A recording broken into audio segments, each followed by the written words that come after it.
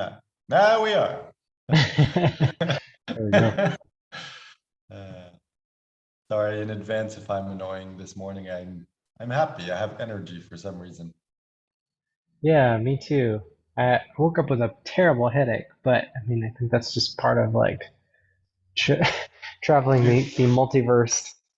I think that's the solution to be happy because I had a headache half the day yesterday. Yeah, I had a headache this morning. We're both feeling great. Yeah, it's it's really funny.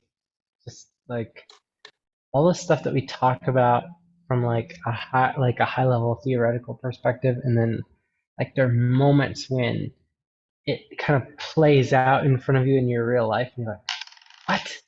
Wait a sec, what? But it's just It is very funny how it all comes together. Like, I don't know the connection between everything, but for some reason, two spiders. So apparently, like, spiders is the thing in my life now. Um, you're turning both into had Spider-Man. someone made the joke about that. I'm like, I know, still feel like Peter Parker. We got to get him to bite you. Apparently, you missed your opportunity, so the universe sent you a second try. Well, the thing is, if I would have had, like, if I had to get bitten, it would have been the first one because the second one, like, the mandibles were scary. Like, That it was a freaky looking spider. I mean, I tarantulas know. are like, I mean, those are pretty like docile. People Yeah. keep them as pets. They're friendly, kind of. But The I other mean, one if was you put them like in your the face, like, other I don't one's know how. like a Arnold Schwarzenegger spider. Yeah. It's kind of like, yeah, it's kind of like the first one was kind of like, I don't know, I can't think of an example, but let's say Kevin James, like kind of big and funny and like clumsy. Like And a it's like, oh, like a cookie, stuffy. cool, harmless. The other one was that, yeah, like you're saying, like Arnold Schwarzenegger was like in your face of like, yeah, he's gonna destroy me. Like, did you put him outside or did you squish him or what'd you do? No, I mean, it's not their fault.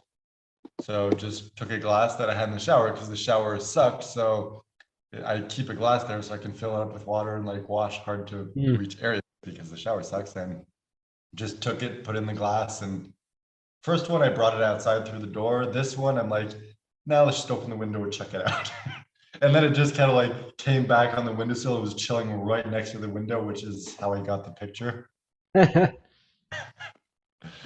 Anyway, yeah, all that to say, I don't know what all these things have to do, but it's like the two spiders. I had a headache. You had a headache. We both feel great. I was talking to my friend, like my best friend from back home before I left, and Hmm. he's getting married in Greece next month because, well, getting married. They got married last year, but they couldn't do a big ceremony because of Mm. COVID. They're redoing it in Greece Wow. on September 4th.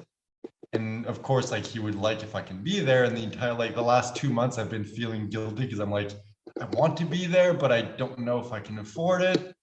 And I'm just like, all Yeah. right, let's launch this thing. Let's make money so I can afford to go already. And it's Yeah. like everything seems to be kind of like coming together at Mhm. once, even though I don't really know what it means or what to expect. But it's like I Mhm. can sense there's this unification from all fronts. Yeah, for sure. Well, that's part of the reason I'm feeling good is like I got somebody that reached out to me basically asking to be a customer.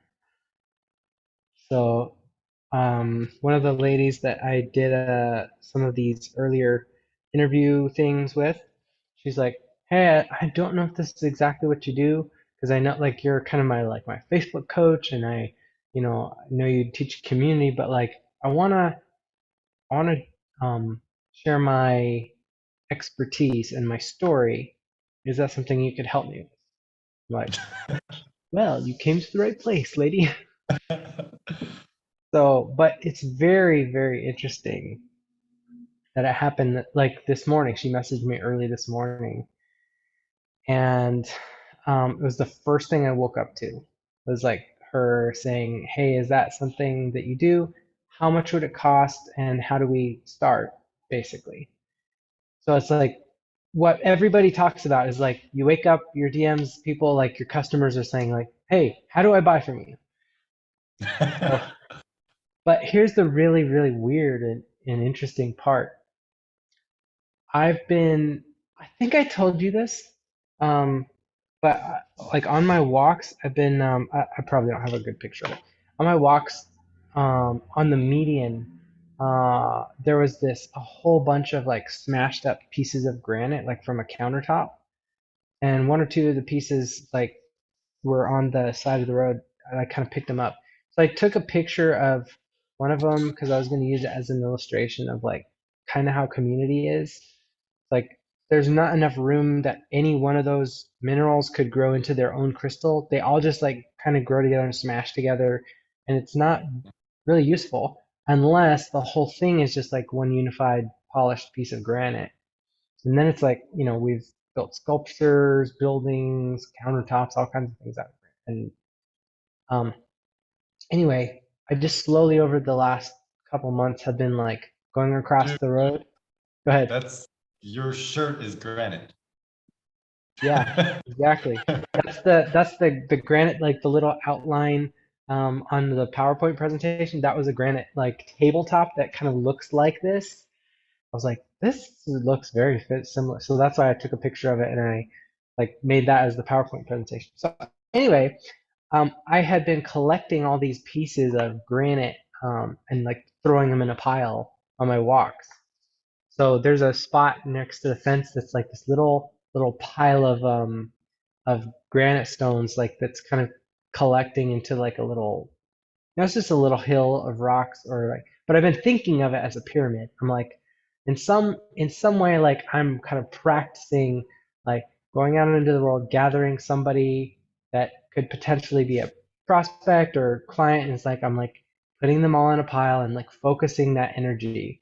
And so then it's like as I've been doing that, we've been slowly like building relationships, building out the stuff for our funnel, that kind of thing. And I actually finished collecting all the loose pieces that was on the median in the center of the road. Like the day that or like the day before I did the coachathon a couple weeks ago, I was like, oh, that's it. Like that's all the pieces. So like I have this nice little pile and it's kind of like shaped like a little pyramid like on top.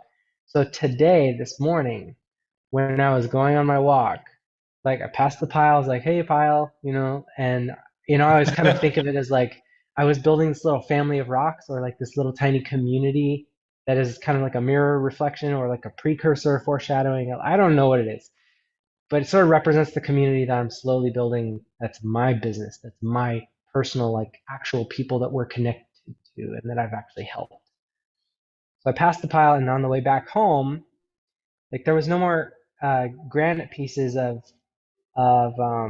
stuff when I went back because I kind of looked to see like is somebody dumping them here or was it just like somebody like it fell off a truck and busted into a bunch of pieces. I don't know. I don't know how they got there. But I said hi to the pot, and on the way home, as I turn onto my street, I found one more piece that is not granite. It's like it's a piece of a marble countertop, and it's like a perfect little top to a pyramid. And I'm like, huh. Well, that's really interesting. That the day that I get somebody reaching out saying, I'd like to be an official client of all the people that I've been helping and kind of collecting and gathering, it's like I find a little representation that can go on top of that pile. It's like, wow, like somebody has climbed to the top and sort of ascended it from becoming just like uh you know one of the same pieces of granite to like now I got a little marble.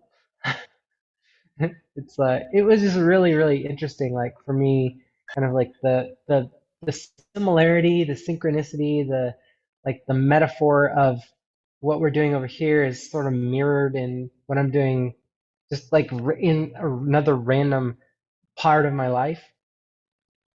But what it really like the way that I think of it is like from like a four-dimensional or like a higher dimensional perspective, it's sort of like you can never see like all sides of something when it's pushed into a lower reality. So it's sort of like whatever the heck people really actually are. It's like, um, I don't know what that really is. I can't describe it other than just like what I know, what I've experienced. But it seems like from one perspective, it really truly feels like you get to experience part of what Aaron is. Like, here's one way to represent it. It's like, oh, I'm like helping individual people by teaching them something, spending time with them, sharing what I know, and I collect people in a pile like that way. Or it can be like I'm this like higher life form and these like rocks that can't do anything. It's like I'm going picking them up and moving them to another place and putting them in a pile. It's like it's the same exact thing, but you can't like it can't all be connected because in 3 dimensions there's only so much room to do stuff. So it's like in order to more fully depict like the nature of what it is that I am and what I do in it's like kind of building community is one way to represent that. Or like being fascinated by rocks and picking them up and making a pile with them is like another aspect of like that's another way to see it. And it's just sort of like it's just really weird and bizarre to me to like and part of me like also is like well it's it's just a story, it's just a like a connection that I made and it's like you let your imagination run too far away and then it's just sort of like you're crazy or just have an overactive imagination, but from some level it just really felt interesting and significant to me, so it was just really cool. But I think like that's the beauty of storytelling. You can take something that is completely uninteresting to everyone, but you present it through your lens and it becomes interesting. It's like you take something that's nothing and transform it into something that's like, as an example that I've been waiting the last 5 minutes to use, just because I thought of it. Um, so what you're saying is when you were telling stories, like a pyramid appeared amid the rubble. I'm sorry, that was just a marvelous joke. I couldn't resist. I'm, I'm not. Oh, that's amazing. That is really amazing. Man, that's actually a really cool story. Like now that I got the jokes out of the way, like I can actually focus. It's just it's funny how sometimes we get lost in the process Hmm. and then get to a point where we kind of like take a step back and we're like, whoa, that is so cool. Yeah. Oh man. Oh my God. I'm just looking at, apparently I had this other rock in my bag this whole time, like for weeks. And it's like a teeny tiny version of exactly what I just described. See, now this is the kind of thing that makes synchronicity weird. It's like a little teeny tiny red version of a pyramid. It's like the bottom of it is like kind of granite, and then the top is this solid capstone of like it's like now how bizarre is that? All right, so if we come from the perspective of there's a meaning for everything, that means there was a meaning for the spiders. How do the spiders tie into this? Because everything else makes sense. The Hmm. spiders completely random.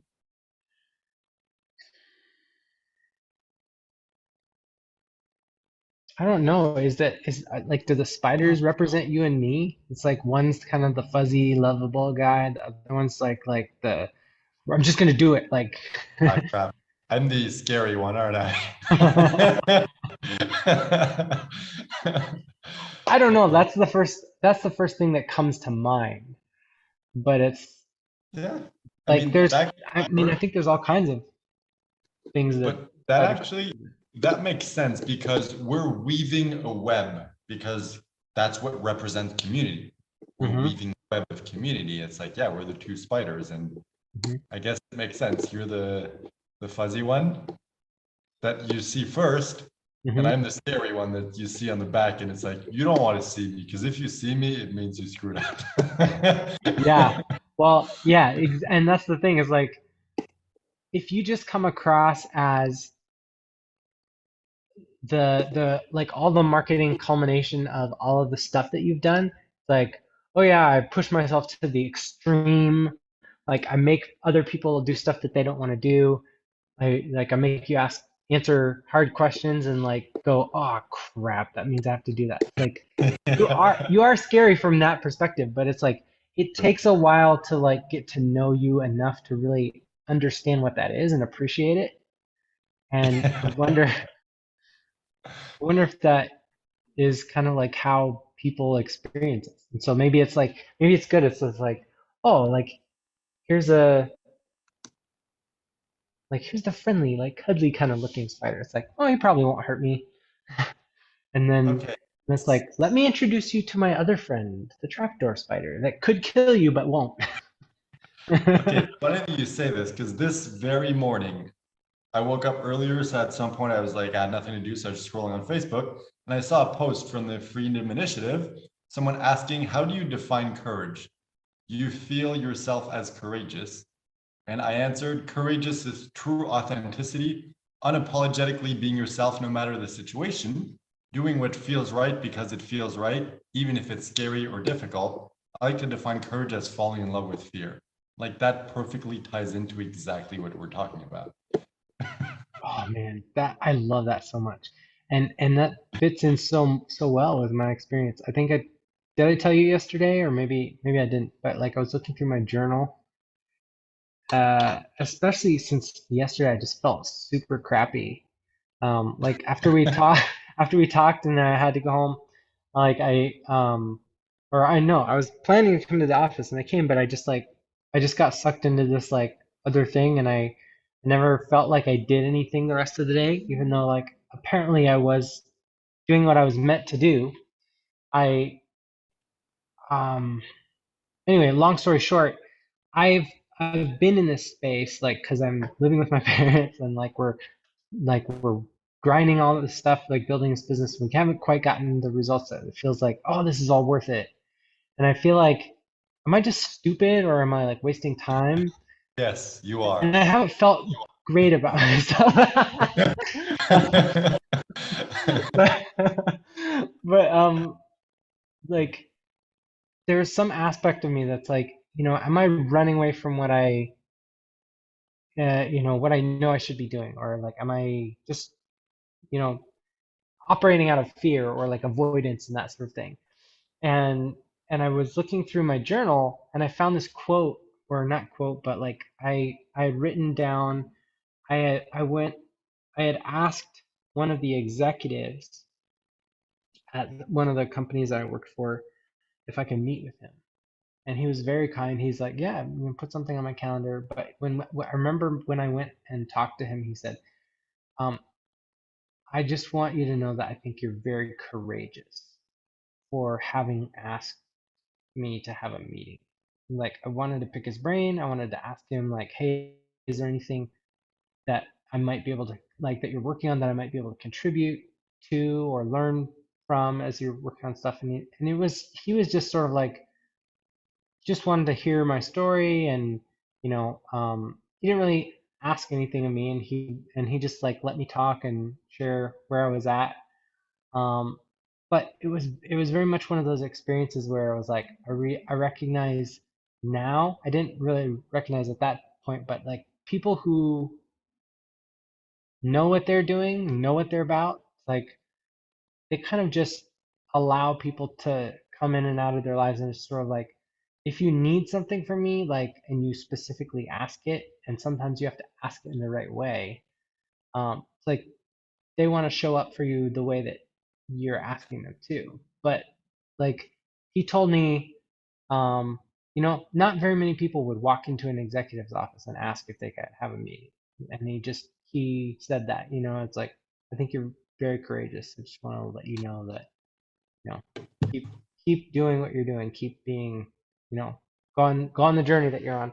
And so like I had completely forgotten about that until I was like flipping through my journal and I saw that I had made that little note and it just reminded me and like, wow, like it's something I forget because like it's your own life and you have a hard time seeing it from the outside. But like there are things that we do all the time that other people would look at and be like, that's a great demonstration of courage. That's a great demonstration of tenacity. Like that's exactly what it looks like to have a hard work ethic. Like that the things that we experience because we experience all of it, it's hard to know. It's like turning a ball. It's like there is no up or down or like front or back. It's just like it's just what it is. And it takes somebody else picking a point on the, on and be like, oh, that's where you are, you know? So anyway. It's just funny that you mentioned like, you know, people come into your life and it's like they need to ask you for stuff. And it's funny because I'm at this stage where I'm just like, when people do that, I just delete them.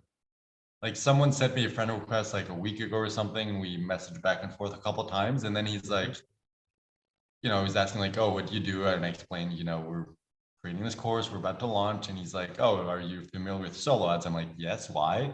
And then he pitched me, oh, well, I'm a solo ad provider and everything. And I'm like, yeah, good for you, but I don't like people who reach out and build fake friendships to try to promote themselves. So I'm going to unfriend you. Good luck with everything and goodbye. And it's like, that just comes down to me to like, I don't want those people in my life. That's Hmm. not who I surround myself with. But at the Yeah. same time, it's funny that you were saying the opposite of like people coming in and out. It's like if they need things from you, they should just ask. Well, that's what he did. And I'm like, nope, fuck off. Hmm. Friendly spider, Yep. scary spider. I guess it works. Yep. So you're the friendly neighborhood Spider-Man. Does that make me Venom? Oh, dude. I mean, the other one did look like kind of like the gym rat muscly spider. So, I mean, that's amazing. Dang. That's funny. But I'm okay being that. Mm-hmm. Me too. I'm at the stage where it's like I don't want people in my life who aren't willing to step up and be who they are. Mm-hmm. So it's not like I'm not going to force you and be mean or anything, but it's like if you're ready to step up and you want help, I can push you. And if not, I'll just push you out of the way. Yeah. You know what? You know what this really brings me back to is I feel like the times when you get in this spiral of feeling bad for not doing, XYZ, whatever. It's like I think there's some aspect of it's like we keep measuring ourselves by other people's measuring sticks. It's like this is what success looks like. This is what responsibility looks like. This is what the right things are. And I was thinking about this yesterday. It's like I came to the office and I was gonna this is okay, this is the story. I came in and I was like, I need to get a laptop sleeve for my laptop because like I'm tired of carrying around this bag full of crap. I just need something dedicated to my computer, something lightweight, so I can only put my computer in and it will protect it. It's just rumbling around with a bunch of other stuff. And so I spent like an hour shopping for a bag and I didn't end up getting anything. I was like, I just browsed and browsed and I couldn't find something that I really liked that was like, oh, that's what I'm looking for. And it just felt like I wasted the time. I didn't end up getting anything. So it just felt like it was a failure. And then it was just like, I don't know. I just felt bad about that. And then I started browsing on YouTube and on Instagram and I followed this rabbit trail and I won't even get into that story, but it's like I feel like I learned something about life that was well, long story short, I feel like I'm starting to pick up on like different languaging or different if the Illuminati is a thing, like there's a language that they speak. assuming that it is. I mean, in this story, it's like I feel like I sense that stuff, but I feel like I'm starting to see like there's gateways, there's portals, there's doorways that like you can go through, and I felt like I was getting sucked into this sort of like this story I was telling myself, and like getting wrapped up in my own head and not doing anything productive or real. And I ended the day just feeling like I just wasted a day of my life. Instead of like yesterday was Monday, which on my calendar is Joy Abundance Day.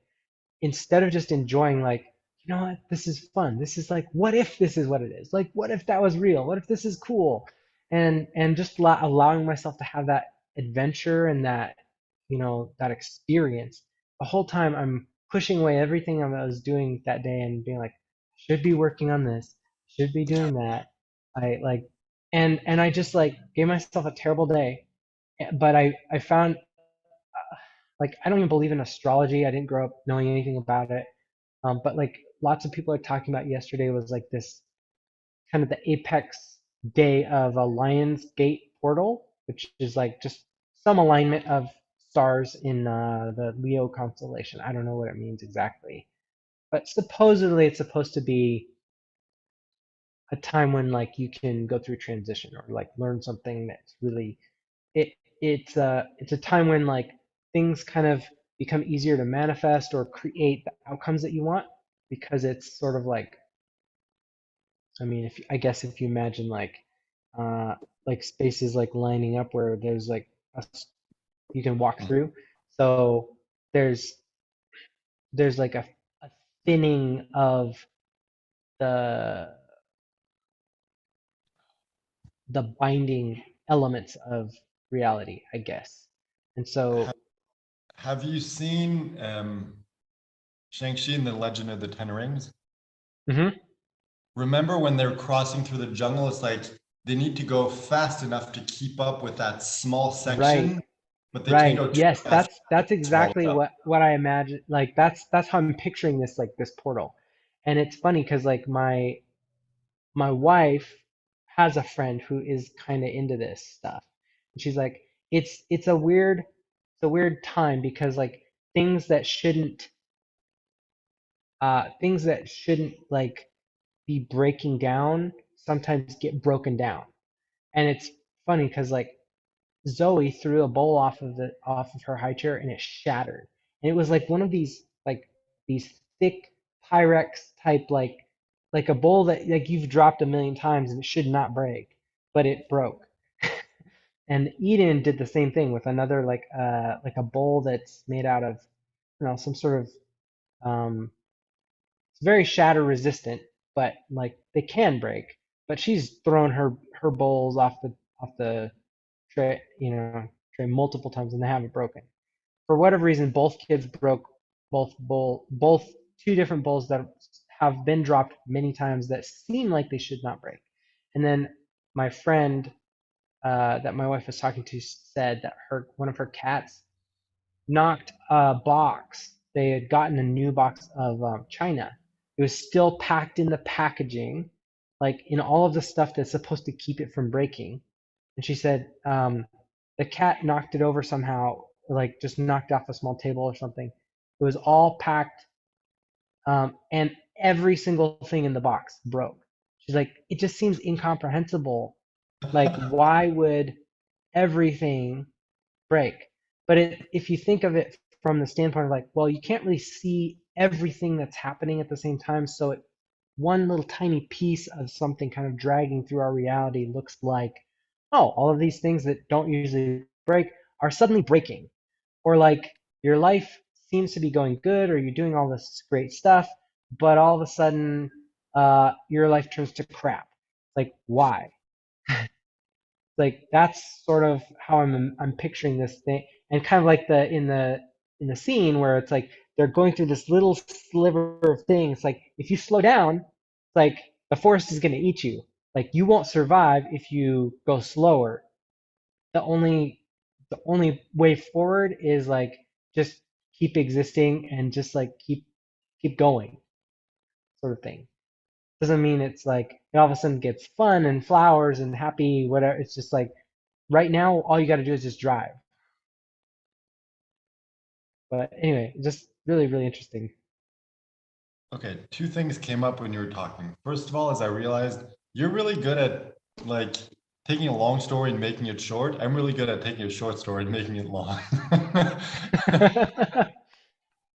Well, and that's the other thing too, as I was realizing like you and I both come at stories from like the opposite ends. So I think if you and I both figure out what is our standard like if we can take what we do unconsciously at a competent level and turn that into a process in a document or like a framework that's like shows other people how to harness what we do automatically, like then you could start to tell a story kind of just by following the steps.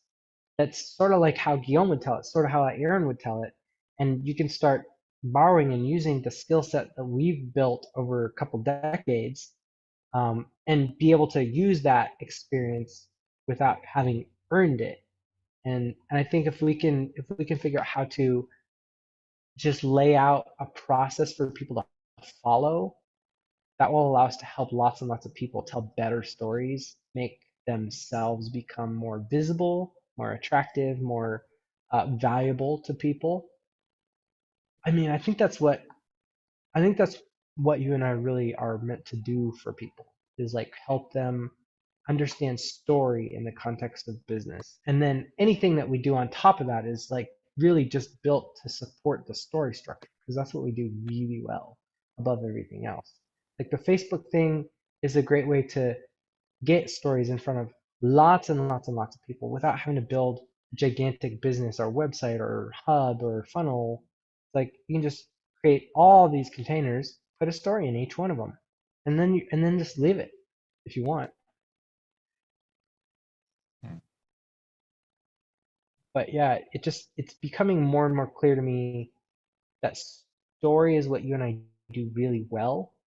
And the more that we help people, it seems like it always kind of they don't ask for it in those words, like, will you help me tell a story?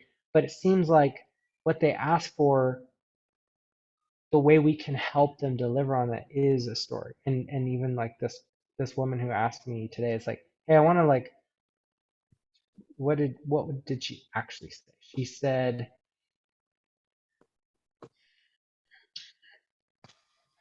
I need help capturing my history in standard schnauzers and of my best dogs for a new website that I'm launching to uplevel my presence in the world of dog show breeding. So she wants to create an authority page and like document like, oh, here's how you can understand what I do. It's like I'm an expert in this space. I'm an authority in this space.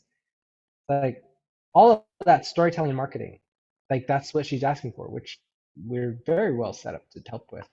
She's like, I would like to set up an interview or something like that where I can get all the information in one place to make it easier for me to write it. And then she's like, I don't know if that's strictly what you do, but based on our earlier sessions, but if that's something you're interested in, I'd like to set something up. If it's not your gig, you probably know somebody who for whom it is, and I would trust in your referral you make. But if let me know your thoughts and the anticipated cost. And I appreciate what you do very much. So it's like literally the thing that people ask me for is like a lot of times they'll say something like, oh, can you help me with a video or something? But like that's the vehicle that allows me to help tell a story. Mhm. And I think what I'm seeing is like when we know, oh, that's what our actual value is, that's what the business is. And now we just need to create a whole bunch, like Jessica talks about having multiple ways that money can come to you, multiple vehicles. That's what the copywriting is. That's what the different legs of the business are. It's like, how many different ways do people ask for, will you help me tell you a story? But they don't say those words. They say, hey, you're a video guy, right? Or, hey, I'm trying to build a website and I want to, my authority to be like easier for people to understand. It's like they don't even have the language for it, but what they sense is like you can help me, and I've seen enough that I know that it's something that you do that can help me. But they don't have the language like, oh, you help me tell good stories. It's just you can get me better business. Maybe that's why the spiders appeared, because every leg is going out, grabbing something and bringing it back to the body. Mm, So it's that exact process you just described. Having multiple vehicles, every leg is a vehicle of the business. yeah. So maybe we need to create like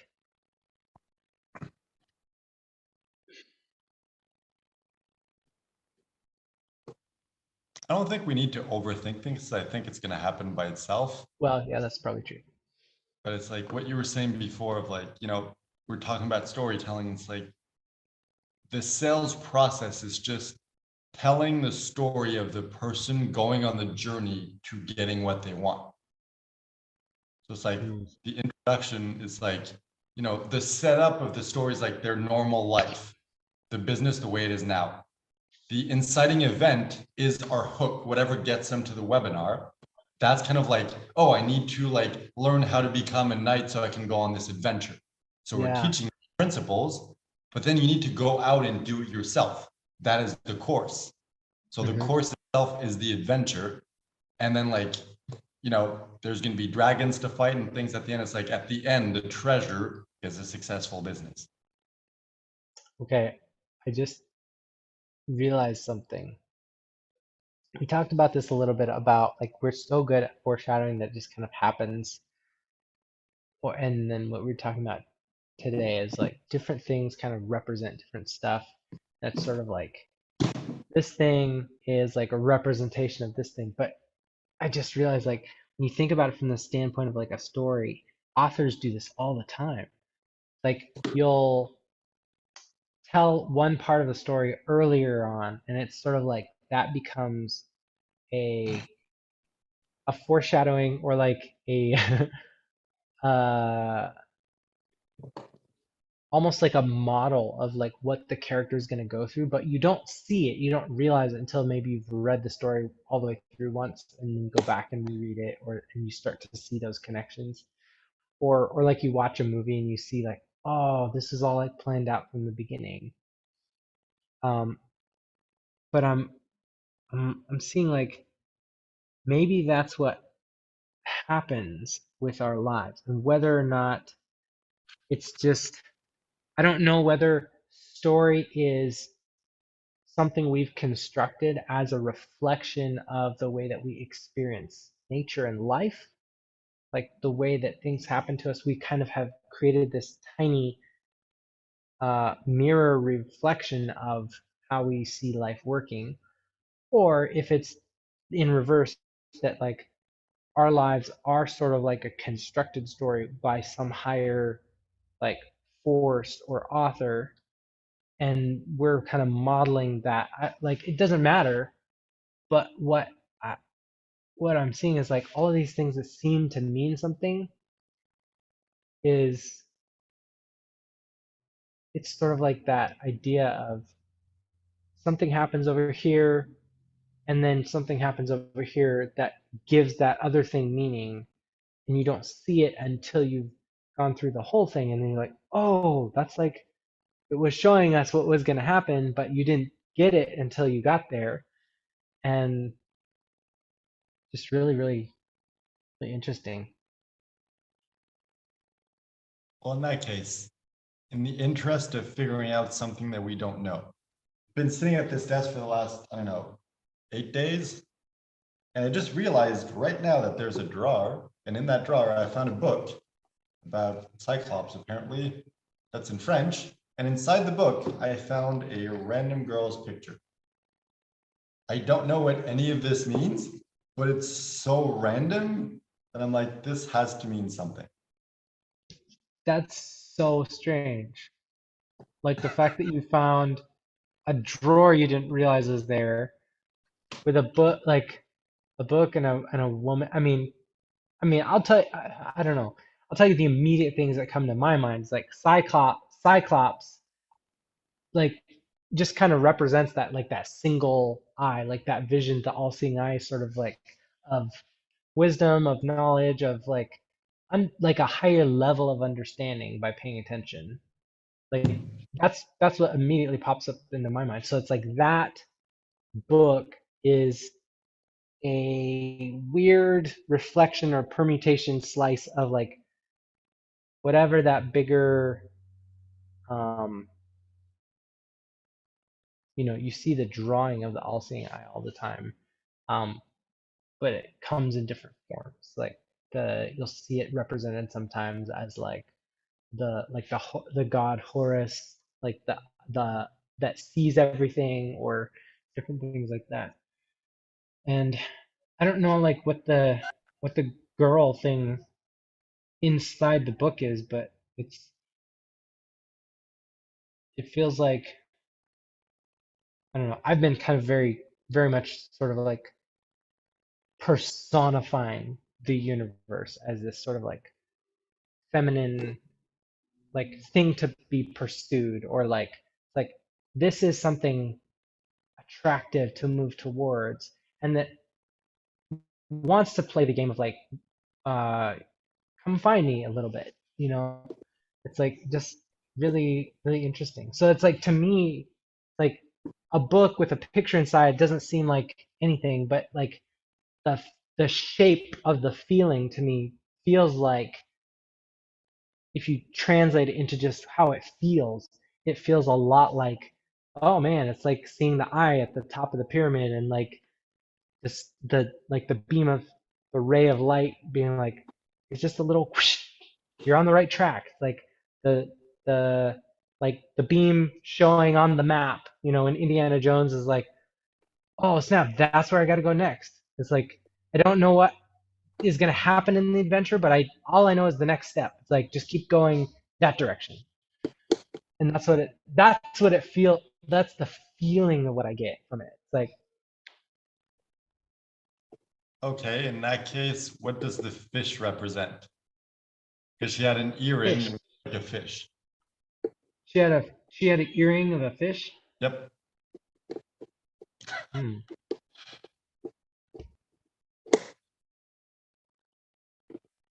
It kind of seemed like it's leading to that. Like we're talking, it's like I find a drawer in the desk. In the desk, there's a book. In the book, there's a picture. On the picture, there's a fish earring. Like it seems like that's kind of like the end of the line. So it's like, why It's a real fish? okay. It's really interesting that you pinpointed that, or we're drawn to that feeling, like the whole thing is focused to that point, because something that I've been feeling and sensing over the last couple of weeks very strongly, and having a strong impression, is that like where I'm gonna find the most success is if I commit and narrow my focus down to helping the churches and the places like where I'm familiar with, I'm used to it. I can speak that language. There's something about it that feels scary and like surrendery, and like I kind of don't want to go there. I want to like go into the whole wide world and like, experience it all. But it's sort of like, yeah, but that's where you can help the most. Those are the people that you know how to love and respect that the rest of the world doesn't. And so like, to me, that's what I've been feeling over the last month or so. Is like, you have this thing, this seed that you planted that's starting to grow, this maybe child that you've been given to adopt, and it's just laying, on the side of the road until you are willing to go pick it up. Um, that's kind of how I view that business. It's sort of like, it's just this abandoned child unless I'm willing to go and like nurture it. And I've been having this strong feeling about, and it feels like it's really funny that thing is pointing towards, at least from my angle, like what I'm bringing to the table. I'm seeing this imagery, and like that fish is like very like very culturally connected to like the church. The symbol of a fish is a very Christian symbol. So it just that's really really interesting. Like to me, where I'm gonna find the universe and where I'm gonna find the meaning and success, it's like the way that I see all of those, the things all lining up. To me, it looks like go back to where you came from and bring the fire back from the top, from the mountaintop back to the people where you're from. That's what it feels like that message is to me. And it's really interesting. Like, be fascinated to hear how you read it, or what does it feel like to you from your side?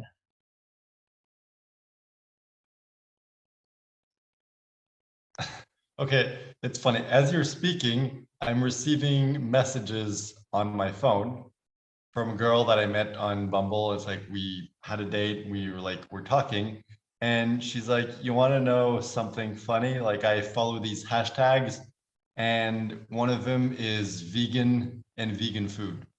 I'm like, I don't know what this has to do with anything, but it's happening just as you're speaking. And it's like fish, and then the opposite, which is you can't eat fish. Oh, Like, I don't know what it means, but I'm just like, there has to be meaning with this because as you're talking, these messages like appearing, and I'm like, all right, what's it gonna say next? that's so interesting because it like that's really really fascinating because to me it's like one of the reasons I love being friends with you is because like we have sort of like a opposite sides of the coin type dynamic in our friendship. Like because you grew up atheist, you see things from a totally different perspective than I do. And like even today, like I'm wearing a much lighter color and you're wearing a much darker gray. It's like there are days when like we wear the same exact gray, the same exact kind of t-shirt, and it's like just seems like we're super in sync. And today it feels like, all right, everything that is happening in the like our experiences like has to do with like what our experience is and what our perspective is. And it's like it's funny that as I'm describing, well, this is how I see it. It's like the flip flop is happening for you. Flip flop like a dying fish.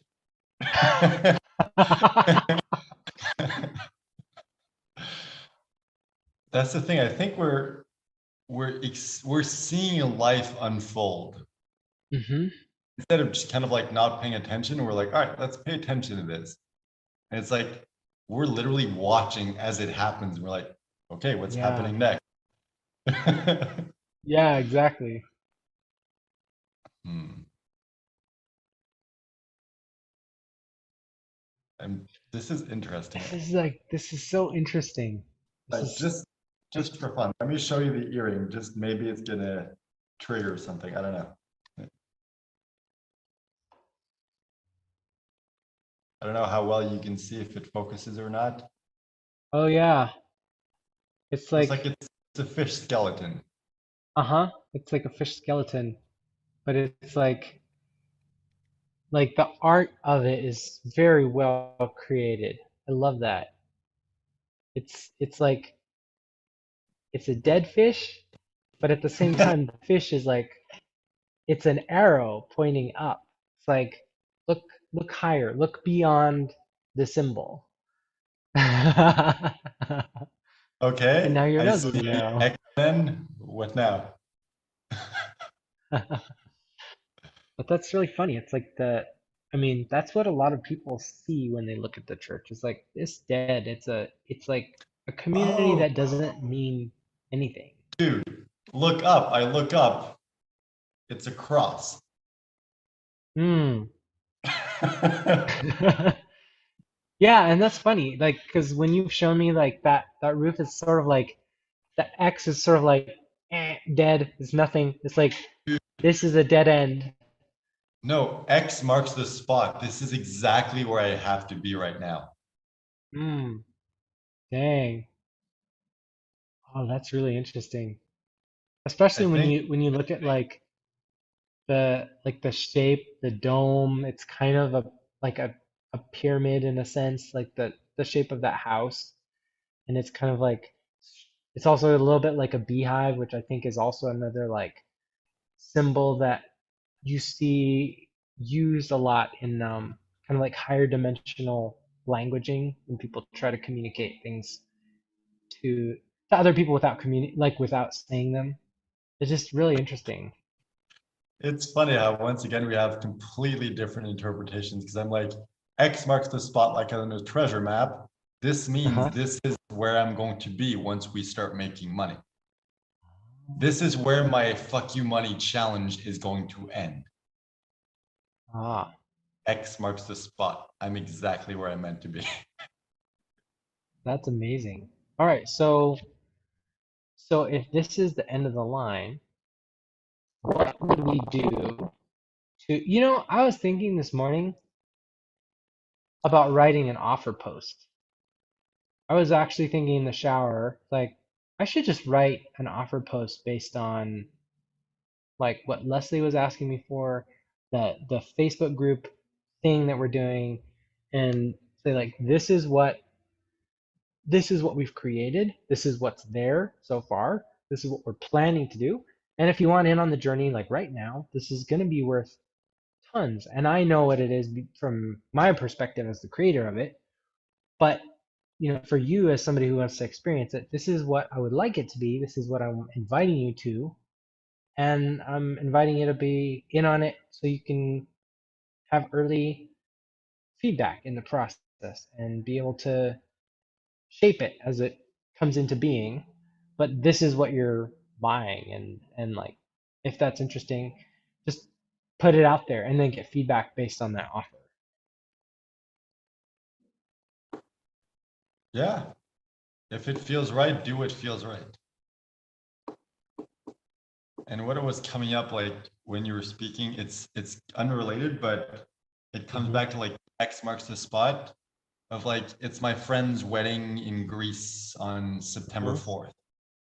Hmm. So like if we make the money and I can afford the ticket to go there, that's where I'm gonna go. So it's like my adventure here is over. So it's like, the Mm. whole sell everything and go on the adventure. It's like I got to the X, I got to the treasure. Once I collect the Oh, treasure, moving on that's to the next. amazing. I love that. That's such a cool way to interpret that X.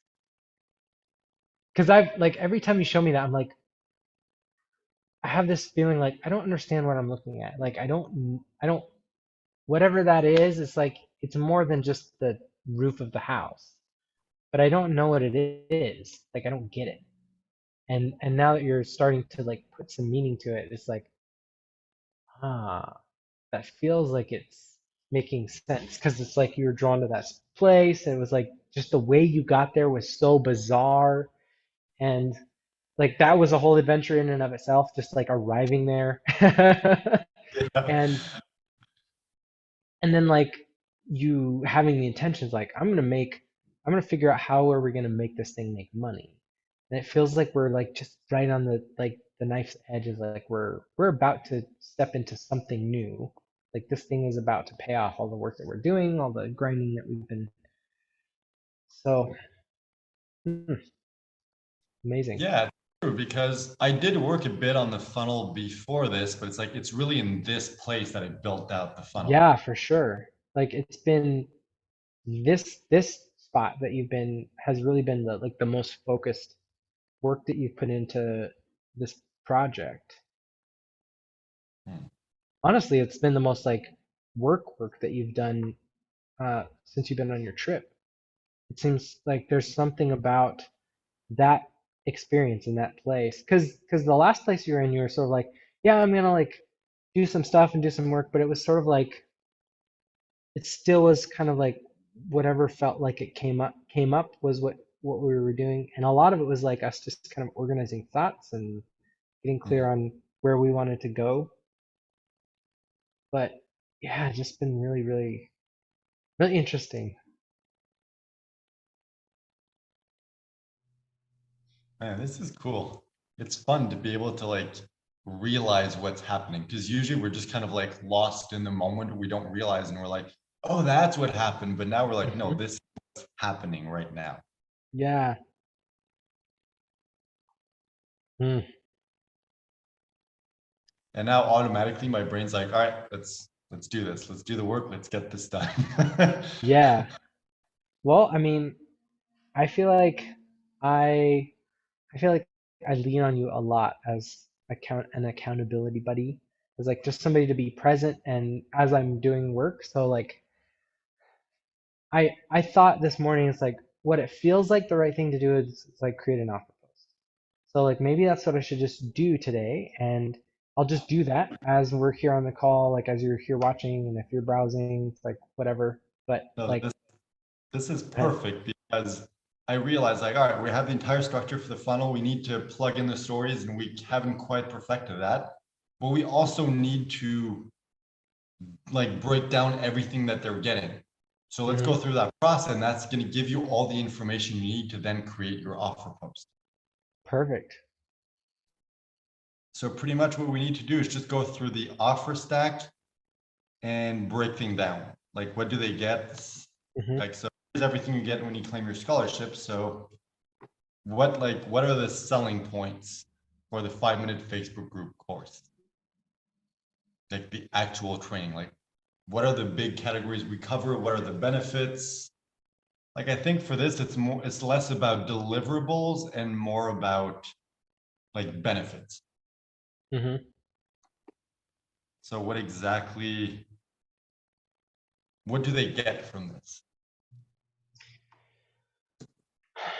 So with with the benefits of the course, it's going to be step-by-step guide of exactly what to do to create a Facebook group and community. I mean, this is language I've learned from other people. I can see this everywhere. Ads use this, landing pages use, they talk about the step by step. It's like know exactly what to do. So I think the step by step guide is like the thing that is the selling point. And it's, in 5 minute increments. Like tasks are going to be take 5 minutes to do. Like do one thing a day.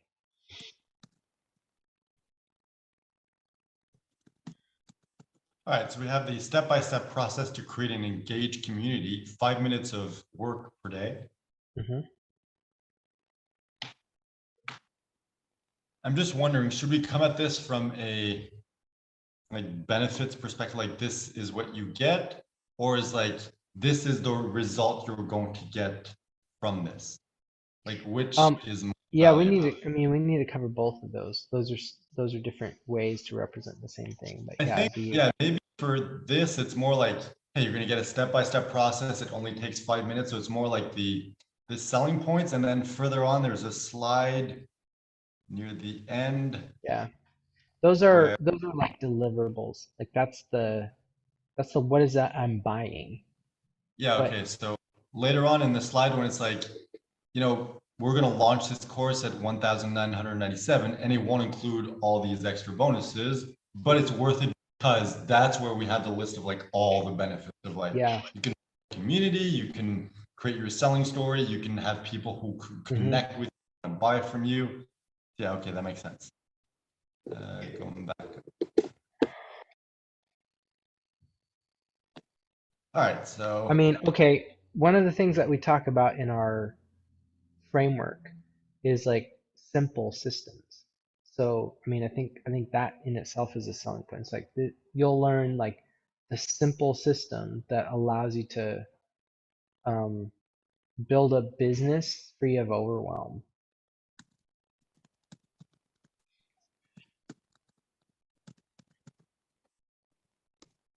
all right, so we just explained like, hey, we created this from the approach of we want it to be so simple that it's harder for you to fail than it is to succeed.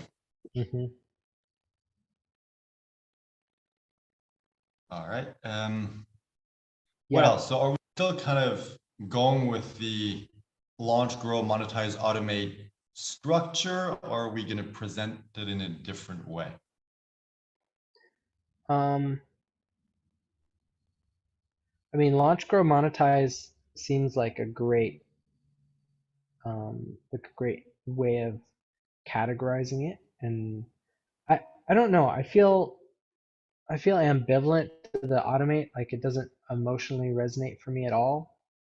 Um, but like that pattern of like launch, grow, monetize, like I see other people use that same language, sometimes even with the exact same words. But like that process of telling people is like, all right, you're gonna have a great thing to sell, you're gonna grow your business and your audience, you're gonna make it, you know, get it off the ground kind of thing. It's yeah, I think that's a normal thing we should model. All right, sounds good. So I'll update the graphics for launch, grow, monetize, and we drop the automate, even though it might be a section we can include in the course, kind of like a bonus Yeah, section of if people are asking for when that, then you're we ready, if definitely. you want, Hmm. yeah. Or that could be one of the bonuses that we create, like the mystery Hmm. bonuses. Yeah. All right, so far we have step-by-step process to create an engaged community, 5 minutes of work per day. So simple, it's easier to succeed than it is to fail. And then we like the model is launch, grow, monetize. Anything else we need to cover Hmm. when we're pitching the course itself?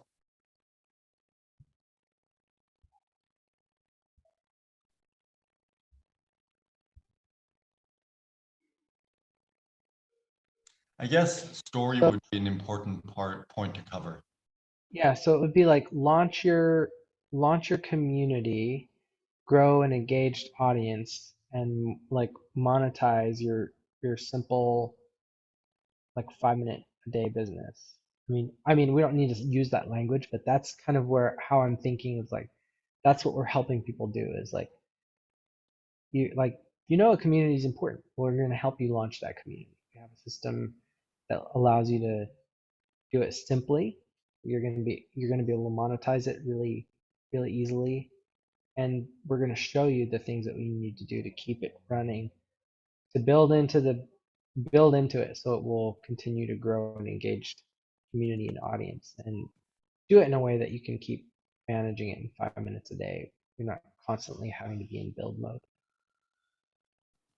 But yeah, I think this is good. I'm giving you feedback. I like this is less me giving you feedback and me thinking out loud.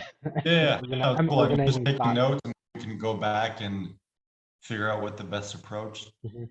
Let me just go back quickly to the 3 selling points of the webinar,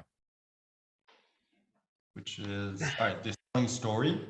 So we need to include that because that's a big portion of it. Yeah. Building the audience, it only takes 5 minutes. So yeah, okay, we've covered those 3 points. We're good.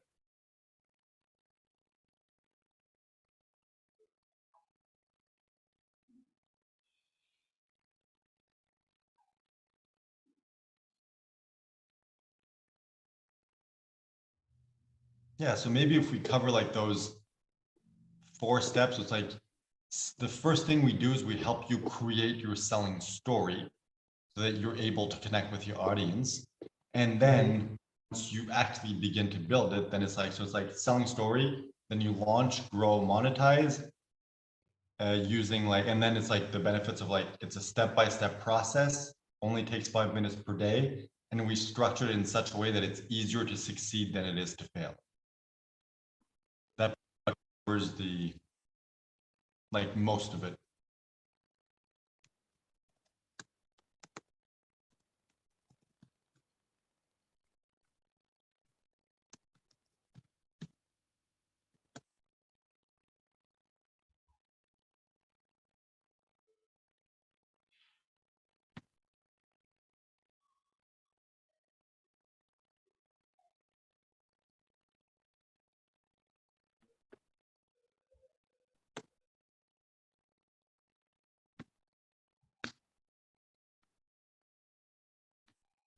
Mm.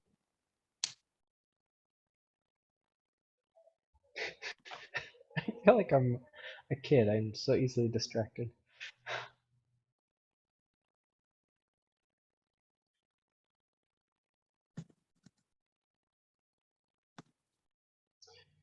All right.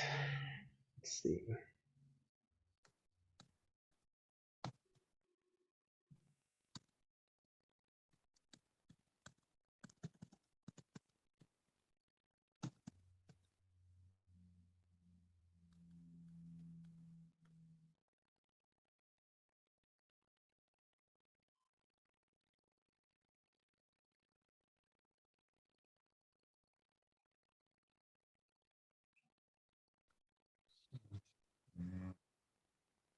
So what is it you need?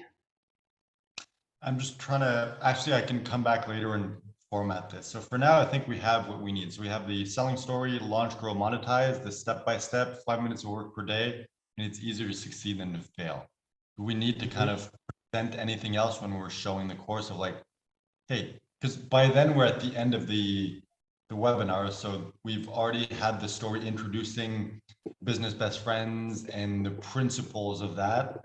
Hmm. So the laziness, the fun, and the normal, which ties into everything of like, storytelling.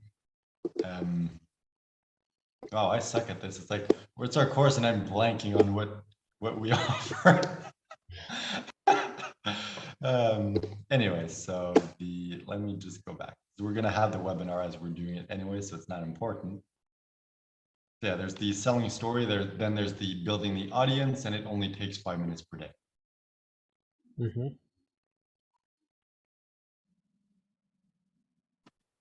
I think that's it. Like we're like, all right, we're gonna help you create that selling story. We're gonna help you launch, grow, and monetize your group. And we're gonna do this in a step-by-step fashion that only takes 5 minutes per day in such a way that it's so easy, it's more difficult for you to fail than it is to succeed. Mm. I think that pretty much sells what we're offering. Yeah. And then I can just come back like once we're done and order that and present it in such a way that it looks good.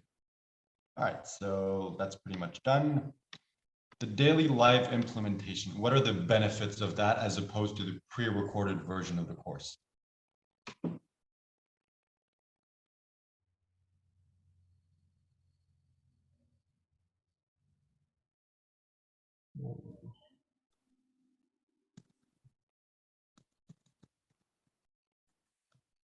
I mean, I'll sit with you and do it. I'll sit and do it with you as you're, as you're building this in the live version of the course. And then we'll have catch-up sessions as well. Versus the pre-recorded course, it's like nobody's gonna sit with you and do it. You have to just, you know, go through the lessons and the tasks on your own. And if you get behind, it's like you've got to be the one to catch up. All right, so there's going to be the 25 done with you live implementation sessions. Hmm.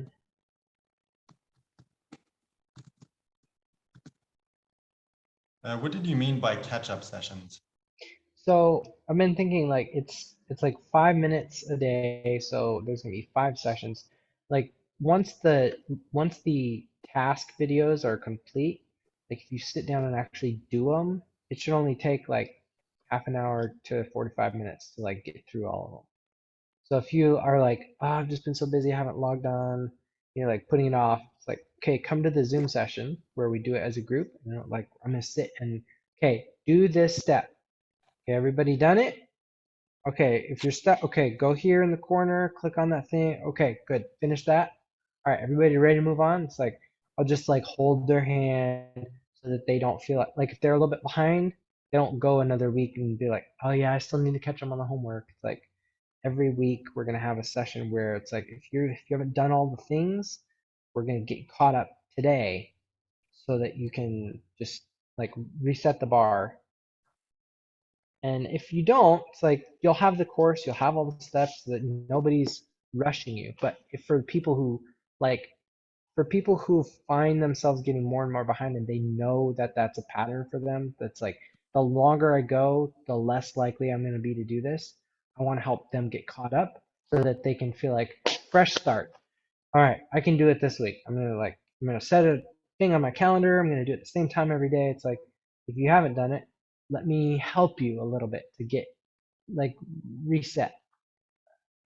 Like that's how I am when I'm doing things. I'm like, okay, I've got this system broken down. It's like it's just really simple, and then like I don't do it for 2 days, and I'm like, I'm a failure. Ah. And that's like if somebody just had me be like, just start it. Just spend 10 minutes and start. Like I could plow through stuff once I get moving, but it's like it's hard to do it by yourself. And so for me to Okay. say, guys, if you're not caught up, make time. We'll get together. We'll do this like Friday afternoon or like Sunday morning or something. It's like let's So get how that about off of your plate so it's not weighing down on you and keeping you from moving forward. this? You have the 25 daily live implementation sessions. Hmm. Then they get access to the replays in their members area. So if ever they missed a day, they can go back and redo it. Hmm. And then every week on the weekend, there's going to be, let's say, a 1 hour Zoom call where it's going to be 30 minutes of we go through everything we did this week. That way, if you missed it, you can catch up. And then there's going to be How 30 about minutes. call it something else? How about like Hmm? an exclusive live, like this is only in the live version. It's like a weekly motivation session where it's like I'm gonna I'm gonna do a call where to help you get psyched up about this, and it'll just be like, who's behind? All right, you want to sit and do it while we, and then if everyone's done the work, then like well, I'll just talk about whatever is on my mind that day. Like, where are Yeah. you So guys it can at? Are you be like, excited about your business? I don't know how to call it, but like a weekly. Hype call. Well, because the thing is, it's not necessarily hype. It's like whatever seems right. So it's like Mhm. if there's people who haven't done it, let's just take 30 minutes, sit down, Yeah, walk through the entire process business step by accelerator step. call. There can be Q&As. It can be like whatever you guys need. Like, what do you need right Yeah, now? yeah. So, all right, Uh, weekly. health pack.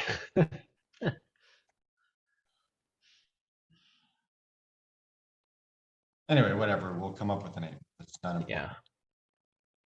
All right, so we have daily live implementation sessions, the replay of the sessions in their members area, uploaded, well, let's say within 24 hours.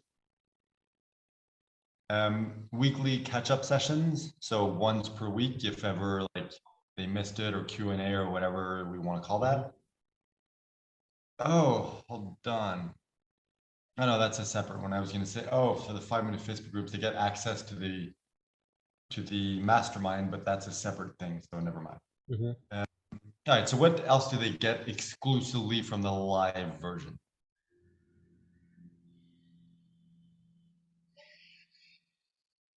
My wonderful presence. Well, definitely like access to you, Yeah. and you get they Um. get feedback on what they do. Hmm. Yeah. So how would we say that? Ooh.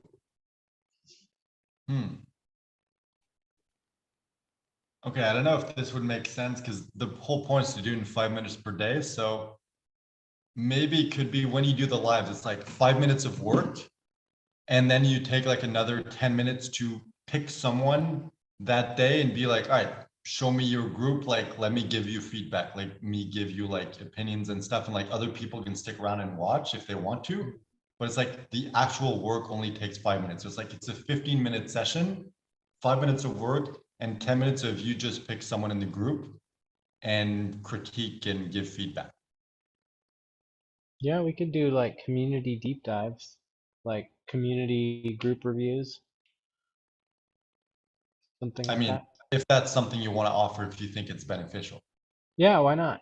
I mean, I'm that's something I've charged for people. It's like doing deep dives on their community. So like that definitely is a value add. And then that'll let me build a resource off of that and be like, okay, so this is what people should be looking for. They need to look at this, this, this, this. And then I can create that as something that I don't have to do So live since after there's we've done it with a group of people. Yeah, since there's 25 sessions, there's going to be 12 people per group. That means that you can do the critique for like each person is going to get critiqued like twice. Just like start with one person, then next until you get through all 12, and then it's like start over and everyone gets like direct feedback from you twice. I think it'll be like whoever's doing the work is going to get the critique because there'll be Yeah, people who don't have to specify. I'm just thinking like like, they'll buy the things like I'm still excited, and there's always going to be people who just don't so know how how do to I call this do the daily? what's that? how do we call it, like daily, because there's the daily live implementation, then there's the daily live feedback.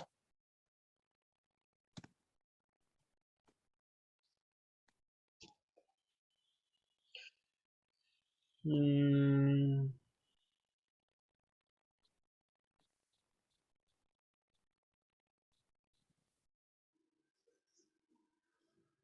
Anyway, it doesn't matter, like we just need Yeah. the bullet. So anything else?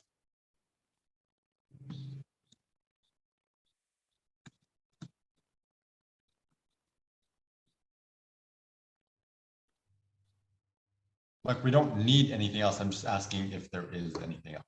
Yeah, I can't. I mean, I can't think of anything specifically.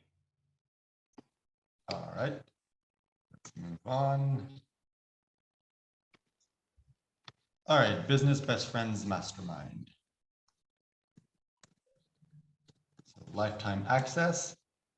This is where we're going to be able to like teach them how to create their selling story. Hmm. And yeah, so selling story is going to be in the group. Well, mastermind plus members area.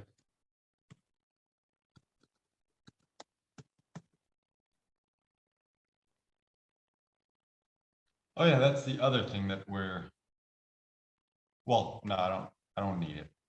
The thing, like that's the other thing we're missing, because it would be good to upload whatever training we give them on this is how you create your selling story, and just make the video and include it in the members area. That way, whenever they go to that tab, it's like the mastermind tab, it's like, go join the mastermind group and you can be part of the community and everything, but it's like, it's better if they also have the training there. So it's like, if you want to do the training right now, just go to the tab and click on it.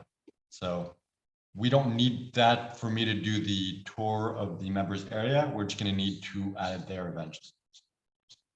Hmm.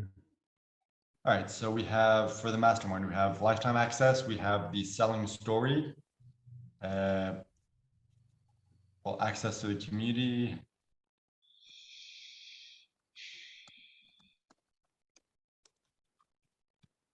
So feedback from community and us.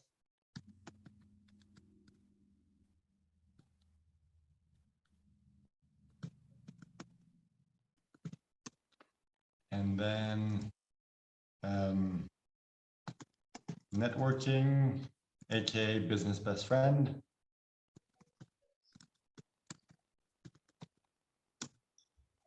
What else? There, I don't know.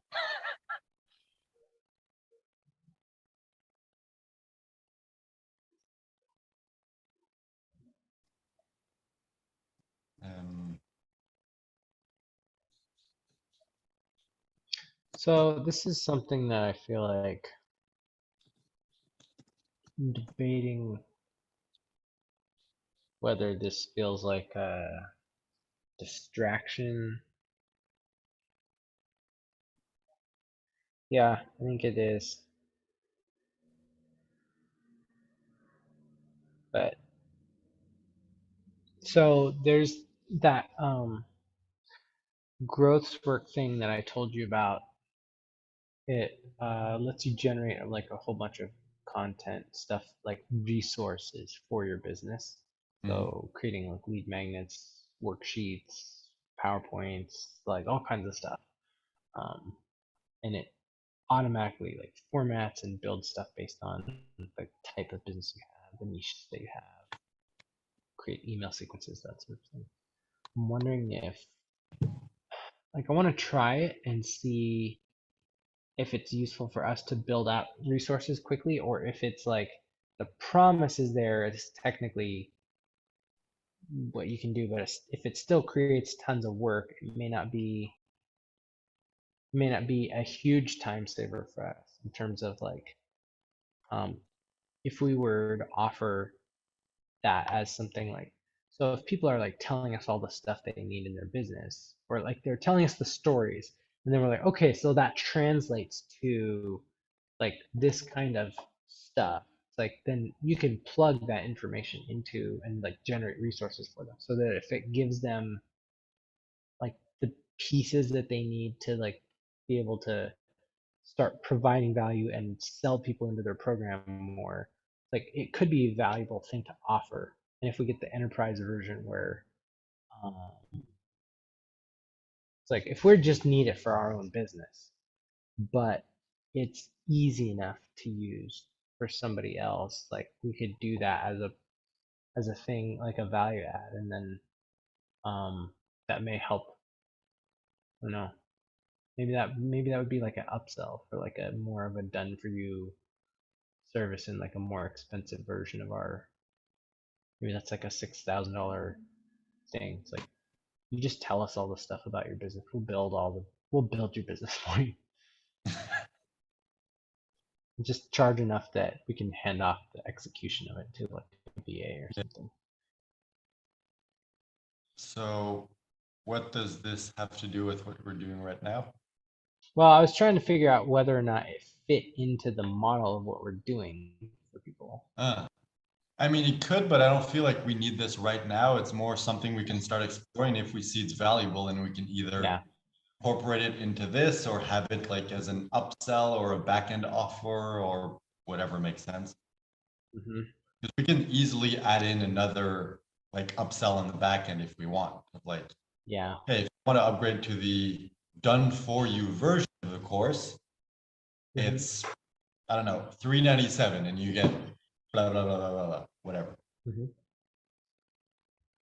Because I think for now the most important is like let's just get this done, let's get it out there, especially since we Yeah. already have people who are like, where like how can I pay you? Okay, so I think we have most of the things for the business best friend of the mastermind. We can always add things later on. So engagement fire starter, Hmm. what do they get? So they're going to get access to a 2-hour masterclass on how to create engagement for their audience. Um,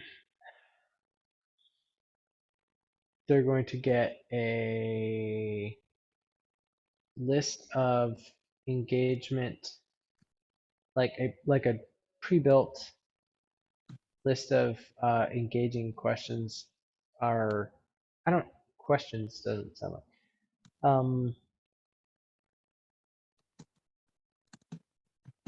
like done for you engagement conversation starters.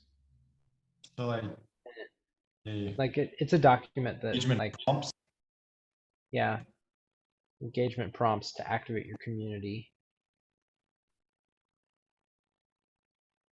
Do you know how many there are of those? Approximately? I think it's like 50. I don't know what it is off the top of my head. Okay. And look.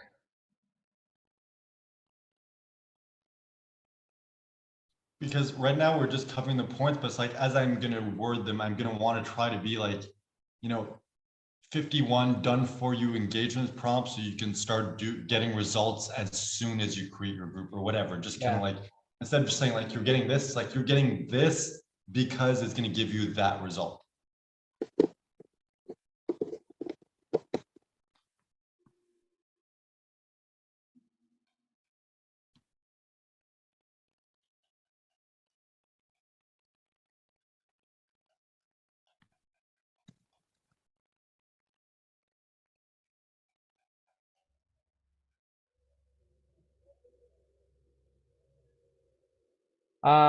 So it's like a month's worth of engagement content. It's like 30 prompts, 30 questions. All right. 1 month of done for you engagement, like high engagement content. Okay. Anything else? Like there doesn't need to be because it's just like a bonus. So we don't need to have that many things. I'm just asking like if anything comes up.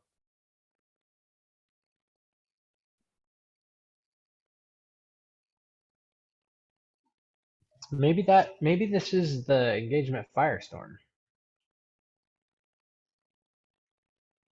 Like we can just use those questions right away. Because that's what gets people talking anyway. Tell me about you.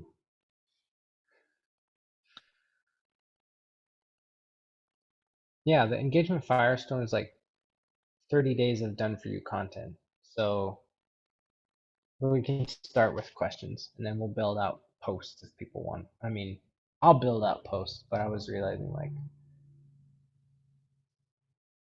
I don't know, whatever. Hmm. Yeah, except we don't even need to cover the engagement Firestorm in here because that's only the, like, that's the bump sale. So we're only going to explain that in the actual, like on the actual order form. Hmm. And I already created the video, so too late. All right, so I'm removing the month, like 1 month of done for you engagement prompts from the Firestarter. So the Firestarter is just like, it's going to teach you the principles of engagement so you can create engagement within your group. Yeah. Okay. I'm going to find a nice way to describe that. Hopefully. All right, $1 million messaging.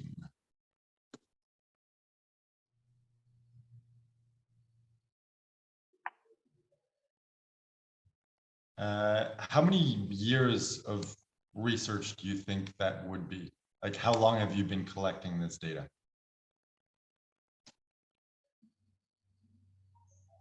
Data as like engagement Well, data. whatever you include in the $1 million messaging, like all those pictures and the Oh, research, everything, like hmm. how long did that take you to create?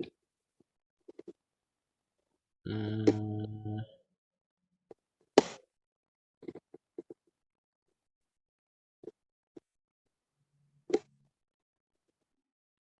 Is it 10 years, 7 years, 5 years, like whatever it is? It's just like, 10 years of collected, research and data.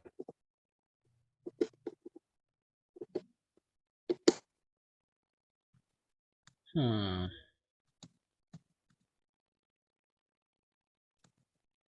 I mean, that's a that's a complicated question because it's like Well, I took mean, it me doesn't, took like, me no like one's two gonna know. days to go snap Whatever photos of the that bookstore. range we can show to be like, hey, like I spent years and years collecting this.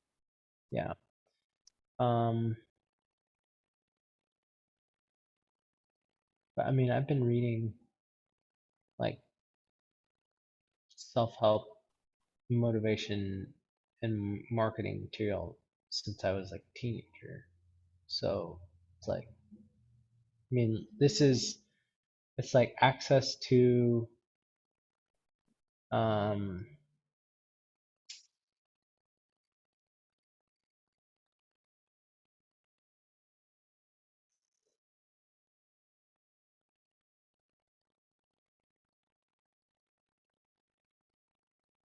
I would I would say like access to part of my personal swipe file, which I've been collecting for over 22 years.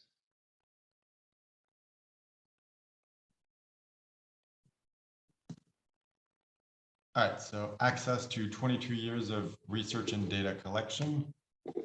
No, I would say it the way that I said it because it's part of what I've been collecting over 22 years. But like the way that I've been collecting the information is not what they're gonna get. They're gonna get like a folder of pictures that it took me 2 days to snap at the bookstore. But the reason that I know that that's valuable is because I've been reading books about business for Okay, 2 decades. okay. It's like I wouldn't have valued 2 days worth of pictures the same way if I hadn't been slowly learning over a couple of decades. Like, oh snap! Like all of the copy that's on these books is the stuff that sells the books. Like there's promo material, there's all sorts of other ways that you use to sell a book, book signings, commercials and that sort of thing. But like somebody has to pick up the book and be like, oh, I'll buy this, or I'll give this as a gift. Like that stuff on there is it's a microscopic copy funnel. And like I wouldn't have connected that if I hadn't just been exposed to it for a long time, and just as I'm learning about different things in marketing, being like, oh, here's one of the best examples that nobody talks about, and nobody's advertising like you need a copy funnel on the front of your book to turn it into a bestseller, but it's something that I've recognized like, oh, this is super valuable area that we should be focusing on. And it's mostly pictures. Yeah, the whole entire thing is photos, and then there's the video that I sent you that I recorded on Vimeo that Yep. talks about why that particular copy is really valuable. And it's like I've given you, over 500 photos that is highly valuable niche uh, copy in a bunch of different niches. But like if you want to go out and find your own that's relevant to you, it's like I tell you how to do that in that video. If you said, hey, I gave you a bunch of pictures I took in the bookstore over a couple afternoons. If you don't have the right thing, go take your own pictures at the bookstore. That's not sexy. That's not how you market something. But the Epiphany Bridge is like, I've been reading books since I was like a preteen, and as I got to be like 14 or 15, like my parents joined Amway, I started learning about marketing from network marketers, started reading self-help books, books about business. I've been exposed to this language over and over, and I didn't really understand it. I didn't get it when I first started reading. It took me a long time to step back and look at, oh, the stuff that I'm reading is actually, it's not just telling you about how business works or telling you about like how to market. Like the product itself is marketing. It's the product that you're actually reading and holding is the best examples of how to market and how to do it. So when you help people understand, don't look at this as like this is an advertisement for this book, or like this is somebody who's made 1 million, sales on their book, so it's like they're an expert. It's like, no, look at the words that they use to get people to take action and buy the book. That's how they're talking to their audience. That's how the bookstores and the industries, the agents, all of the people who know this business and how to get people to buy a book that doesn't jump off the shelf with a commercial and say, hey, buy me. It's like, this is how they get them interested. This is how they attract them. So look at the title page, look at the subheading, look at the inside of the jacket cover, look at the social proof, the quotes like praise for this book. Like all of that stuff is designed to sell you on why you should buy that book. Okay, so it's like 500 plus handpicked, carefully selected examples of effective sales copy, which is a result of 22 years of research and study. Yeah, like Okay. that's an accurate marketing statement that I feel like starts to give you a picture of why it would be valuable. Anything else that they're getting from this, like just bullet points that we can add, or is this the gist of it and I just made sure to present it in such a way that it's like they understand what they're getting? Yeah, I mean that's good enough. Okay. That feels like it communicates what it needs to share. And since it's a Um, bonus, it's like you're gonna complain that we threw this in for free. yeah, plus it's not like a huge bonus, it's like 300 bucks, you know? Mhm.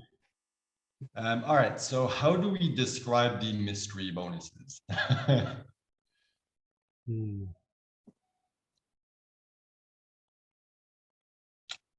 I'm also debating whether to present them individually or as a group.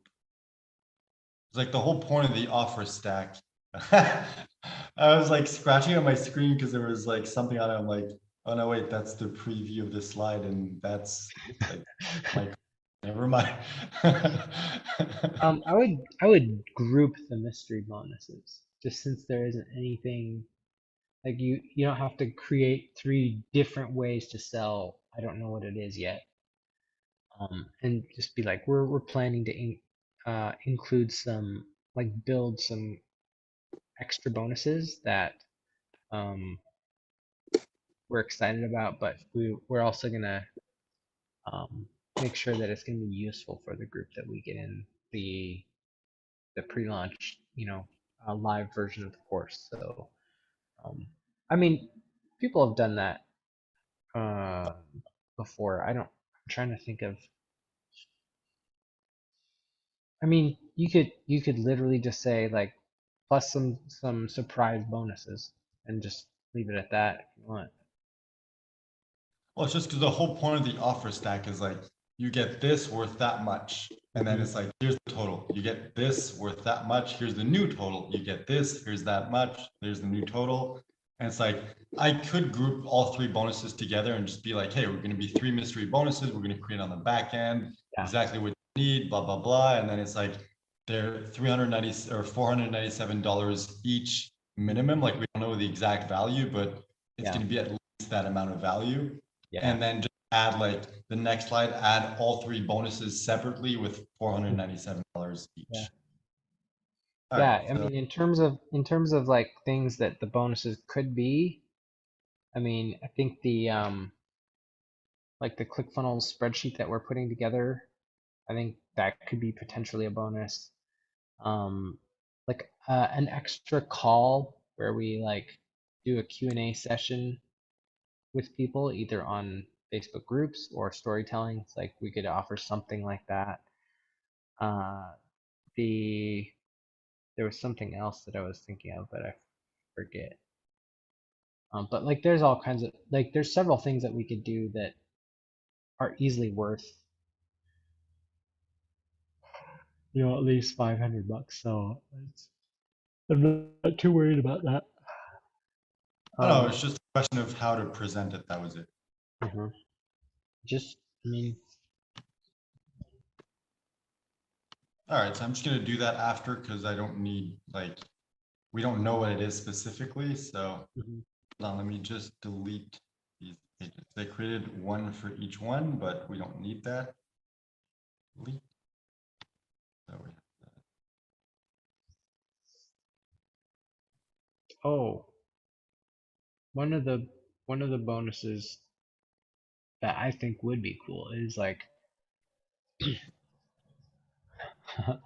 uh like a bonus course. I don't know if you would call it a course, but like, if we included like 4 or 5 of the best videos of from the over this last month, that's like, here's watch us like build this business in real time. Like, here's the, it's like over 10 hours of content, um of bonus, like, mystery content, um that shows how we created a valuable business. I don't know. yeah, we could add that if we want. Um, sorry, I'm just trying to multitask.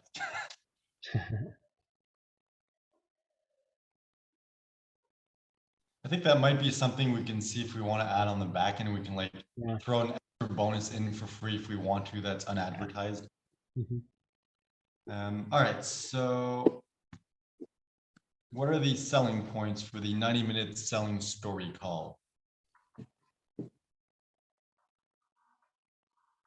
The selling points for the 90-minute story. So it's done with you versus the done or At you. yeah, how do you describe that? Done with you instead of done at you. Of oh, do you Um, want to do it yourself? Okay. yeah.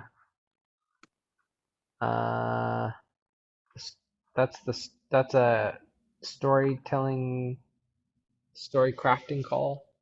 Yeah, it's the 90-minute, like let us create your selling story together. Hmm. So at the end, you get like your selling story.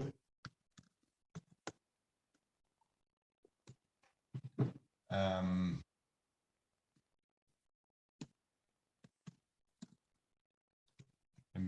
feedback. I would call it a one-on-one story session where I help you craft uh your sexy story. Like I wouldn't say that it's a done for you service. Oh no, it's a done with you. Done with you, yeah, okay. Yeah, It's, so yeah, it's so instead of if like, you hey, say you get it's a access one on like yeah, if you say it's 20 a one-on-one call, like whatever, 90 minutes or something, it's like that's obvious enough. Like one-on-one time is pretty valuable.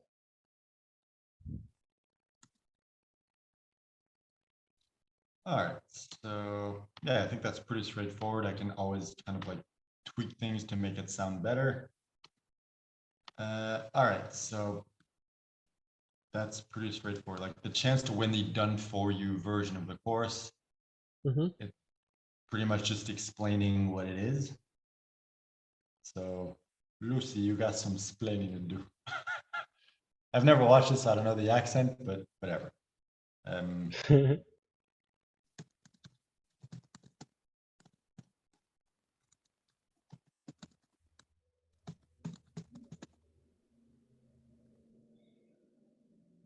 how do we want to describe this? Because it's not like you do all the work. Like obviously you can't invite their contacts and things like that. So it's like maybe like you do 90% of the work for them. Like how Of does that work? this is the what they might win. Yeah, like the done for you. So it's like one person in the group is gonna win, like you create their group for them as you're walking everyone step by step every day what to do. Uh-huh.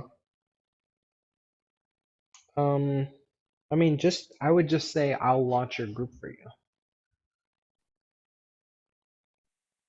I Okay. mean, they're still gonna have to invite people to it, but I can help them launch their group and create the video that goes in as their welcome post. Like that is something I can do with them for sure. They're still gonna have to do the work of building that audience and inviting people to the group, but like I'll launch your group for you. Absolutely.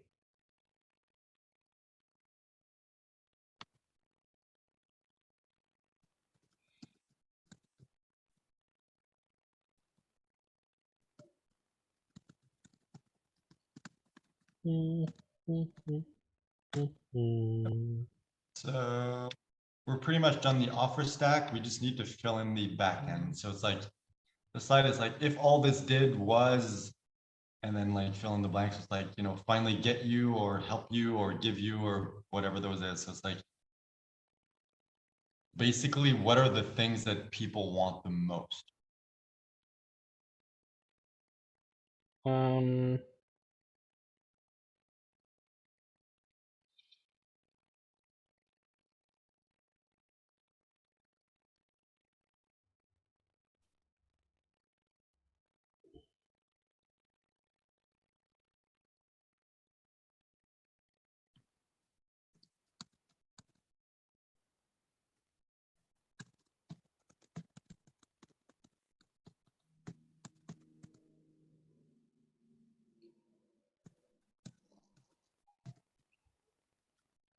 How about give you a selling story you can use to connect with your audience?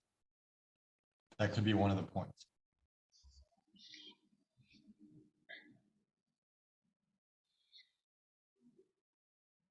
Like I can word it better, but that's the gist of it. mhm.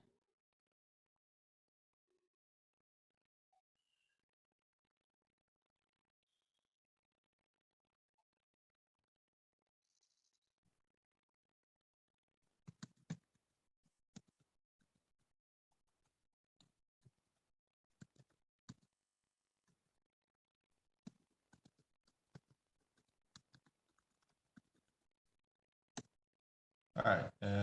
Help you grow an engaged community who loves you and wants to buy from you.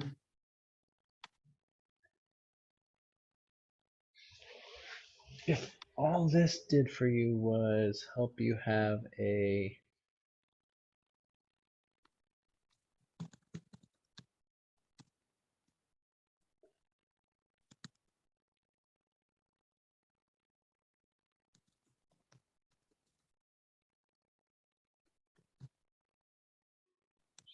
If all this did for you was help you know exactly what to do next in your business and create a message that consistently attracts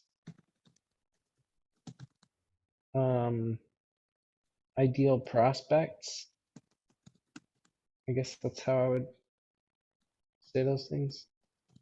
Because it seems like what people are asking for is like clarity and like, what do I say in my marketing? It's like I can't get leads consistently because I don't have a marketing message at all. And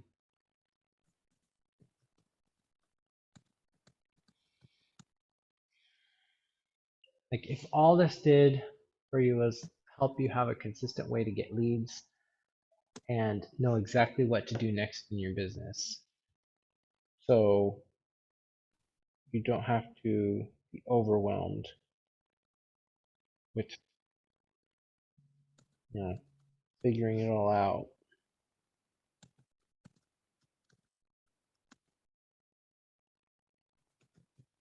Like you're trying to combine everything into one, but the point of this is to have like, I don't know, let's say 3 to 5 points where it's like, if all this did was this, would it be worth it? This, would it be worth it? This, would it be worth it? So it's like, if we can break it down Oh, gotcha. to points, it would be more impactful.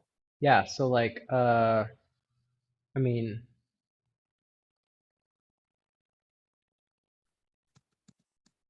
like a sexy story that attracts prospects, um a connected community where you can um collaborate with and um you know do this with other entrepreneurs. Okay, Uh that second part, because I was writing down the first one. um the second one was like have a connected community that you can uh be part of a connected community of entrepreneurs creating this, that you can learn from and partner with.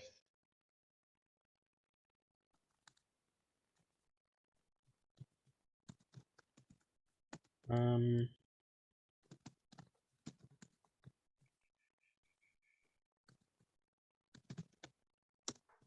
simplify your business and let you take more things off of your plate. So I guess it's like remove overwhelm. That's basically what we're saying. Yeah, Remove overwhelm from your business once and for all. yeah.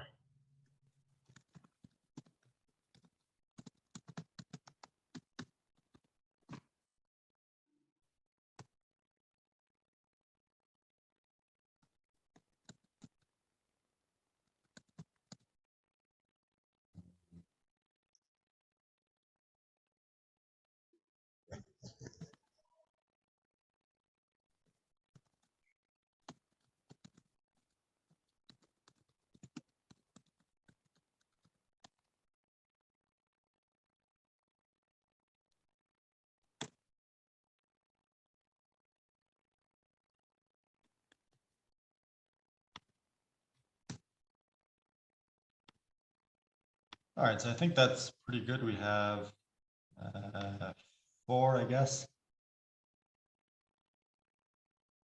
And I can just go in, like add some more, and then once I'm done, you can kind of like come back in and we can reword it to better like fit what the audience is looking for. Mm-hmm. All right.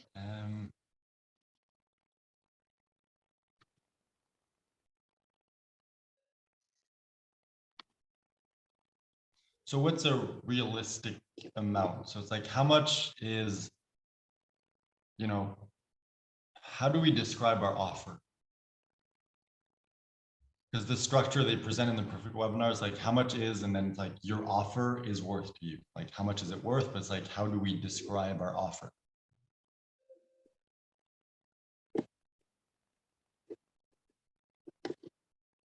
I'm not quite clear on what you're asking. Me neither. That's the problem. That's why I don't know.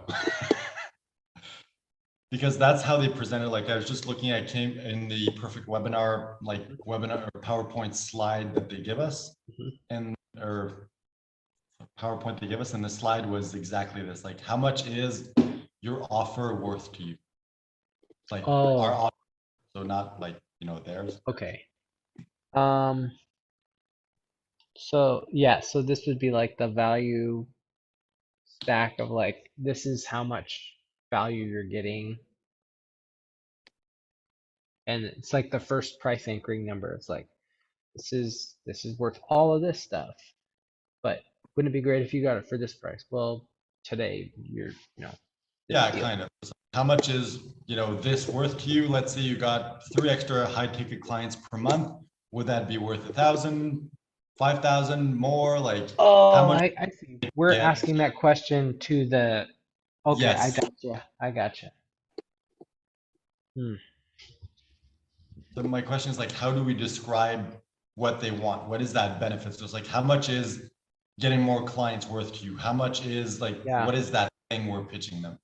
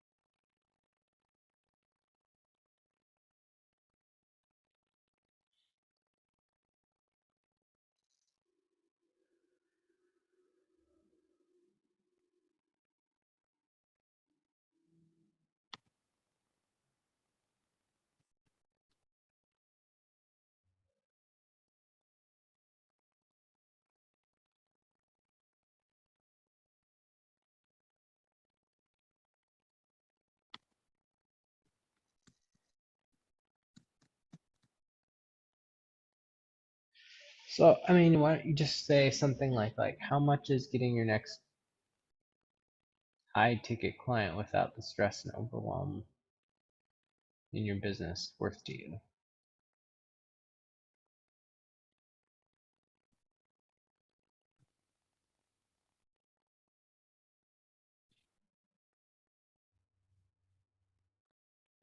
What if you present it in a way of like, how much is the system to get high ticket clients without doing work worth to you? Because Yeah. that's worth way more than just one. Mm-hmm.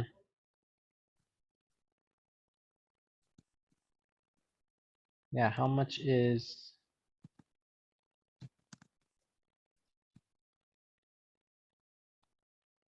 a system that allows you to get high ticket clients again and again in 5 minutes a day worth to you?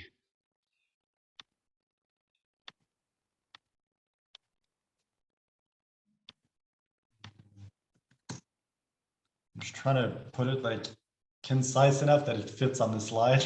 Yeah.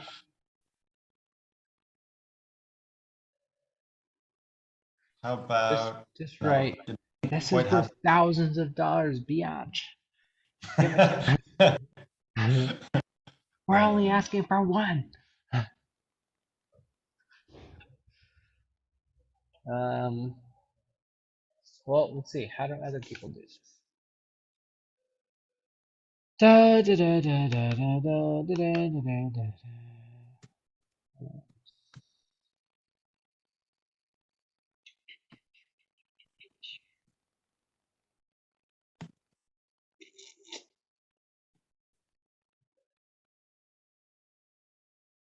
I don't like the wording, but it's basically like how much is a simple ideal client attracting system worth to you? That's just gist of it. So I can just leave that in and kind of like we can play with it later and find the exact wording. Mhm.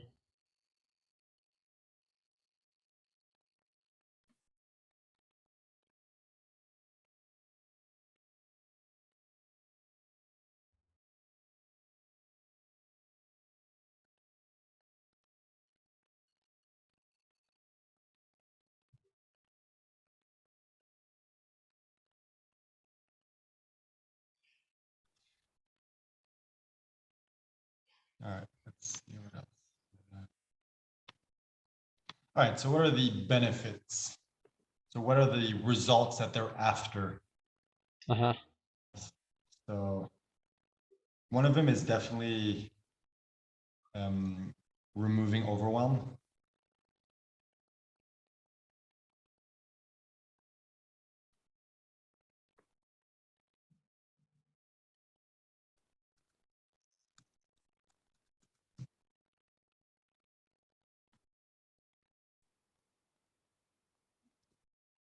Um, Wait a second.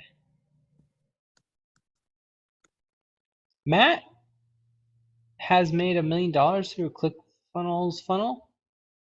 I don't know Matt who Matt. Jackus. No idea who that is. You know who Luz Gonzalez is? Oh, okay, yeah, I know who Her that is. husband. Yeah, So there's a picture of him holding a ClickFunnels award. yeah, I I saw that.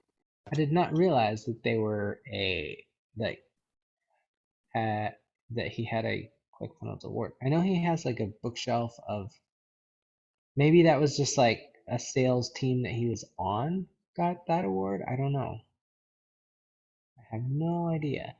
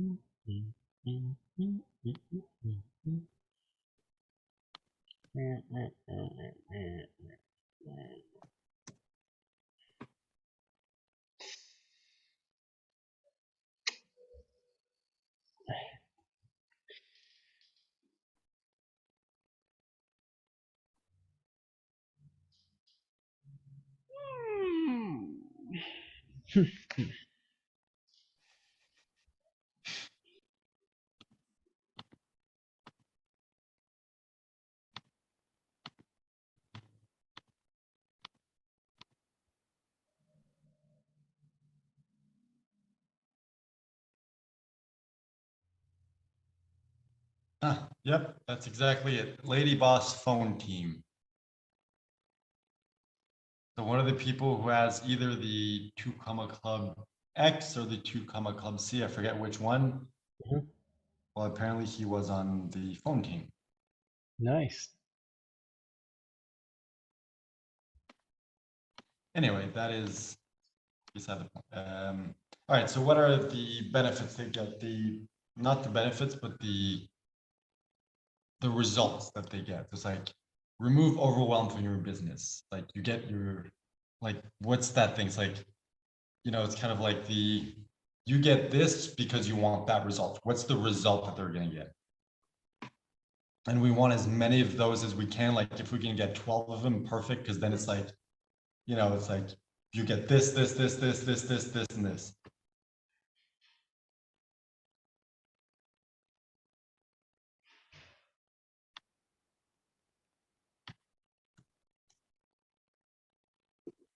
Like Start way better getting, doing that once we actually do it, but we still need to kind of yeah, say like, these are the kinds of yeah. results you can expect.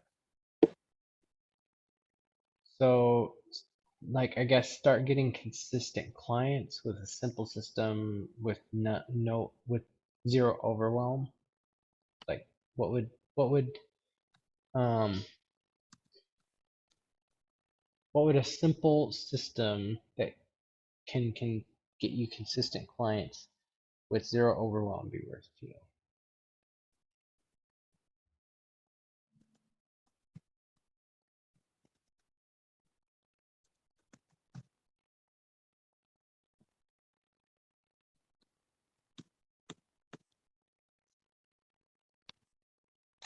I got distracted by boobs. Remember before when we were talking about the fish and the girl is like, oh, I'm following these vegan hashtags. And it's like, do you want to see what I get from those hashtags? And it's like, she just sends like, you search for vegan, like hashtag vegan food in Instagram, and you get like apparently some pictures of like girls with like see-through tops, so it's like you can see their breath. I don't know what that has to do with vegan food, but okay. It's funny. Yeah, so I mean, if we're doing the like the foo fun fund principle, it's like, what is it that we're firing? So we're talking about the fun is like, well, we're starting to get clients regularly now, and the fund or the like the the freedom aspect of like handing off the stuff that you don't want is like no more overwhelm. That's why you're paying us.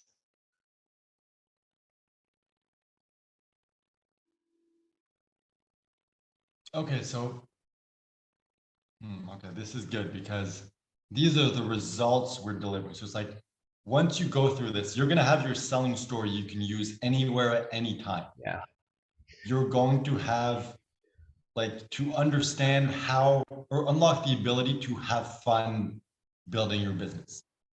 You're gonna realize I can be lazy and still be productive, Hi. and I don't need to be special. I can be Yeah. like So normal. so okay, so what if you said it this way? Like what would how much would it be worth to you to be able to fire everything from your business that's overwhelming and still be able to get clients consistently? I mean, some sort of idea like that, I but like it. kind of sell them on the emotional promise of like just permanently erase overwhelm from any of your business activities. Like that's the real like crux of what we're trying to help people with. So it's like step by step process. That's what removes overwhelm. It's like having a simple, like just a few tasks. That's what removes overwhelm. Like getting clients, like with this system, that's like a business that makes money. That's what reduces the overwhelm. So if that's the big idea, then it's like how do you make that simple a simple statement like in the language that we've been talking to them in over and over. All right, sounds good. I mean, you went back to the last slide, but that's definitely good to have.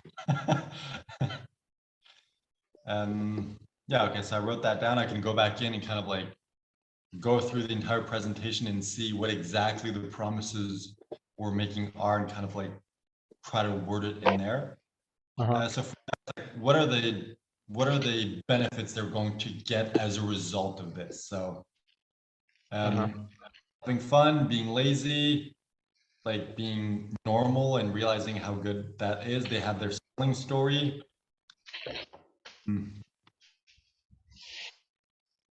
Community that, well, remove overwhelm. That's definitely a thing. Um, Mm-hmm. a community that loves and supports them. Um,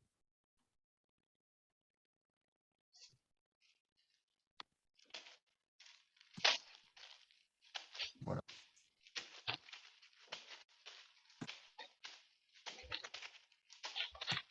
so what are the deliverables? Like, what are the promises? What are they going to get on the back end of this that they're actually wanting? So definitely more clients. More time, like um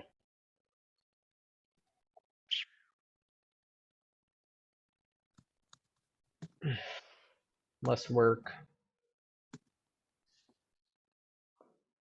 more predictability.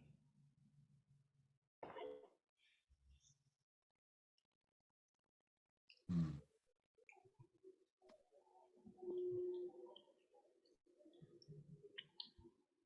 I'm I'm trying to think like how would we describe the community? It's kind of like your own private lake in which you kind of like that you seed it. So it's like there's a ton of fish there, and whenever you need it, you can just go and fish, and you're gonna get like a bunch of fish. So it's like, how do we describe that concept for community in a few short words? Mhm.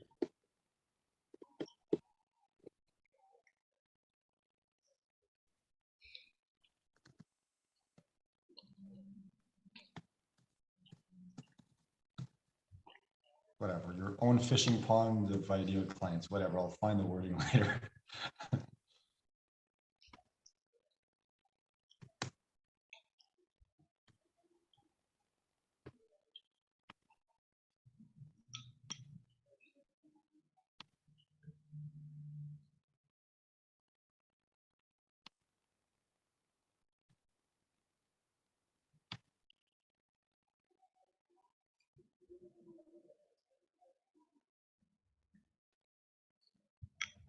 So what other things will they get as a result?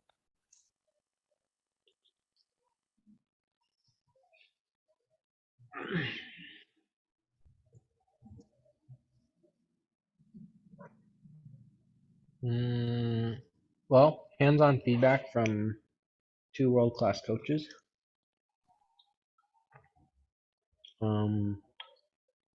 A great community for 24/7 support and advice. Um,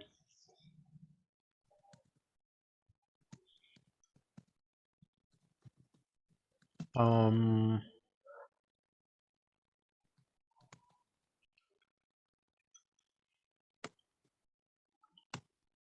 all the resources you need with none of the fluff.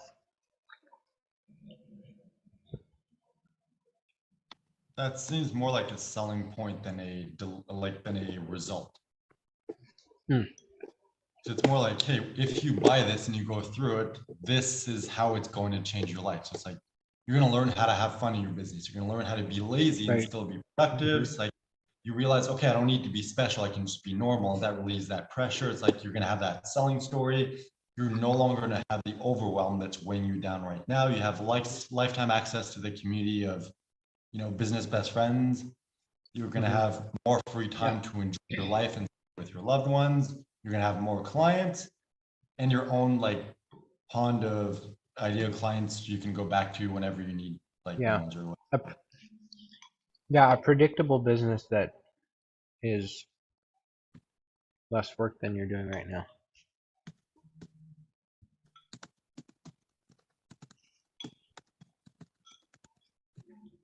Predictable results for a fraction of the cost of the work, sorry.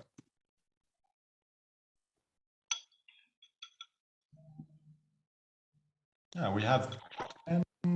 Yeah, we have 10 for now, so we can always come back and add some later as they come up, but that's a pretty good start. Good.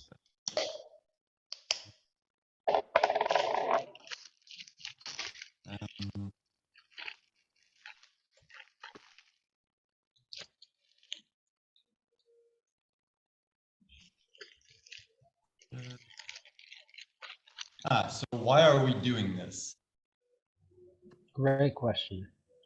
More like the pre-launch version. So it's like, why are we doing this special pre-launch version? Why are we doing this special pre-launch version? Because we want to make money without having to build the actual course. It's not really a selling. It is for us, not for them.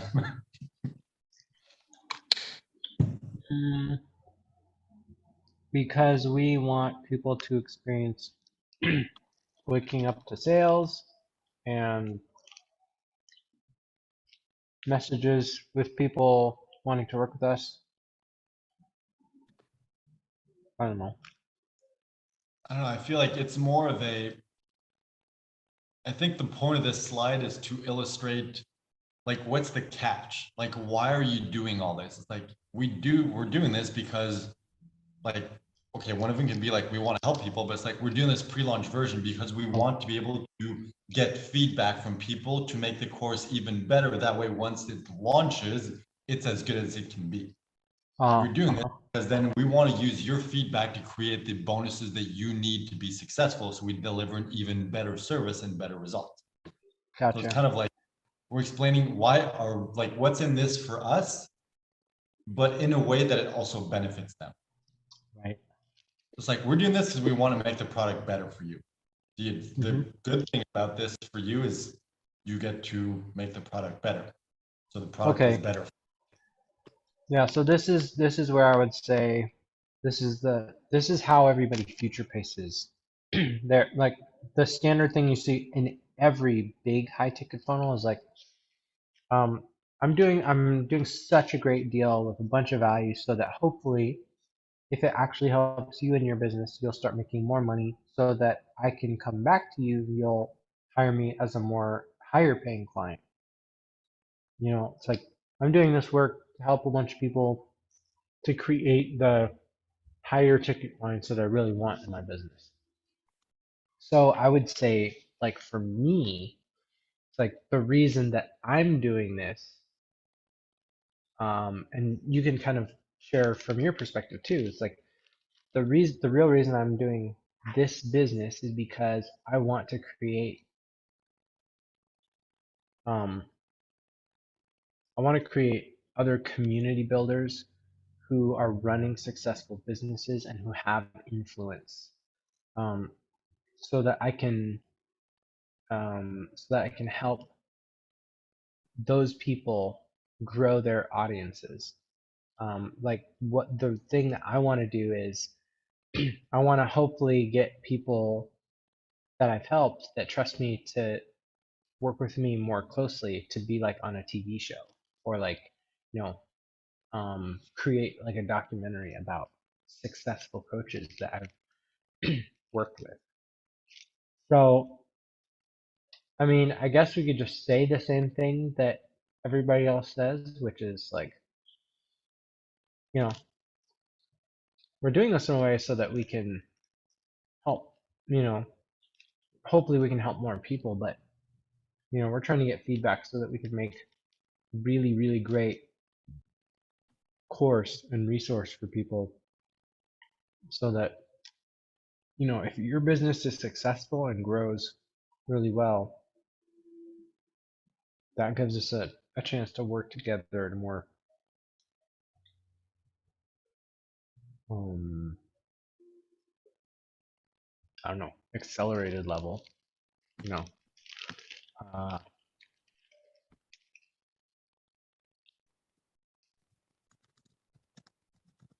Hopefully you can be one of the people that I work with to put your story in front of millions of people, on TV and satellite and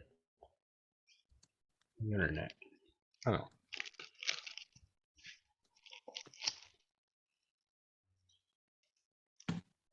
All right. I have like the gist of it. I can come in and kind of fill it out after. Hmm. All right. What about you? I just want to make money. uh, no, Just I put mean, that in, just put that in parentheses. Like, also, we just want to make money. uh, It's like, here's why we're helping you. It's like, we want to provide a lot of value, and hopefully, we'll be able to work with you, and as a better, more higher paying client. Also, we just want to make money. I mean, sure it's honest. yeah. All right, so limited spots. So there's only 12 spots available because Hmm. we want to limit this to, Hmm.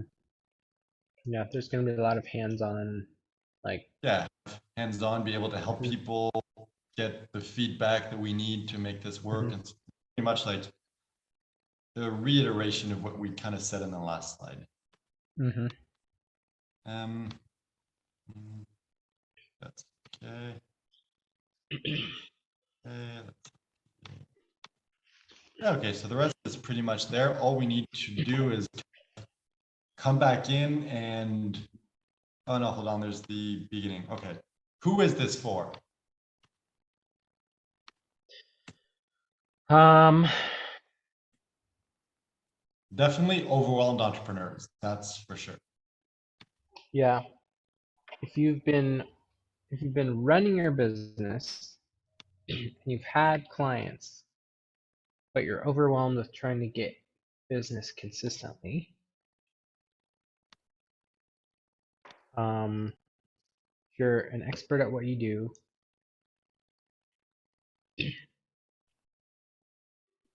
basically, I mean, everybody usually says like established coaches and consultants with a, you know, high ticket offer.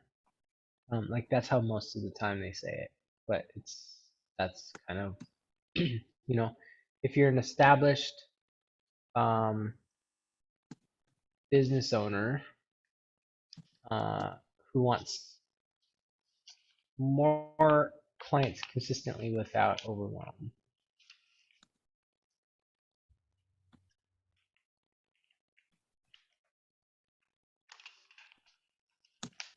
I think you're trying to explain it. All we need is like bullet points. It's like, for overall entrepreneurs, like high ticket coaches and experts, like people Hmm. who want to build a community, people who have a community but want to grow it bigger and make it more Hmm. engaged. Yeah. If you're somebody who loves building community and connecting with people and want to get paid to do that, um, if you have a business and want it to be more, and you want to streamline it and scale it, if you have uh, a vision of impacting millions of people instead of tens of people or dozens of people.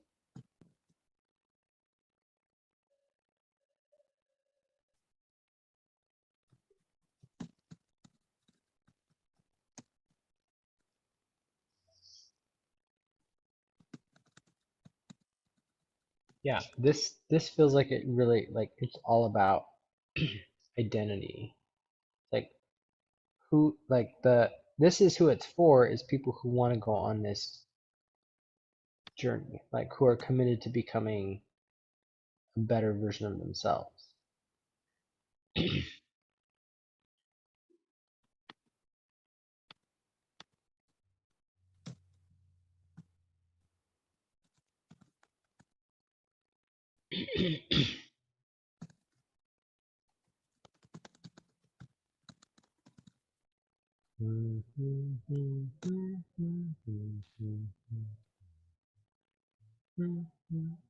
So it's like, I think at this stage, it's more like we want to be as inclusive as we can so that everyone who's watching this Hmm. feels like, oh, this is for me. Yeah. So it's like for now, I If you're a just jotted down person, stuff. So, overall an entrepreneur, high ticket coaches and experts, people who want to build an engaged community, people who have a community and want to grow it and make it more engaged, people hmm, who want expert, whatever, like entrepreneurs who want more yeah. clients, who want to have an impact This, on the world, who want to expand their business, who want to simplify their mhm, business, who are ready to take their business to the next level. yeah, yeah, all of that sounds great. Like if you are a humanoid type being that is watching this presentation, this is for you.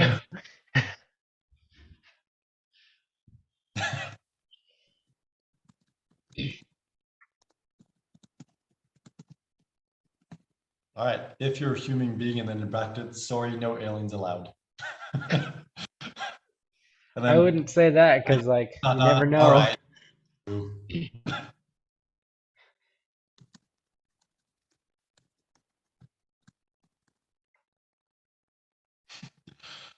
If you're a I think human that's or what was missing from the webinar so far is like the jokes. yeah, exactly, right? Like if you're a human or something resembling a human, this is for you. If you're a It's human a or joke, but I disguised as think one. it's true. It's like, hey, if you're sitting here watching this, there's a reason, so this is for you. Oh, it's like this is for you if you are okay with butt jokes. I I like it, but at the same time, I feel like that might alienate some people. Well, hey, we said no aliens. But then we said, all right, aliens too.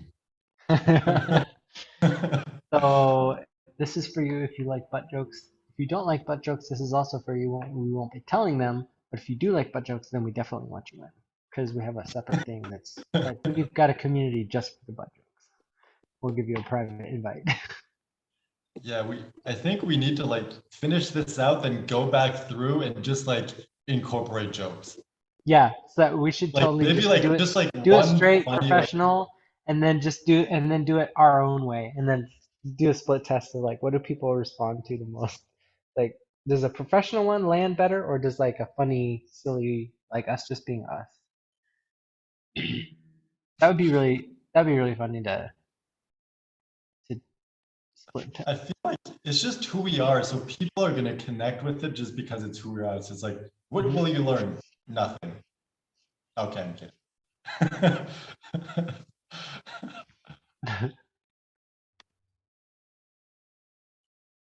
All right, so what will they learn?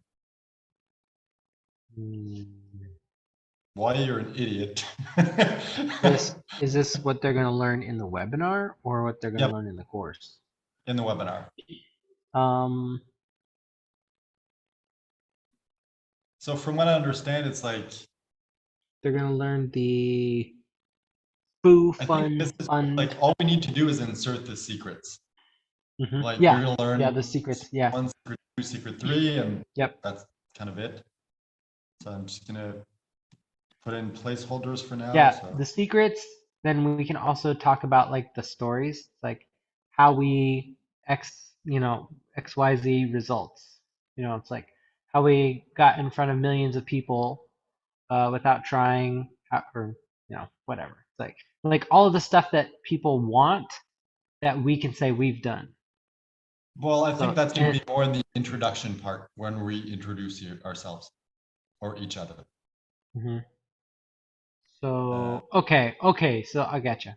So this isn't like kind of like here's promo what you're gonna material learn for in the the webinar. webinar. This is they're watching the webinar. We're telling this is what we're going to talk about today. Yeah, it's like, the Gotcha. intro is what if you Gotcha. could reach millions of qualified prospects for free in only 5 minutes per day? And then we move on like three simplest questions before we begin. It's like, who is this for?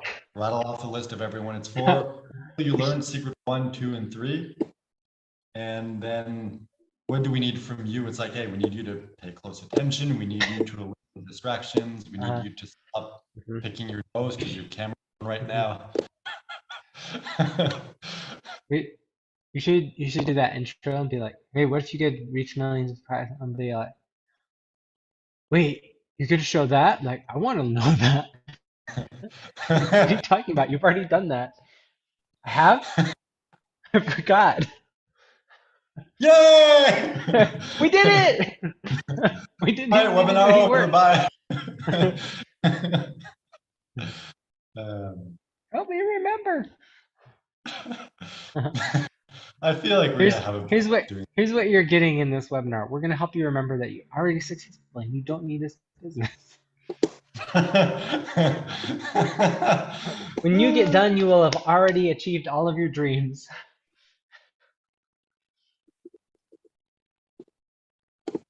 All right. Okay, so what do we need from them? We need their undivided attention because this could change your business and your life, or at least entertain you.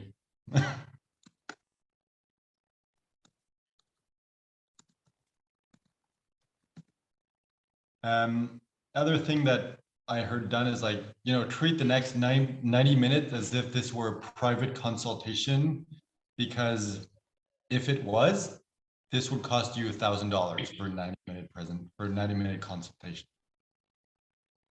So maybe just those two things. So it's like pay attention and treat it as if we were speaking to you directly, because that's what we're doing. We would provide the exact same value on like a private consultation and we would charge you $1,000. Yeah. I mean, and since we're doing the webinar live the first few times, I think that will be pretty apparent. Like, hey, we just want to thank you guys for being here. It's like we're gonna provide as much value as we can, and we're looking at this like a live consultation. So if you have questions, we're gonna have time, places for you to ask those. So take notes, write down the stuff that comes up for you as we're talking, because we want to make sure and answer answer all the stuff that you want to know. Make sure you guys feel like you got a ton of help. All right, so if we move on to the introductions, what are the points that we want to cover for you? So it's like, you helped someone grow an audience from 400 to 4 million. You work with NBC, HBO, Amazon. You ate a bug. Mm-hmm. So I feel like Totally if you did. like, value stacks of like, damn, that's impressive. And if you like, Hmm. he ate a bug because he's a weird dude. It's like Yeah. for me, like, wrote 7 books, was read by 7 million people, run an ultra Hmm. marathon with no training, sold everything to travel. He almost died doing something Hmm. stupid twice. It's like, that kind of like Exactly. back and forth of we show our credibility, but at the same time, it's like, yeah, we're just normal people. Yeah. So Well, for you, I like the idea of doing this, because it, like, in a certain way, like it forces people to pay closer attention. Like, what is that random thing in there? Like, it's a slight distraction that from like the bigger point, but what it does is like it opens this micro loop. It's like, what is that? So it just like we're constantly creating like micro curiosity and just getting them to lean in a little closer each time.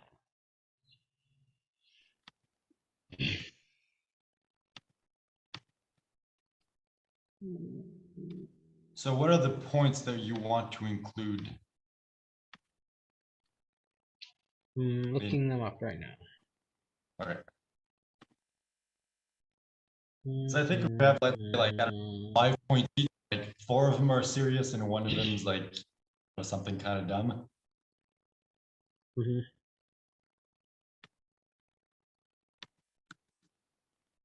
Although to be fair, if we want to really represent who we are, it would have to be the opposite. 4 really dumb things and 1 serious one.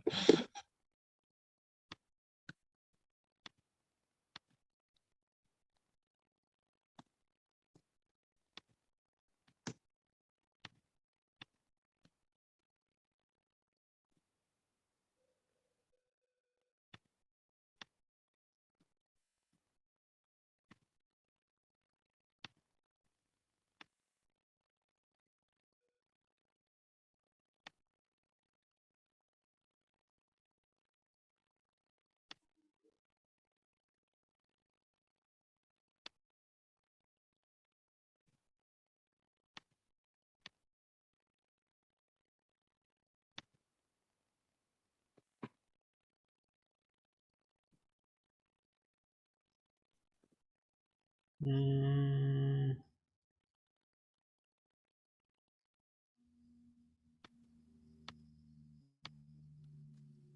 I had no idea I still had that.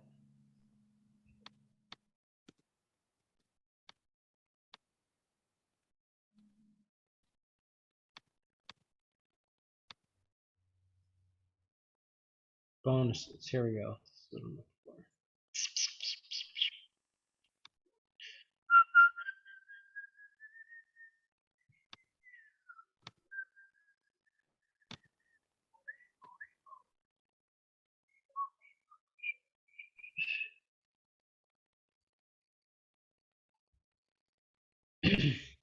This is what we sold you. Nothing interesting. We're just living up to the promise.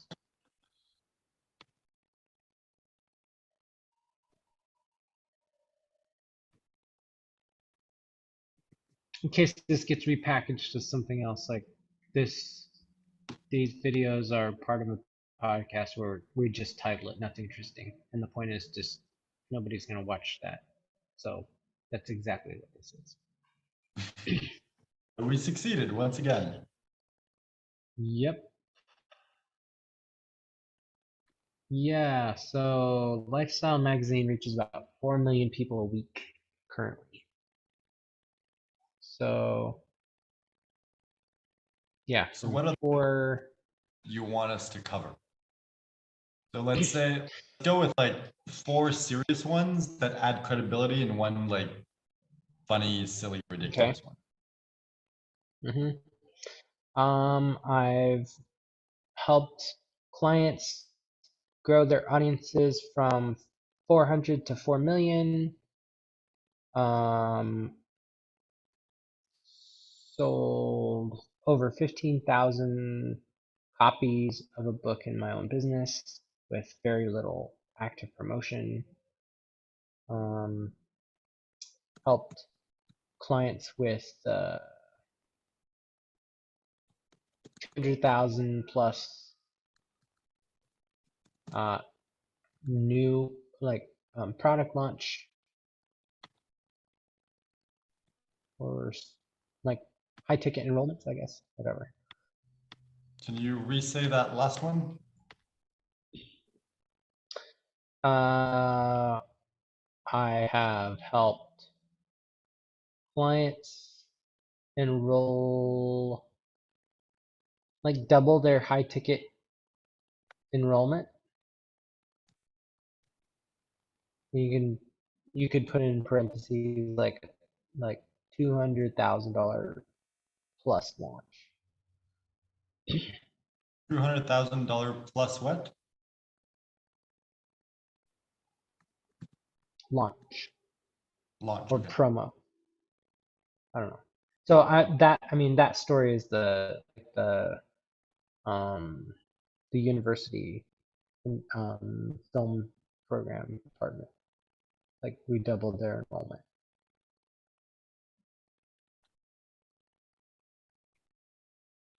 I mean, that's good, but I feel like just saying like you help clients like achieve $200,000 plus launches, that just conveys the message very well.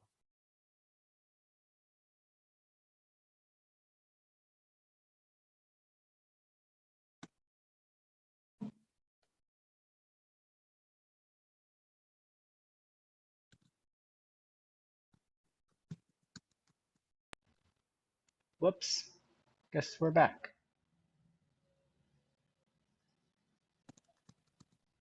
You are the captain now. Oh, All you right. are the host now. How about this? How about help clients grow their audience from 400 to 4 million? Mm-hmm. Sold 15,000 copies of your business partner's book. Help Mm-hmm. clients perform $200,000 plus launches, or like $200 plus launches, Mm-hmm. and was featured on NBC, HBO, and what was Uh, the other? it was CBS CBS. and NBC, CBS, Yes, and what's or that? both. CBS and NBC or one? Okay. Mm-hmm.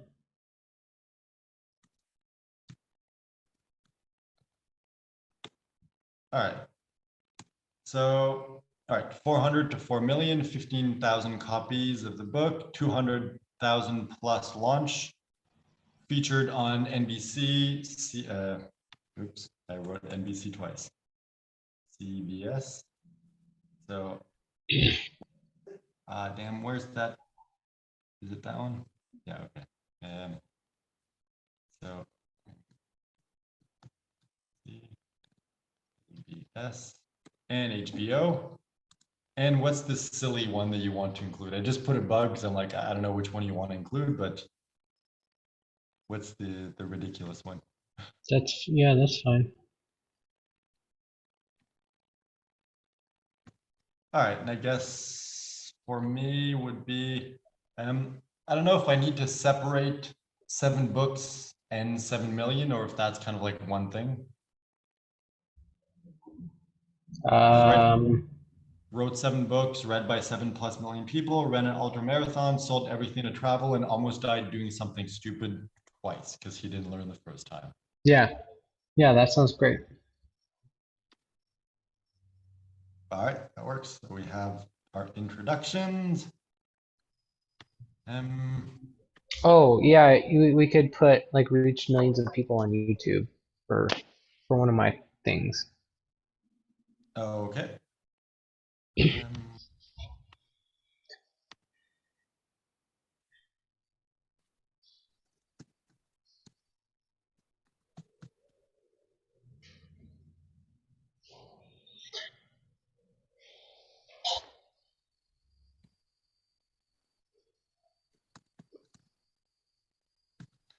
So you help the client or you reach that personally? Well, not with my brand, but yeah, like I did all the work to like we set up the so yeah, it was something like I helped a client reach 500,000 people on YouTube. Other employers and clients, like in total, I've helped using YouTube as the mechanism, like help reach millions of people. So I don't really think it matters. Like I'm not gonna go into that. I'm not gonna tell that story unless people ask. So you can just say like reach millions of people on YouTube. I mean, I think it's more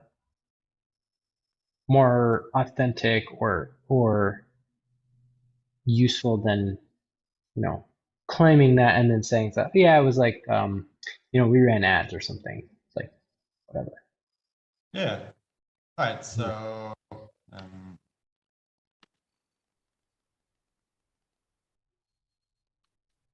all right. So let's just start with the three help. So you helped hold on, clients.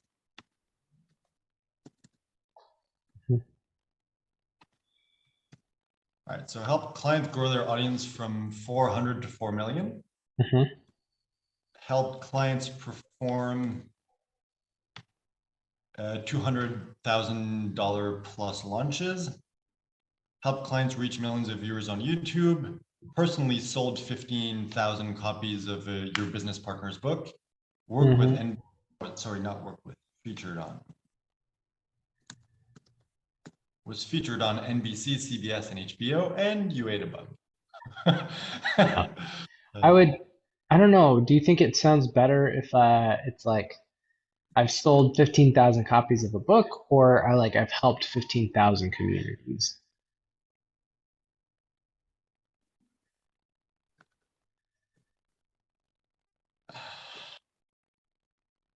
That's like, I don't know, because 15,000 communities is like, holy crap.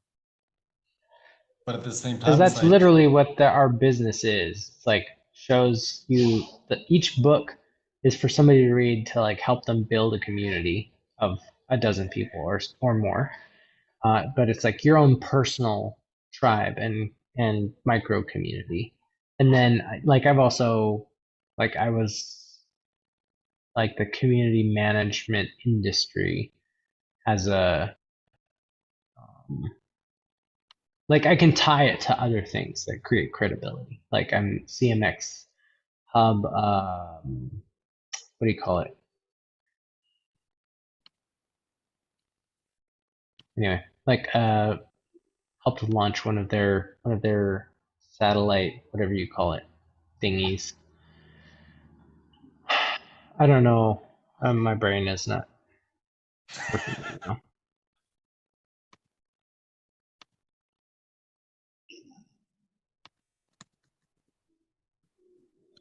I I don't know which sounds best. Like they both sound good, but we can't include both because then wait, Well, I do feel like people, communities is more related to what we're talking about in selling. Since we're talking about Facebook groups, we're talking about um, community as something that people want to build. It's like the books are, it's like when somebody asks, well, how did you do that? And be like, well, like that's what my business is helping churches build more communities. We've sold 15,000 books. It's like that explains how I was able to do that, but it also is like a cool, like, oh, like you've done that in your own business. okay, so Um, how do you want to describe that? I would just say like I've helped over 15,000 communities.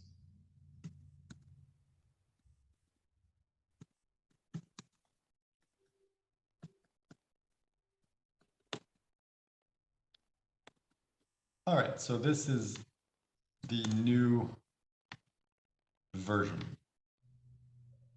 So there's help clients grow their audience from 400 to 4 million, help clients perform $200,000 plus launches, help clients reach millions of viewers on YouTube, helped 15,000 plus communities, was featured on NBC, CBS, and HBO, and you ate a bug. Yep. I love that last part. Uh,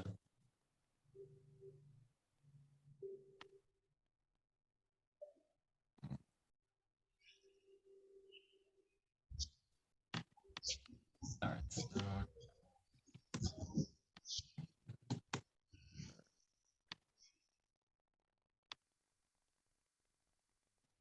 okay, so for me would be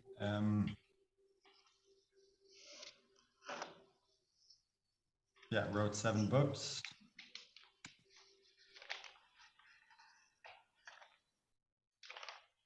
Was read by 7+ million people. Ran an ultra marathon with very little training. Sold everything to travel, and almost died doing something stupid twice because I don't learn.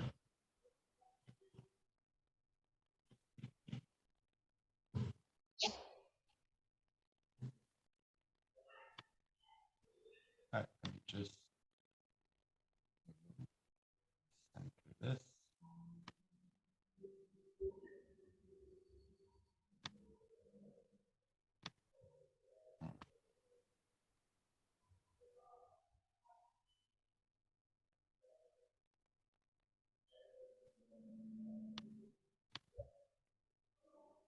So you're more impressive than me. Good job.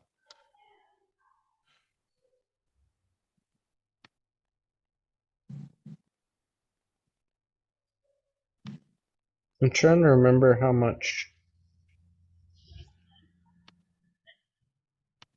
our momentum campaign was at Sandals Church. Dang. It was millions of dollars, but I don't remember if it was like a couple million or if it was like 10 million. And we did it over one weekend.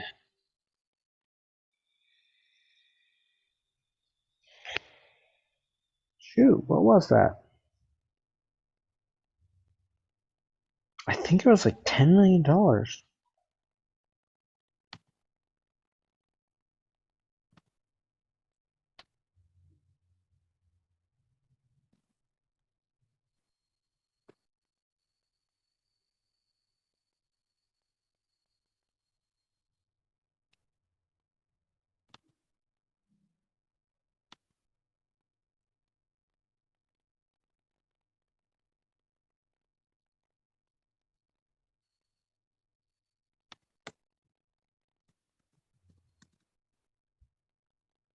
It must have been like $10 million because we spent like $1 million launching the San Bernardino campus. Huh. I don't know. I'll have to go back and find out. I have some calls to make this month. I've got several people that I want to reconnect with and just like say, so remind me what we did again. Like, what were the exact details and numbers so that I can start like citing those in my work. So it's like, here's a giving campaign. We raised $10 million over like, I think it was like a month. We did like one day that was an actual active, like, okay, today's the official make your pledges. And it was like something like $10 million. I think we raised in like pledges, and then over I think 6 months we actually collected like the first 3.5 million in cash. Like it was like that money came in. And then we've done like fundraising campaigns like telethons at the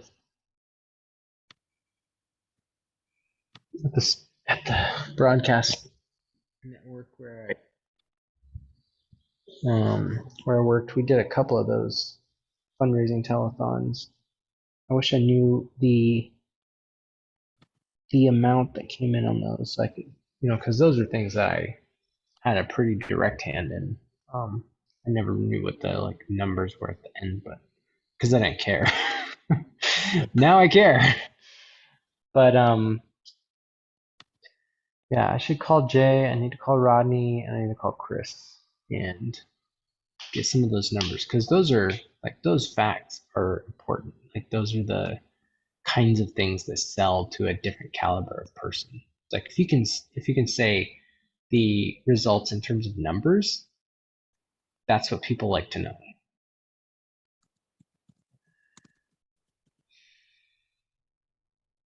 Oh, I just remembered.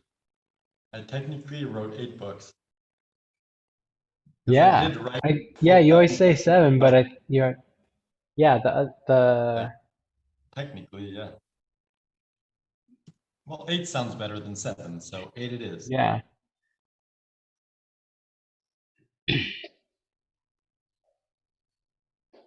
The thing is, like, published sounds better than wrote because anyone can write a book. Not everyone publishes it. The only thing Yeah. is the last isn't published yet. hmm I've published 7 books, written uh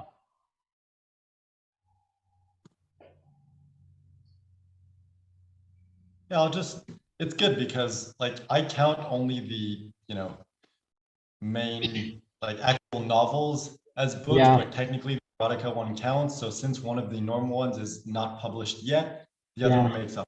So published 7 books plus hundreds of short stories, was read by 7 million plus people, ran an ultra Mhm. marathon, almost no training, sold everything he owned to travel the world, and almost died doing something too stupid twice. Is I'm really proud of the one that you wrote in 6 months or in a month, that's the sixth book in the Will Save series? Or yeah, seventh? 6 book series, but 7th book like in under that pen name. Mhm. Anyway, 7, 8, like it doesn't really matter. Like Yeah. it's impressive either way. Kind of like you're like trying to remember like, oh, what other things is like Yeah. everything you already have is super impressive already. Like you don't need Yeah. more. I'm trying to remember if I've gotten anything published. Hmm. I honestly don't think I have. I mean, I don't remember. But I'm trying to remember if like I've had anything like any articles published in in like the school paper or in like local magazines. I don't know.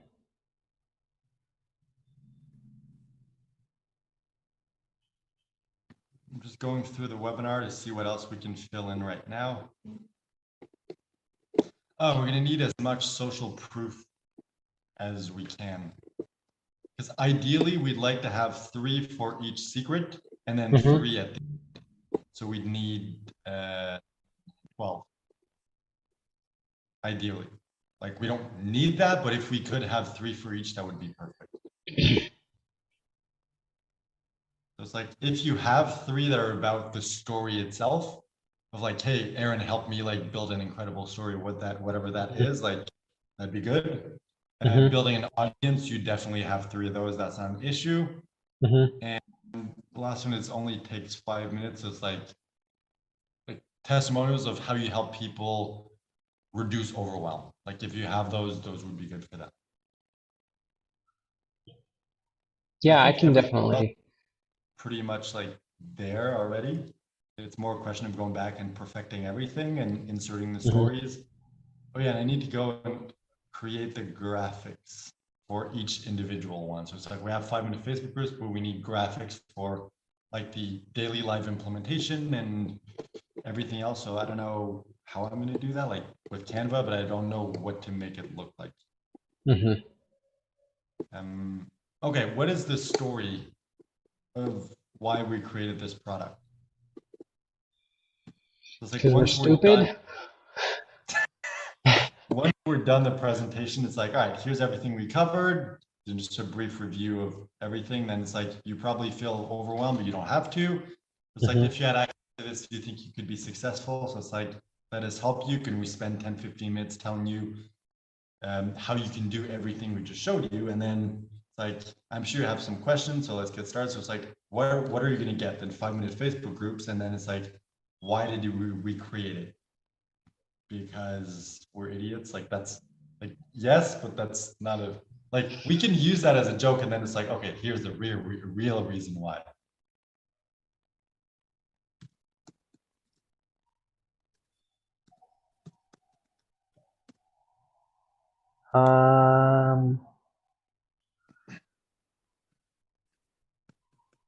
I mean, for me, um, Why did you create it? Because it seemed like a good idea.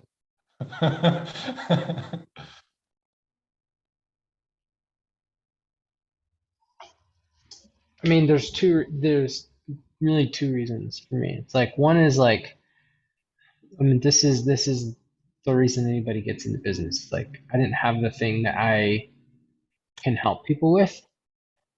It's like the world uh, treated me in such a crappy way. Like, I don't want anybody to go through that experience. Like, that's the story that people share over and over and over. It's like, oh, I had this trauma. I don't want anybody to experience that trauma. Oh, I had this experience. Like, I hope somebody can use the lessons that I learned out of that. It's like, so for me, like I did a post on like the worst version of overwhelm that I've experienced. Like that's what like I've been in that place. Like I don't want if that's what your business feels like or you're afraid that it might get there, it's like I don't want you to have that. That's part of why I created this course. Like the other half is like I'm really good at this. Like in terms of whittling things down to make it simple for people. That's why people hire me. Like I teach teams of volunteers who know nothing about technology and nothing about creating entertainment or content and create world-class teams. And people, clients that have hired me, it's like I make things simpler, I make it easier, I make it faster for people so that they can get results without having to worry. Like one of my best clients, the guy Roy, like he's in charge of a worldwide media organization now, and he told me when when you're working for me, I don't have to stress. Like when stuff goes wrong, I know it will get handled because Aaron's here. So that's why I'm building this business so that you don't have to worry about your business working. It's like we'll do it. We'll fix it. Let's work on it together. So I Yeah, and mean, you I'm from going through what you went through. yeah, to keep you from having to experience the overwhelm that I have and to bring the experience that I've collected over my years of experience to remove overwhelm from experience, like, and let you have access to that.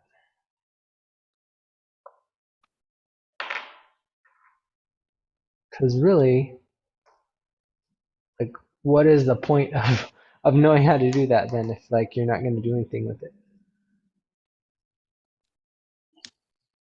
True. But at the same time, it's also like, well, if you don't do anything with it, I at least want to get paid, you know? Yeah.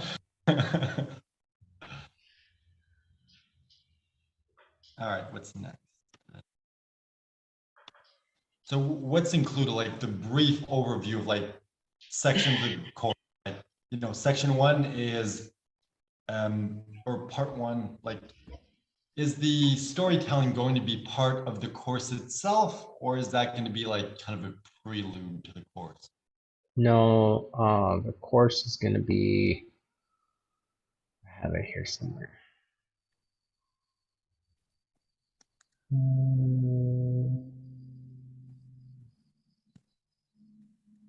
Course outline here.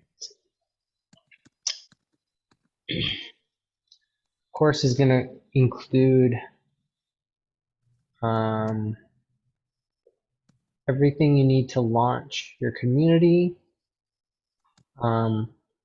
create a world-class onboarding system. Hold on, hold on, Eh, hold on, hold on. Let's go one step at a time.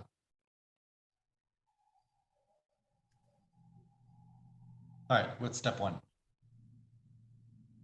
launch your 5-minute Facebook group. All right, Step 1, launch the group. Step 2,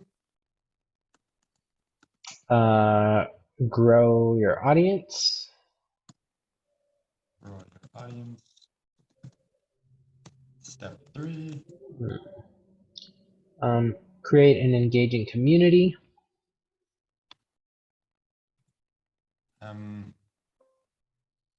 what do you mean by that exactly? I mean, engagement is what people ask for, so I'm saying engagement. Okay, it's just because create an engaging community, because it's like grow your audience and creating your engaging community. It's like it sounds similar, so people, if they don't know what you're saying, might get So confused. one is like increasing numbers, the other is increasing connection.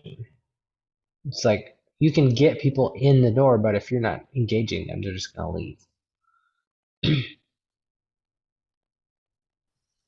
And what's the term you want to use for that? Is it connection or is it engagement? Engagement. Engagement, okay.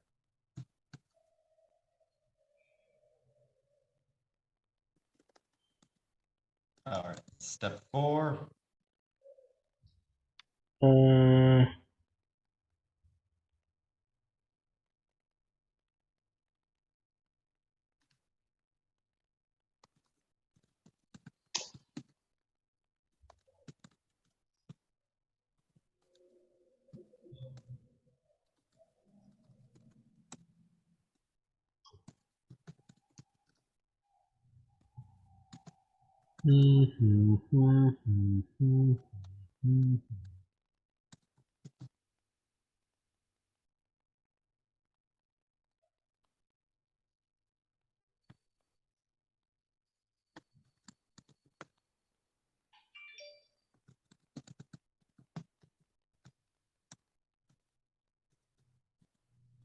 I guess you could say um, like simplify running your business. So the course is going to cover um,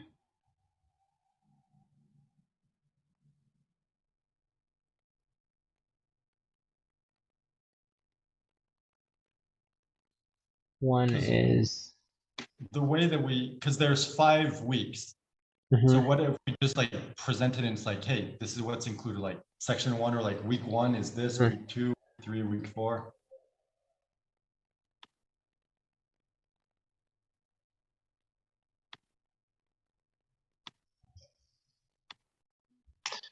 So week 0 is launch. Week 1 is onboarding video. Week 2 is the content calendar. Week 3 is scheduling content. Week 4 is Can you restart so I have time to write it? if you just go to the 5-minute Facebook groups folder in Google Drive, you can open it and copy stuff if you want. But yeah, one is like I mean, I don't like the language that I have on here, so I'm trying to figure out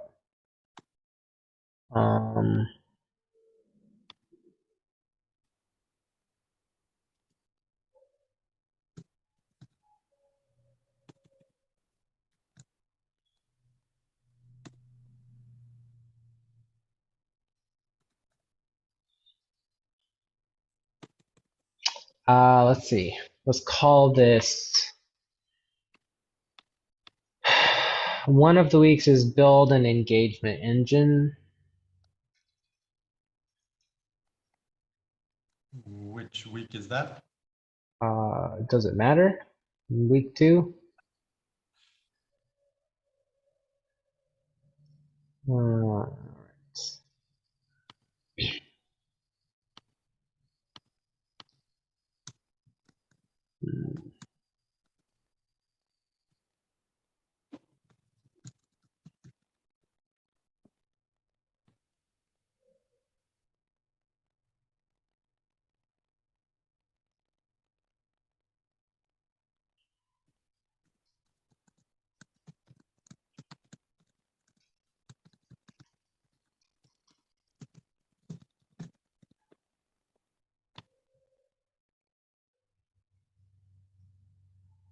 Hmm.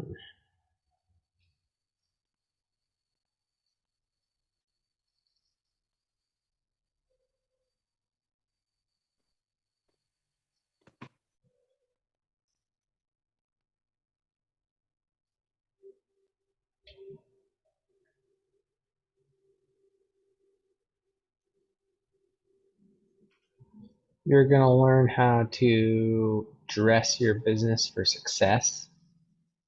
So that's week 1.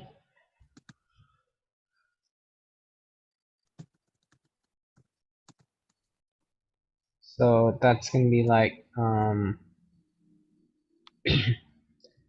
how to talk about your brand so that it immediately attracts people ready to buy and begins to nurture prospects who will become buyers.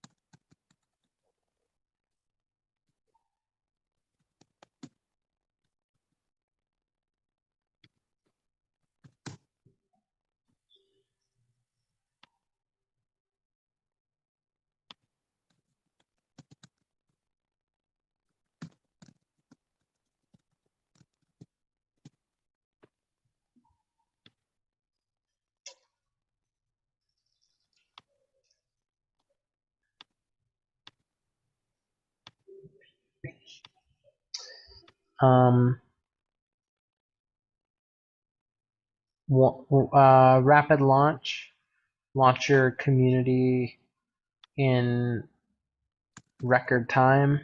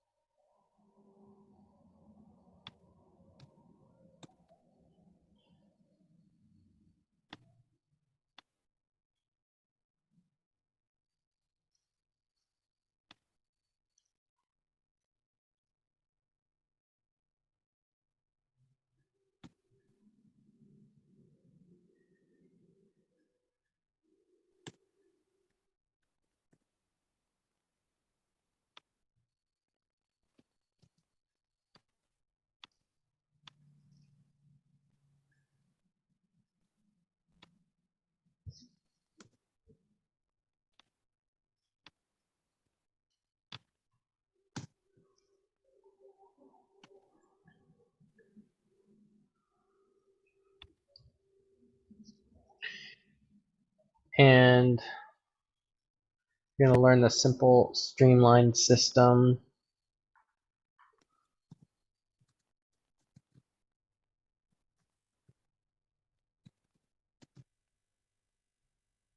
that requires minimal effort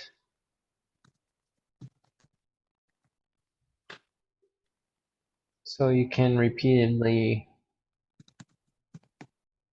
get in front of millions of new people so you can get more clients for your business.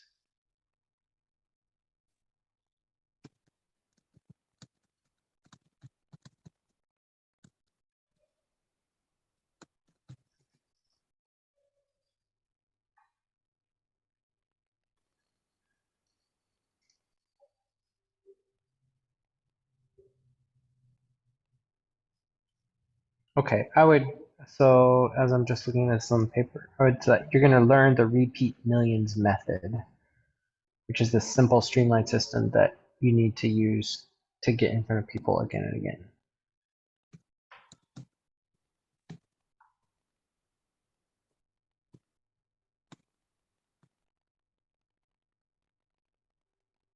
All right, so the repeat millions method is the simple, streamlined system that requires minimal effort so you can repeatedly get in front of millions of new people and attract more clients into your business. Sure. That's exactly what you said. I'm just repeating it. Yeah. I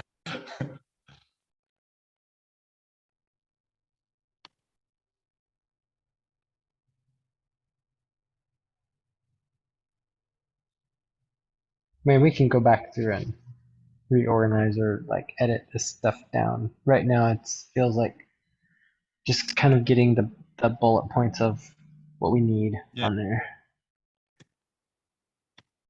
I feel like I always fall into the trap of like doing like like microscopic tweaks and like copy editing while I'm creating the content, and like I need to discipline my like learn the process of just get it, dump it on the page, and then once it's all in front of you, then start like rearranging and like sweetening the stuff that's there.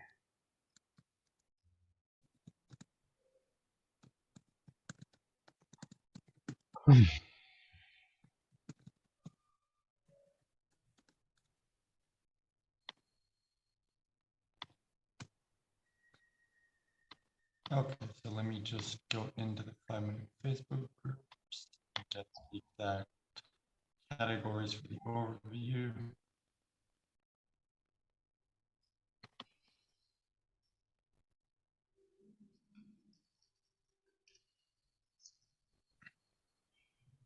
Nope, wrong one. Also the wrong one.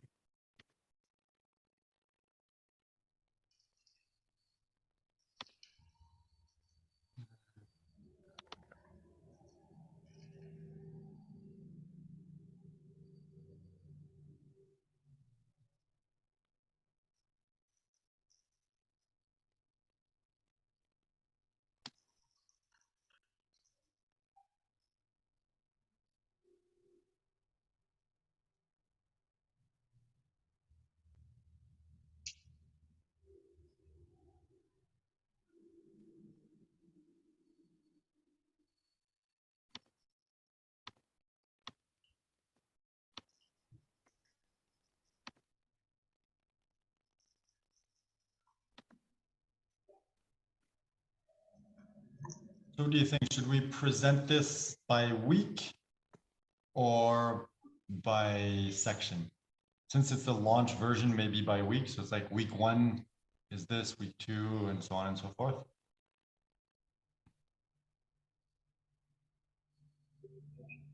By the way, So then, will the live version of the course include week 0?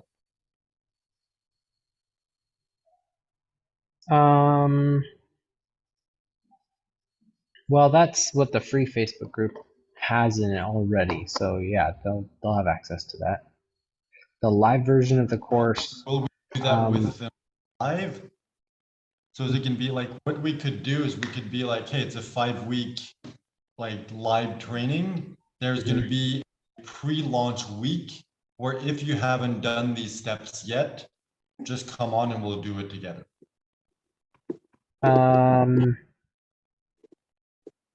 Sure. Because Yeah. like, what if people come in and it's like, they just got in, it's like they don't have time to do that because they just like bought in at the last second, and it's like, we don't want anyone to feel like they're behind, you know?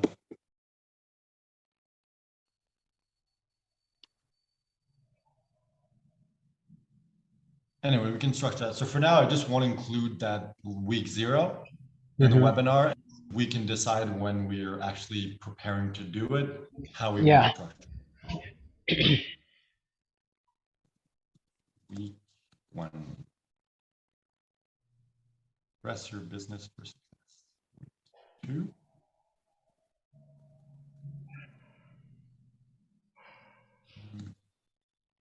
2.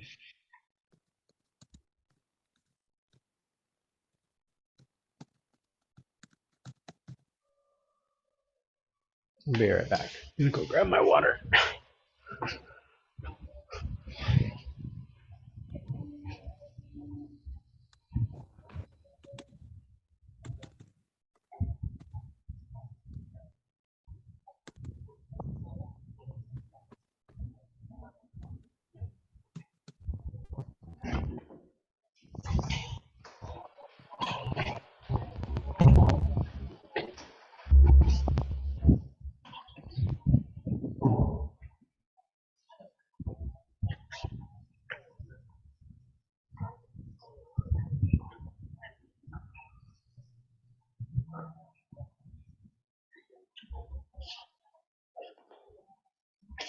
Well,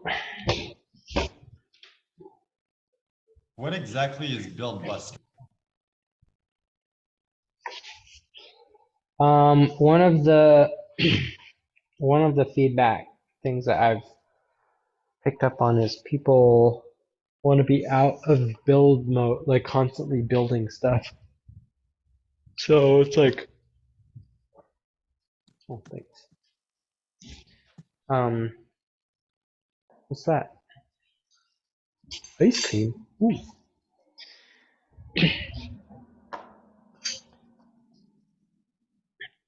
Let's see. Where is? That's week 4. So if there's, yeah. So if there's stuff that you have that you want to build, it's like we're boiling things down to like you only have to do it in like it only takes an hour for you to um, build stuff. So like all of these resource recipes, like if these are things that you want to have in your business, like for your community, if it's something that your business needs, um, like if you like this would be something that I would create based on the people that we have in the course. So it's like if you feel like you need like a warming sequence of stuff. So if one of the ways that you get leads is you go into other people's groups, like how do you do that consistently? Do you have an asset that you do the same thing every single time? If you don't have that, it's like sit down and make that. Go find some of your most engaged posts, copy that into a document. That's your warming sequence. Um, resource directory. It's like if people, if you have moderators or people for your community, it's like you want people to be able to find those people, know who they are. And so like creating a resource stuff that's for your business and your community. Like if you have lead magnets, if you have people that are experts that you want people to go to, so you're not the one that they're coming to. You've got a VA, that kind of stuff. It's like make make it clear for your people where they need to go for the stuff that they want. So all of those things are it's like these are things you could do. They probably won't take 5 minutes. They'll probably take some time to put stuff together and then put it in one place. So, Yeah. but it just depends on what people actually want, what they need. Okay, that makes sense. So the build busters will be like, it's like what are some things that you want to cross off your to-do list that you need for your business or your community, and like let's set up that task list of things and then put it so that you can get it done in a you know in a straightforward way.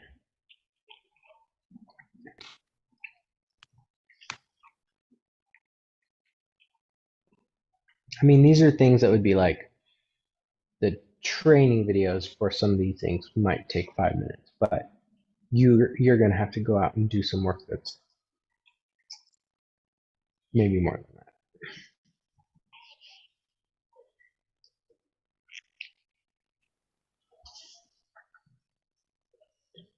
Because for this slide, I think like what would be good is if we have like, hey, week 1 is this, week 2, so on and so forth, and like a brief description of what it Mm-hmm. is, presented in such a way that it's like, that's why I love like the repeat millions method.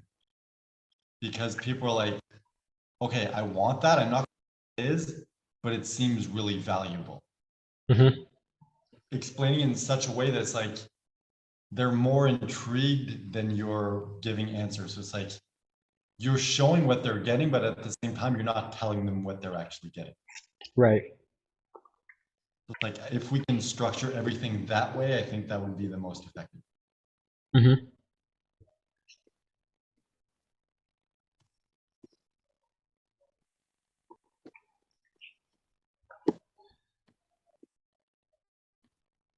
And I think like I can do that. Like I'm gonna go in now. I have like the basics. So I can just go in and kind of like tweak it and make everything sound good, and then you can come in on the back end and like retweak things together. And you can be like, well, no, that's not quite right, and like this name is more accurate or whatever. So for now, we have week 1, dress your business for success. So how to talk about your brand so it attracts buyers and nurtures prospects until they're ready to buy. Then week 2, establish an engagement engine. What would be the description for that?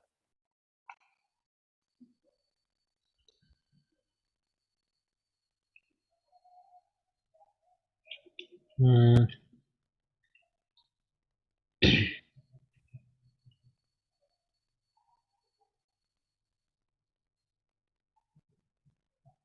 Plant the seeds for a culture of connection and interaction.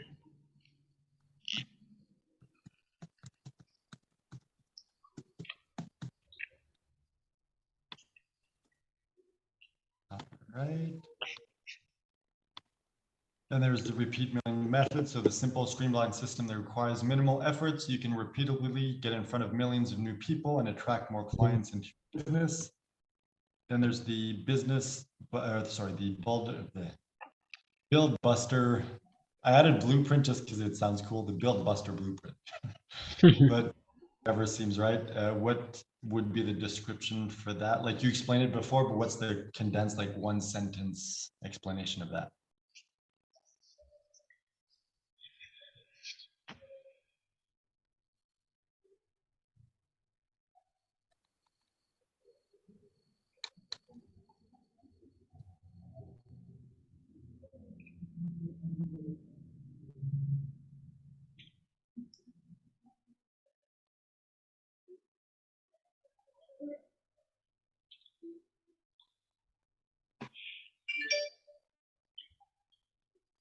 I think we should call this something else. I mean, I think what what I'm seeing that this week really is about customizing what your business needs. So it's like community assessments. And so then it's like we'll take a look at what you guys have built so far, and then we'll help you figure out the next step on what is your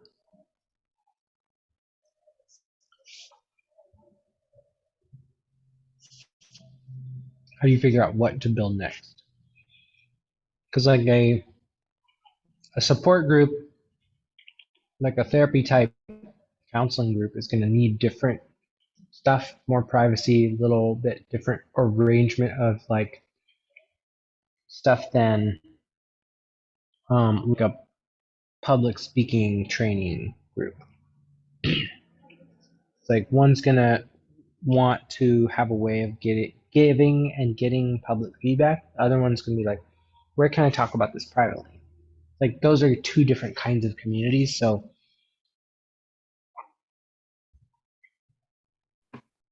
I don't know how we. Mm,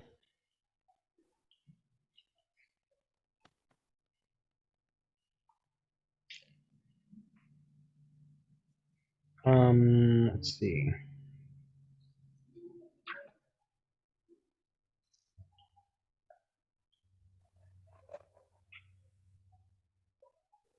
Maybe we just call that week like um live launch hands-on sessions until we think of a better name for it.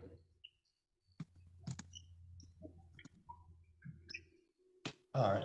So yeah, we can come back and tweak that later. So what would be the description of that? Like in 1 sentence, just gonna kind of like explain it so they understand the concept. Mm,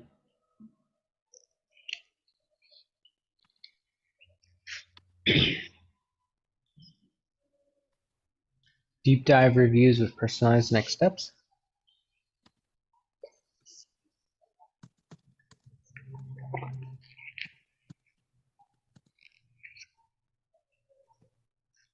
All right. And then week 5, we have growth booster.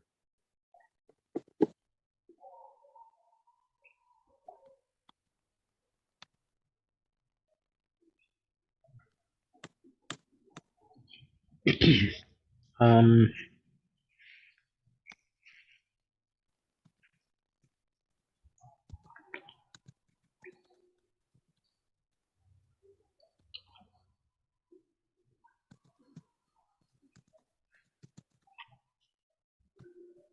begin scaling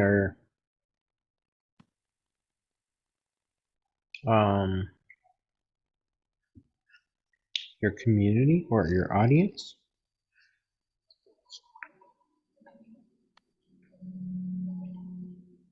What do you mean by scaling? Growing or monetizing?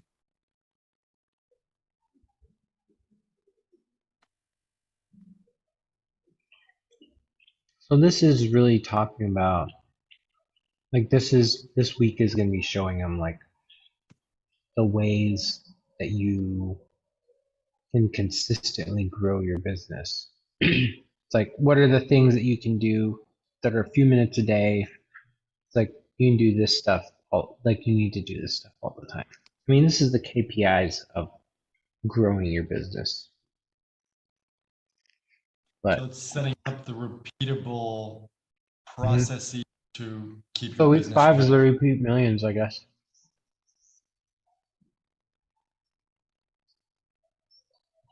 Oh wait, no, that's Yeah, that's week week 3. 3. Mm.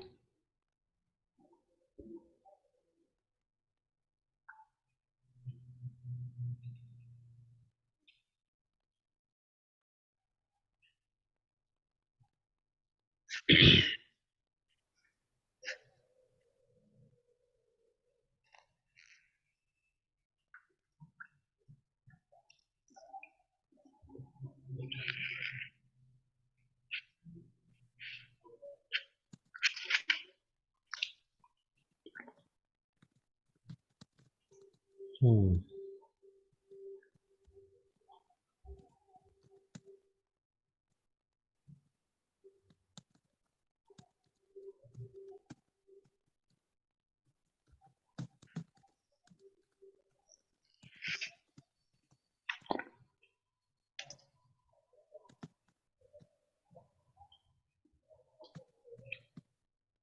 Do you want to flitch this out?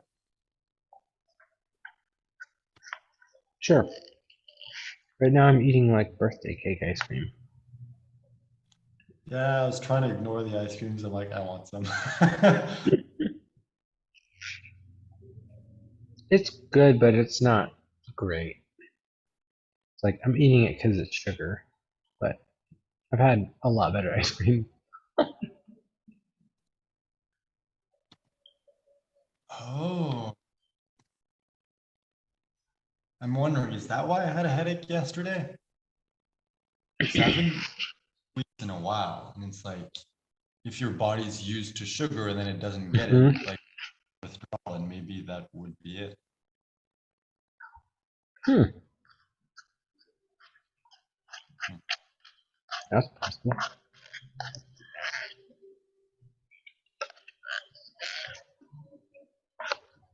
I don't know. Anyway, I think I'm going to grab orange. At least I'll have something to eat.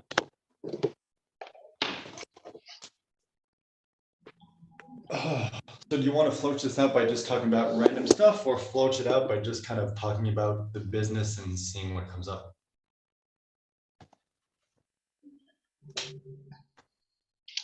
Hmm.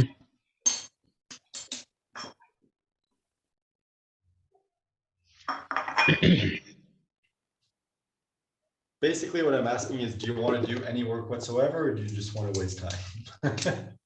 um. Well, it feels like we're close to the like at least getting this thing set up. I do need to create what I need to send Leslie to get her to schedule a call. Yeah, because the thing is, if we have the basic structure of the course, then on the call you can be like, hey, we're creating this course. This is the Hmm. overview. We're creating a webinar, but like if you want to sign up now, like here's the link to the order form. Hmm. You can do like a mini version of the webinar on the call if you want to kind of show Yeah. her like what we're doing.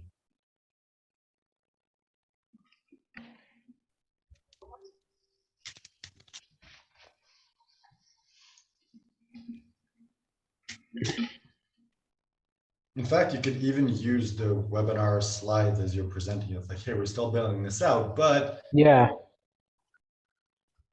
it's like you skip all the stories because she doesn't need to know that. You just kind of like explain the three secrets, like the big overview picture of like, hey, Mm-hmm. this is why everything's important. Like, here's Mm-hmm. everything you're getting, and like, here's how much it is.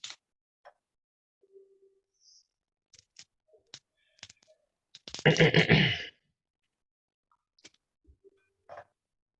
the whole point of the webinar is to make the process of explaining to someone what they're getting easier. Yeah. So it's like, well, it's almost done. Why not use it since we have it? Mm-hmm.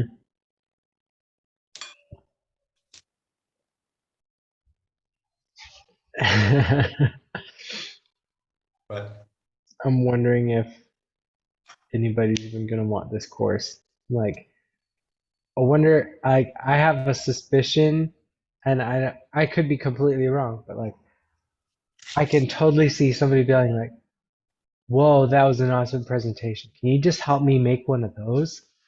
And it's just like that's all we do is just help people like follow like the framework of like, all right, so tell us a story that would fit in here.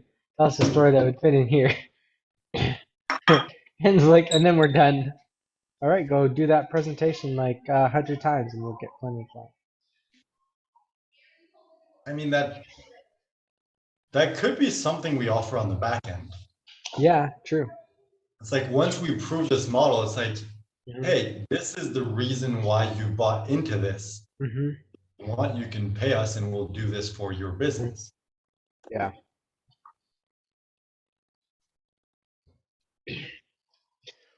But All I right. feel like we need to do this process anyway, like whether it's a complete flop or a crap ton of people buy it, or we Yeah. have to like whatever, like we still need to do this process. Hmm.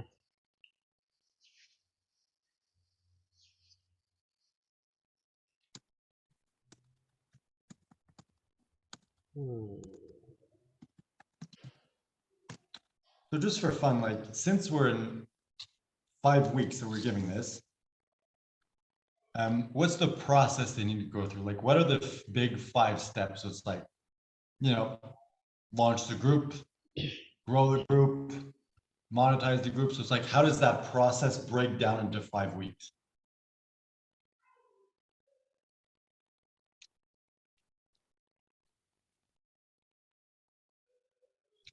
Well, I mean, it's the same. Uh, it's like we're creating like the face of the business with a story. Like you gotta have your sexy face. You gotta have a big space. So we're crafting the space that people are gonna interact in. So what does that mean? It's like just having a Facebook group, like a Facebook group started or launched doesn't actually mean it's set up for people to come in and interact. Just launching a Facebook group doesn't mean anything because it's like having a house with no furniture. So you have to actually make it useful for people by creating the welcome video that people are going to see when they come into the group and that you direct people to every time you welcome new members to like just like you would welcome somebody into your house and like here's the living room, let's all go sit down and like talk for a while, and then we're gonna go into the dining room and have dinner, and then we can go out to the back porch and like hang out for a couple hours. Like you have to create stuff in the digital space that serves those functions. So we're creating the attractive message, like this is what we're here for and what we're about, but then you create stuff that shows people how to connect to each other, how to ask questions, how to get help, how to help other people and answer stuff, or promote their business if you're going to let them do that. Um, create content, share pictures of their dogs, whatever. And then the system of like maintaining that. Like, so how am I getting leads from this? how am I making money from this? Like, what is the system that allows me to see who wants me to follow up with them? How am I teaching people to walk the community through the major objections or the education of what is it that I do as an expert for you when you buy my services? Like, that needs to be something that your community knows and understands and can repeat back when you're not there. Otherwise, you're the one doing it all the time. So, in terms of like what the weeks cover, like the first one is like that story. It's like, what is the story doing? Is it attractive? It's talking about the outcomes that you want in your business. Is it demonstrating the kind of journey that they're going to go on? And is it positioning the identity that they want to have?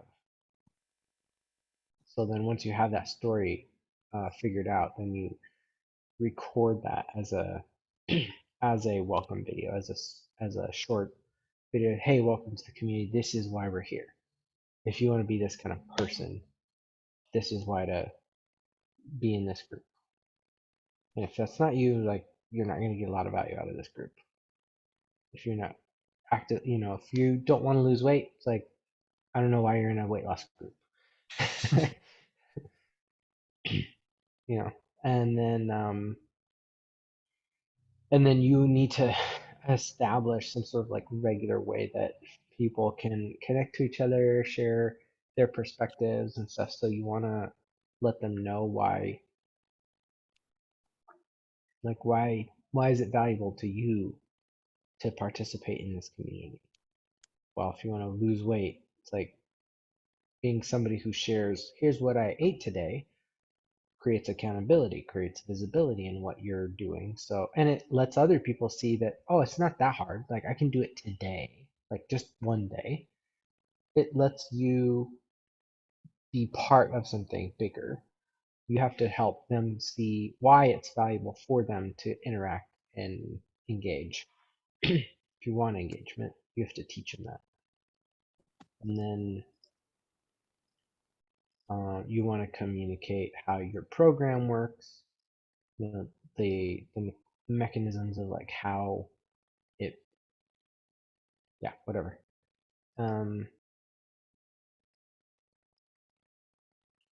Week 3 is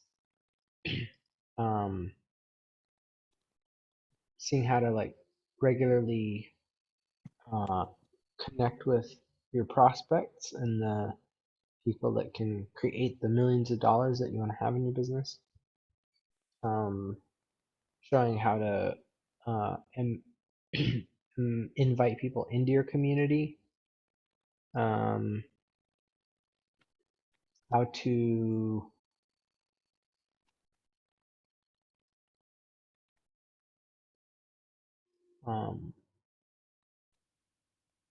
anyway, it's just the systems of like how to support a community running again and again. And then let's see. The week 4, we changed this to live launch feedback sessions. The build recipes decided by group, like what kind of stuff they want to create. The growth booster blueprint for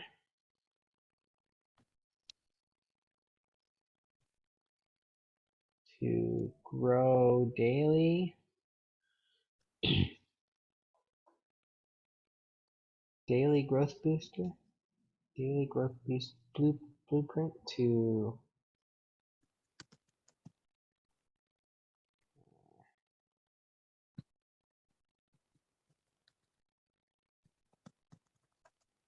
bigger. As you were talking, I was just taking notes, and I've come up with just like a basic structure. Let me know what you think. It could be completely off, but Sure. it's kind of like 5 major steps and one pre-step. So it's like Yeah. pre-step is create the group, Hmm. then create the group, or you prepare the group, Hmm. then you grow the group, then you build a culture and sell the vision of the group. And then you provide value and you kind of start teasing the next steps. So whatever comes after the group, and then it's like you make the offer of like, if you want to work with me, here's how you do it. So Hmm. that's kind of like the process from like launch the group all the way to now you're monetizing the group. Hmm. Like, I don't know if that's what you want to teach. I don't know if that's the structure you want to follow, but from what you were describing, that kind of seems like the journey that people would want to go on. Yeah, that sounds pretty good. And I don't think it necessarily needs to map linearly to what they're doing every week. But yeah, I think that makes a lot of sense logically in terms of like that's essentially what we're doing. We're helping them create the business structure that's like, okay, you got to start it. Just start with something, and then you're building it out to the point where you can monetize it.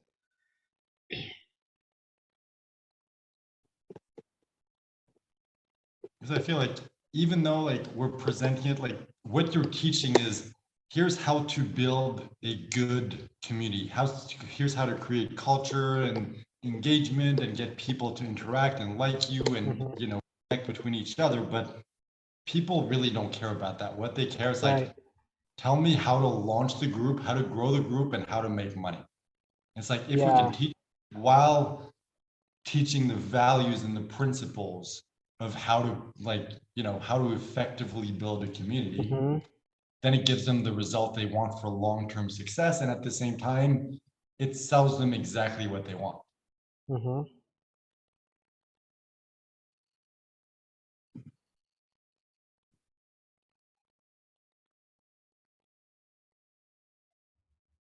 So it's kind of like here's like the all-encompassing manual to build good quality communities hidden within the framework of let me show you how to launch, grow, and monetize your Facebook group. Hmm.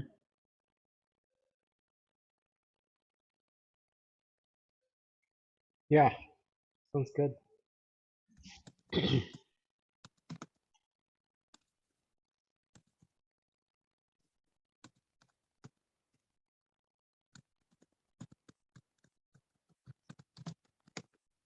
I feel like we want to make sure that we don't forget, we want this course to be normal. Hmm. Like, do people want? They want to make money.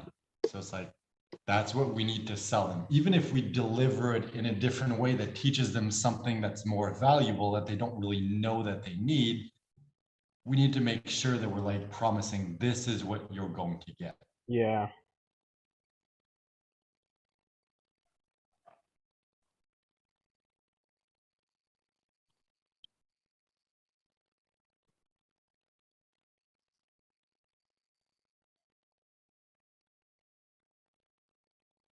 So it's like I'm coming at it from a very analytical perspective. You're the expert, you're the one who knows exactly how to deliver this.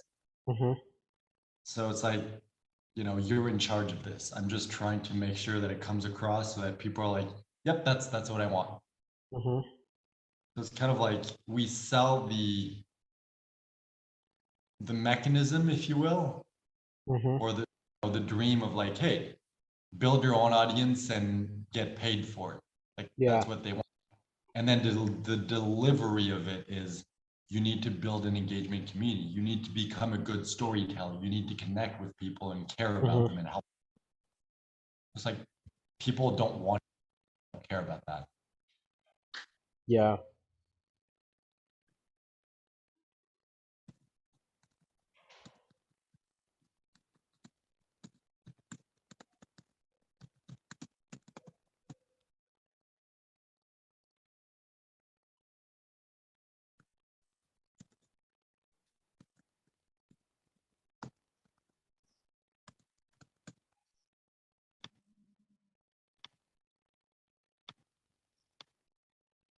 And it's so funny because everyone's like thinking like, oh, I need to be super original, but it's like all we need to do with this webinar is like, hey, you want to make money from your business and not be overwhelmed? Okay, we'll help you launch a group, grow it, monetize it, Hmm. and in only 5 minutes per day. It's like that's all we need to do. Is we kind of like forget it's that simple because we Hmm. know like mechanics and everything, and we've been working on this for so long that we kind of get confused. But at the end of the day, that's all we need to convey. Hmm.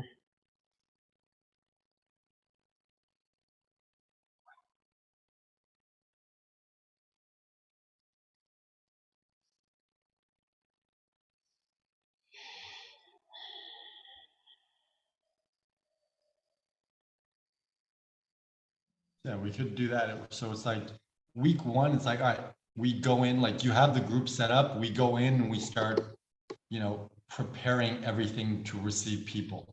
And then Hmm. the 3 week, like week zero is like, hey, you create the group. You can do it in like 5 days, 5 minutes per day, or you can sit down and do it in 25 minutes. You just need to do this before we begin the official life challenge. Hmm.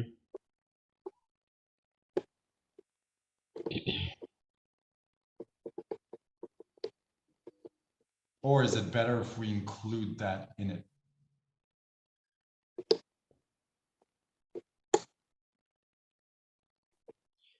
Because like maybe some people already have groups, but it's like it's a step, it's an important step just because none of this works unless they have a group.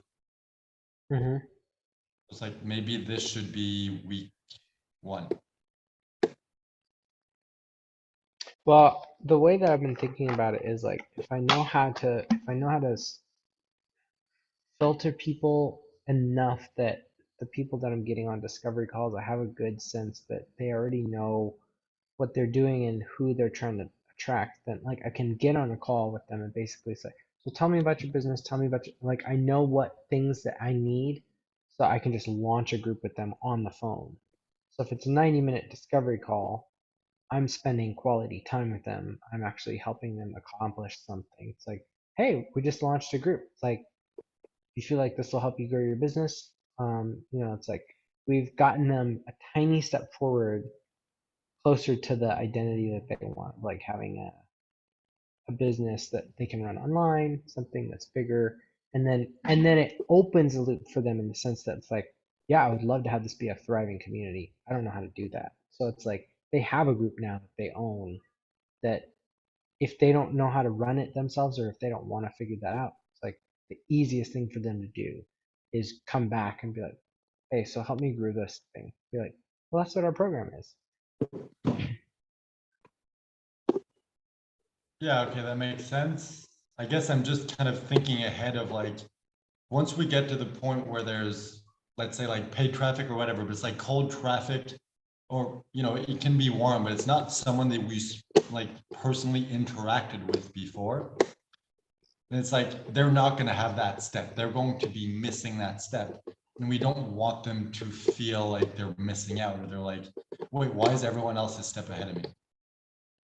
I think that, I mean, it would be, um, I mean, it's not any harder to include that as a bonus or like, if that's one of the ways that we bring people in a lead magnet, it's like, hey, would you like to launch a group in 30 minutes? Like they go into that community. As soon as they've launched a group, you know, we can reach out and be like, hey, would you like to hear about our program to help you fill it and grow it and monetize it? Um, I, I guess that does make sense. you could even run like a webinar to like, hey, here's how to launch your group in 30 minutes and like walk them through the process over like a video 60-minute video and just do what you would do on a call.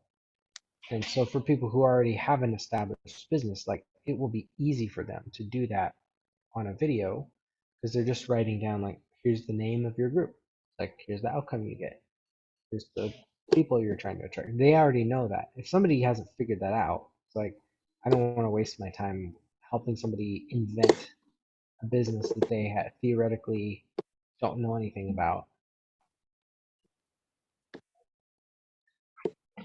But I mean, I feel like that would be a really easy Yeah. like workshop. You could be like, hey, for $7, launch your group in um, 30 minutes or so, and like cross that off your to-do list. Yeah, it would be a really good way, especially if it's like $7 or whatever, like low enough that it's like, or it can even be $1. It's like launch your Facebook group in 30 minutes for $1 or even $7 or whatever, like a Yeah. ridiculously low price, but enough that they want to buy in. Hmm. And then on the back end of that, it's like, all right, now that you have your launch, your group created, well, you're gonna want, like, the whole point is to grow the group and to Yeah. monetize it. Here, like, go watch our training on how to do that. Of like, we're gonna Hmm. walk you the step-by-step process of doing that. So it's like, you need a selling story. You Hmm. need to build, hold on, where is it? Why do I always forget this? Like, we've worked on it so much, but it's like the second I have to like, like rattle it out, I'm like, I forget. All right, so what are the secrets? What are the, there we go. Nope, that's not it. There we go. So yeah, the selling story, the building the audience, and it only takes 5 minutes. Anyway, whatever like that is, it's like you have your group. Here's how to grow it and monetize it. Hmm.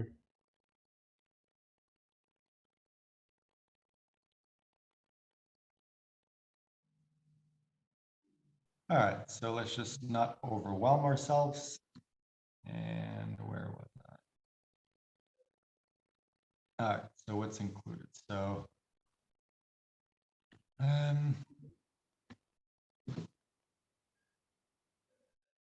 or if you want like time to just figure this out, we can come back to this later. It's not a problem. Yeah, I'm trying to figure out. Okay, so. It's like when it comes to teaching, like that's 100% you. When it Hmm. comes to explaining this is what you're getting, so it's like, easy like 5 week thing. It's like, hey, week Hmm. one, prepare the group, grow the group, build the culture, provide value, make the offer. It's like if you just present that, they're like, okay, I understand the process, Hmm. and then you can like deliver that however you want. But it's like as long as we have that clear, this is what you're getting, and they see Hmm. the value, like that's all we need. Yeah.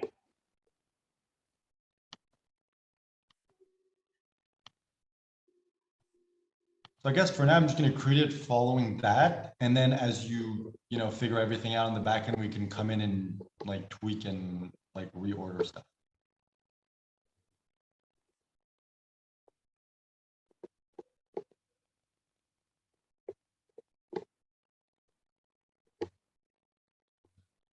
Okay, so that's in 2 columns.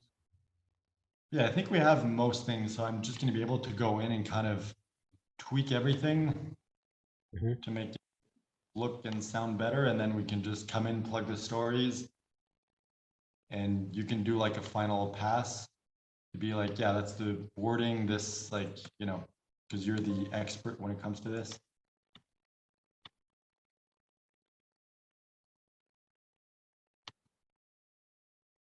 Yeah, I think we have most of what we need.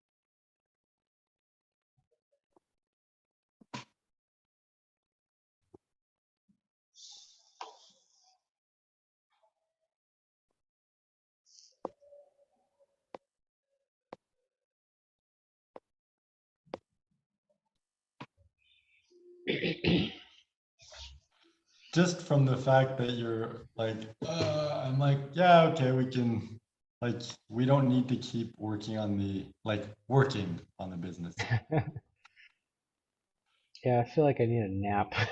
Because that's the thing, like, you're the one like doing all the mental work. I'm just like, all right, this is what we need. Compiling. This is what we need. And I'm like, I can do this all day. Yeah. Extraction.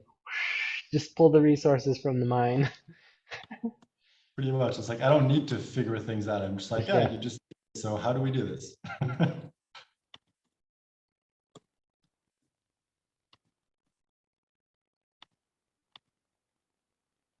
Oh, that's why we're dressed different. It's like I'm the one like the shining, it's like the resources, and then you're the one like that's like drawing all the, you're wearing the darker color. Like the black hole sucking up all the energy. Well, thank you. That makes me feel so good. Well, I mean, in some sense, it's like it's easy though. It's like it's I don't have to work to like pull it out. It's just like you just stand next to the vacuum, and then it's like I'm already made of this stuff. So what you were It's not saying is like that I suck. pretty much. Nice. Uh, like, what do you do in your business partnership? Oh, I'm the vacuum. I just suck a lot. This is a very gay business. It's like, oh, we get together. He like sucks up what I have to give him. It's like, no. That sounds kind of gay. Uh, All right. Let's see. I'm trying. Okay, what was the thing that she actually asked for today? Da, da, da, da, da, da. I want to set up an interview, something where I can get all the information in one place and make it easier for me to write it.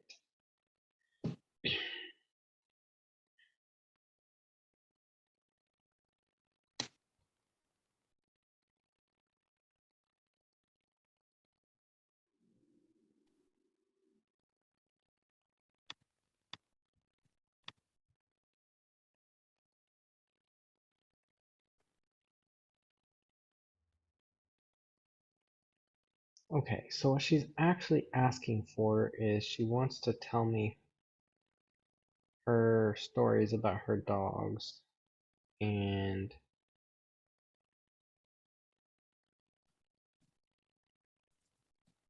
ooh, you know what? I know exactly how much she charged. She literally told me. Where is it? Is it on YouTube or is it in this?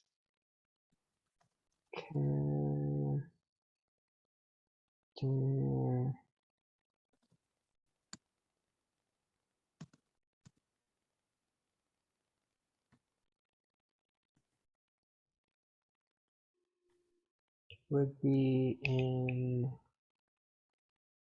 Launcher Group. Leslie.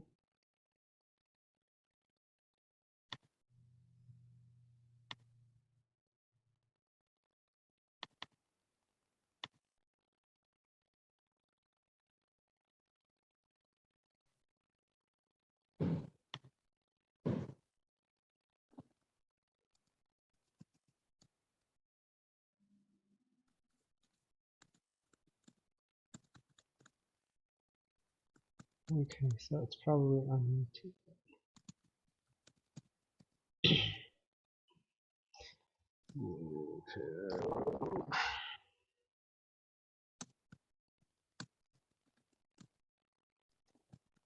What's that?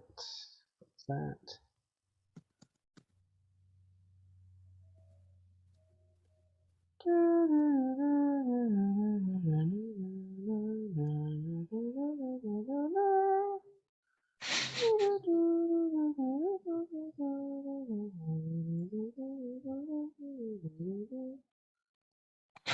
having fun there?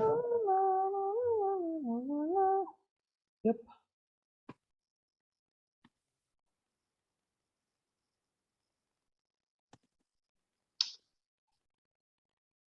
Music is like fuel for me. Like I listen to music when I'm running or when I'm taking the kids out. I feel like whenever I'm working and I'm like not in the zone, I like sing to myself. Funny. Tonya, call us Leslie. Here we go.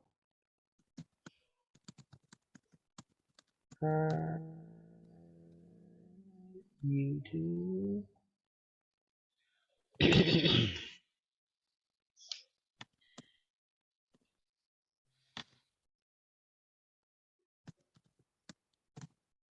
Hello. Yeah. Pretty good for his birthday cake. It was all right. I mean, not, huh? Oh, it was ice cream, but it had like sprinkles and cake in it.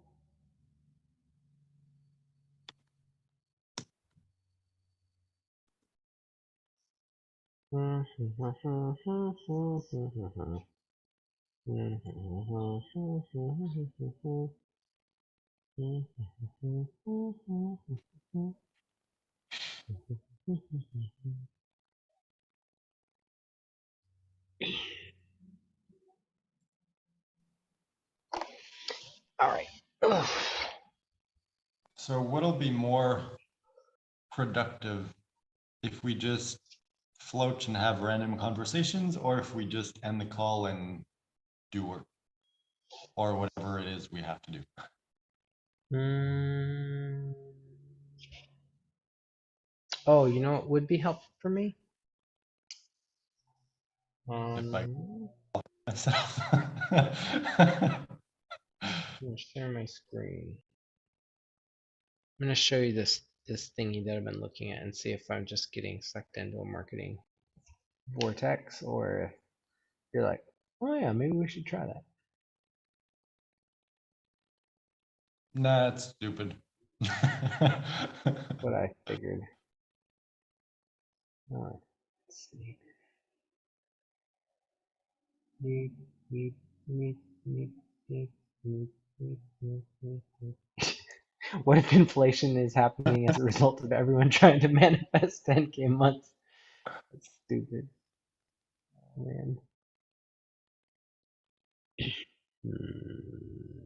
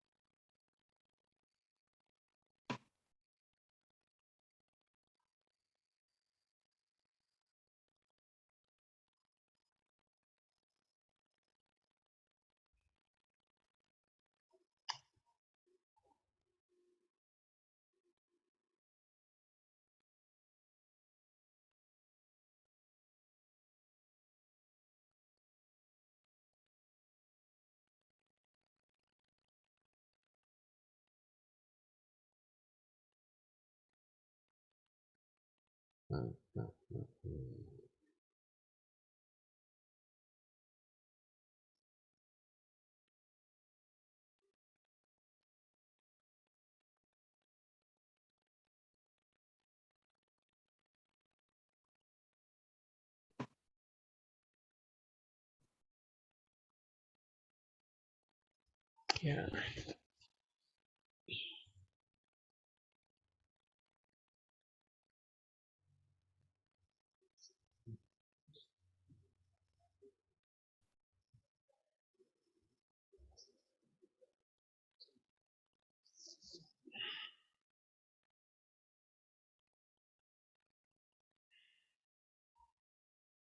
So if nothing else,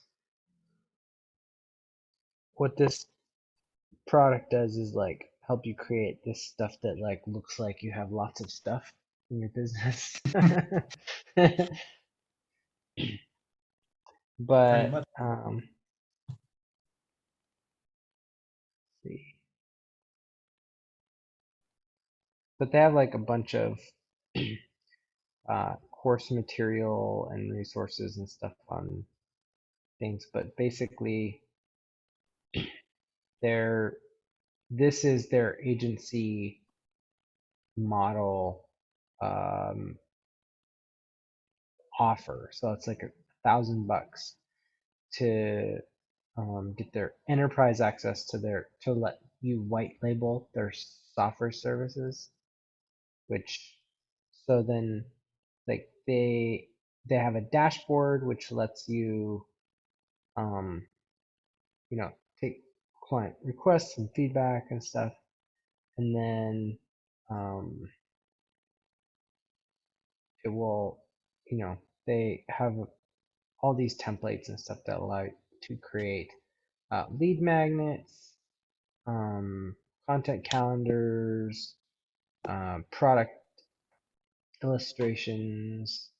They have like sales funnel, VSL scripts, different things that's all generated based off of the forms that you fill out. That's like, tell us about your business, and then it generates all of the, you know, okay, talk about your thing here this way. I don't know what the actual like finished products that they hand you look like. If they're like every other template thing that's like, yeah, but I still have like 90% of the work to do to fill in all the stuff.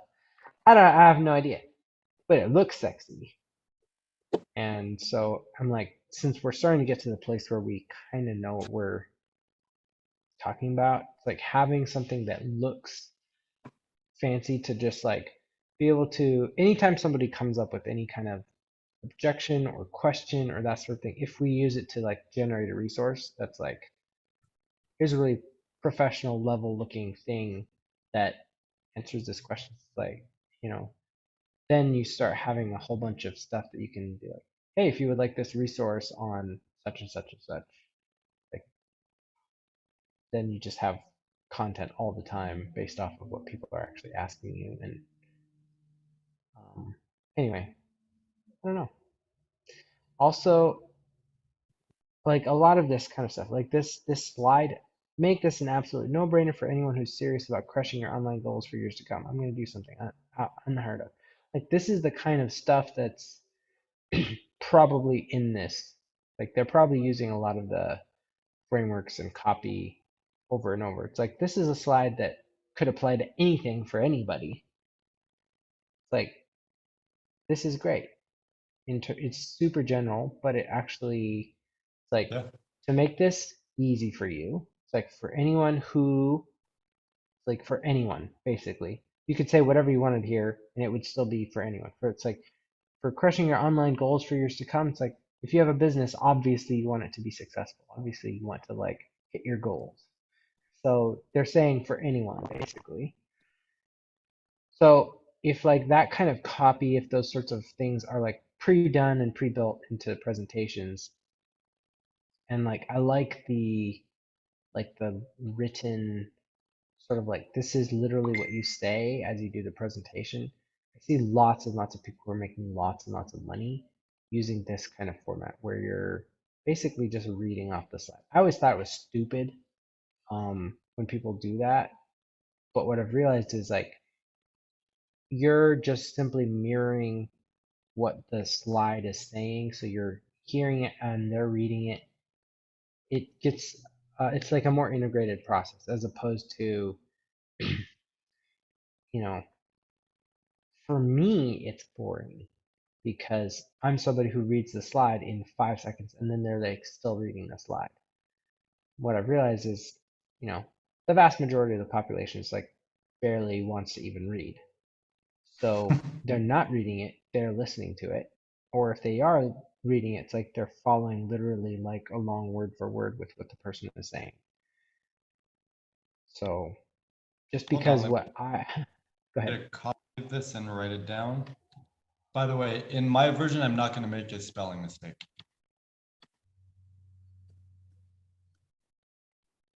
Unless you absolutely want me to. You know, I wonder I think I've seen people make spelling mistakes. I think it's something people do on purpose.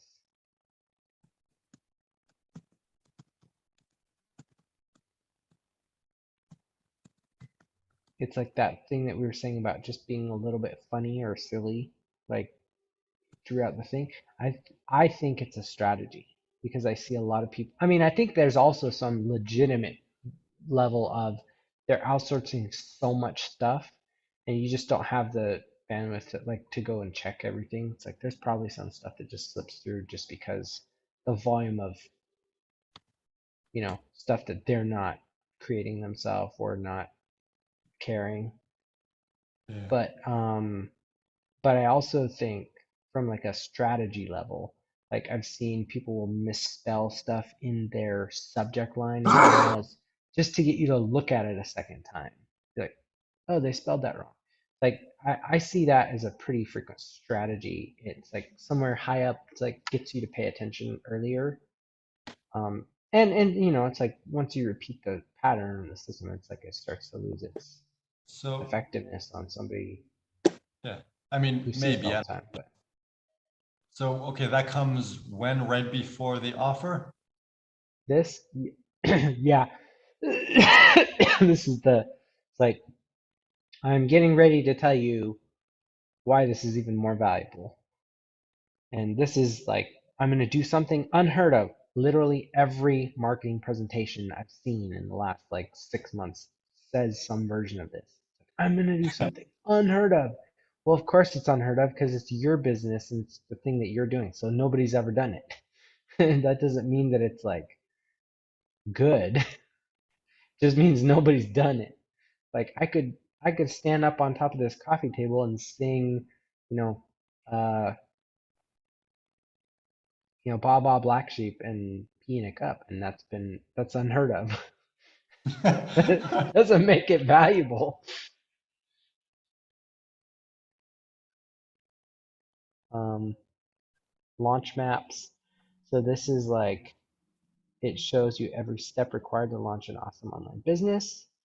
So this is kind of like what Felix is creating. It's like know exactly what to do in your business. It's step-by-step process. So he's saying it's like this is $1,000 value.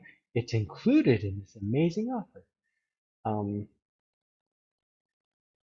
so then 2-day virtual launch intensive. I don't care about any of this stuff. What I'm curious about is the content engine that they've built that generates all of this stuff. And it's probably a lot of like fill in the blank template kind of things, but honestly, it's like the amount of work that we went to create this one thing um, off of a template. It's like I don't want to have to create that much stuff from scratch. Um, so I'm just curious to test drive the system to see how complete are So these things. what's like the basic version of this? Not buying to be able to resell, but just like It's getting like actual. $300. It's like 297, which is I think the only difference is white labeling. I mean, whatever this stuff is bonuses that I think is the um you only need to say maybe. It's like this is straight up stolen from Russell Brunson. And maybe he didn't even come up with this, but like try it for a full 30 days and this offer will be $3,500 per year, but you only get it for $1,000. So, the urgency is like, if we're going to charge recurring revenue at a super high ticket price every single year. Um, but yeah, their gross works. Let's see. I was trying to. Is this the demo?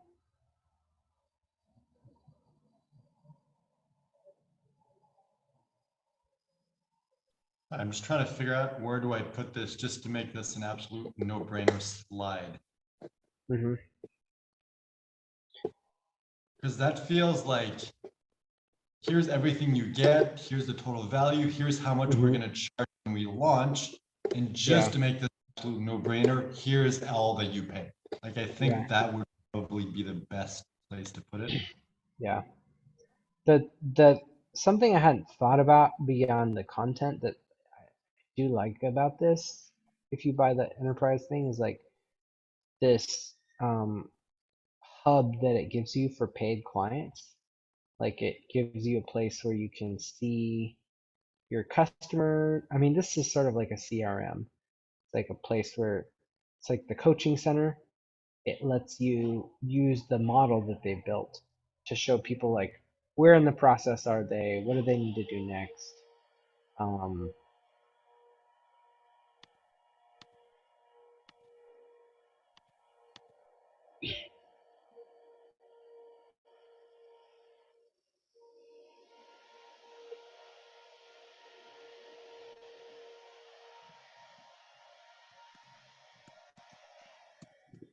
your own like see look this is interesting.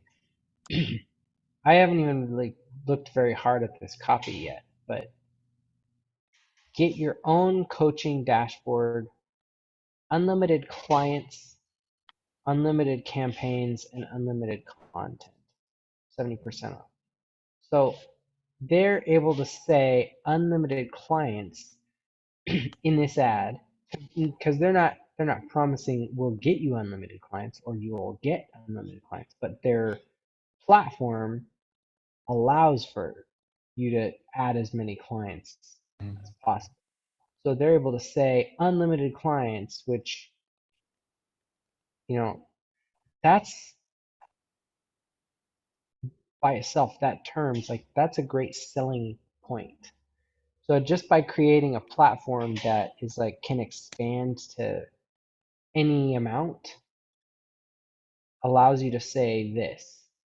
So maybe we can include that. It's like, a Facebook group is a business that you can run in a few minutes a day, but that can, you can get unlimited clients from it. I mean, you can literally have millions of people in your Facebook group. There are multiple groups that have millions of people in them. Imagine if that was your business.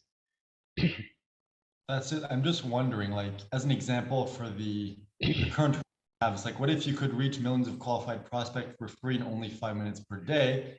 In this case, millions is better than unlimited.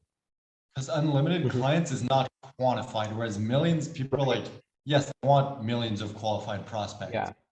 I want Yeah. unlimited. What is unlimited? Is it 50, 1,000, a million? Like, Yeah, unlimited sometimes in this scenario is useful because it lets you see it's like I'm not paying any extra for like I'm not capped at how big my business is and being able to service that amount of people. In terms of like yeah, growing an audience or attracting prospects, like millions seems more specific, therefore more believable but it than depends also. unlimited. It's like, it could be like, reach millions of qualified prospects with unlimited growth potential. Hmm. Like if you present it that way, they're like, yeah, okay, that makes sense. Hmm. But yeah, I do agree. Like that wording is very good. It's just in our case, I don't know if we can apply it, but it's definitely good to kind of study that and see like, okay, that's how they used it. Hmm.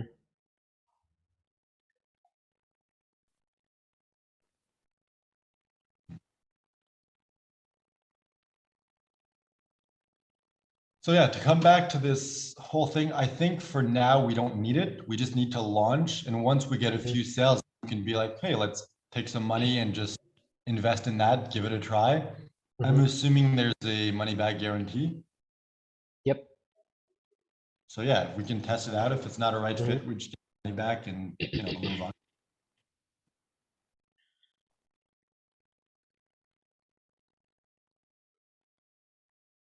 So yeah, I completely agree. Like if we can make our job easier, it's just for now, like we already have so much of everything done, like it doesn't seem really worth it to spend money on that. Plus, it doesn't really change anything for you because I'm the one doing all the hard work. And by that, I mean like, building the graphics and set everything up. Like you're doing the hard work, actually you know, delivering on what people pay for.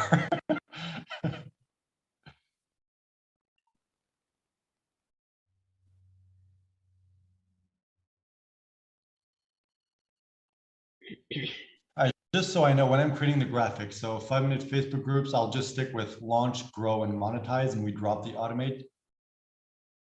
Mhm. Okay, perfect. And then the others, I'll just create whatever graphics seem appropriate.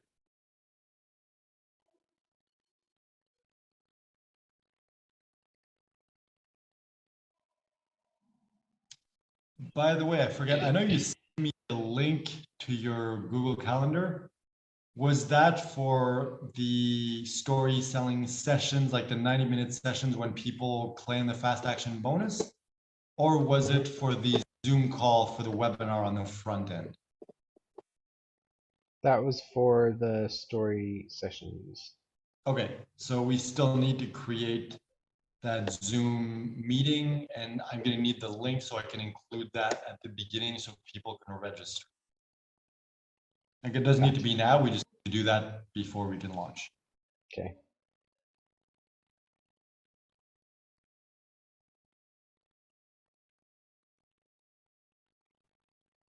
#1 secret tool for attracting new clients. Stand sideways and look at the camera. Start attracting your dream clients today. Taking a stranger to paying $20,000 in 7 days. The modern guide to lead qualification. Yeah, at this point, like I'm not being productive, so if you want to float, that's cool. If not, I'm gonna hop off and work because this just feels like a waste of time. It feels like we're both just kind of like, you know, scrolling on the computer, not really doing anything just because we're Yeah. on the call. So it's like either let's just float and have fun or let's go work. Yeah. I should probably message Leslie and set up a call with her. So Okay, yeah, maybe we should call it. we should All actually right. work. All right. Yep. See you later. All right. Enjoy your day. All right.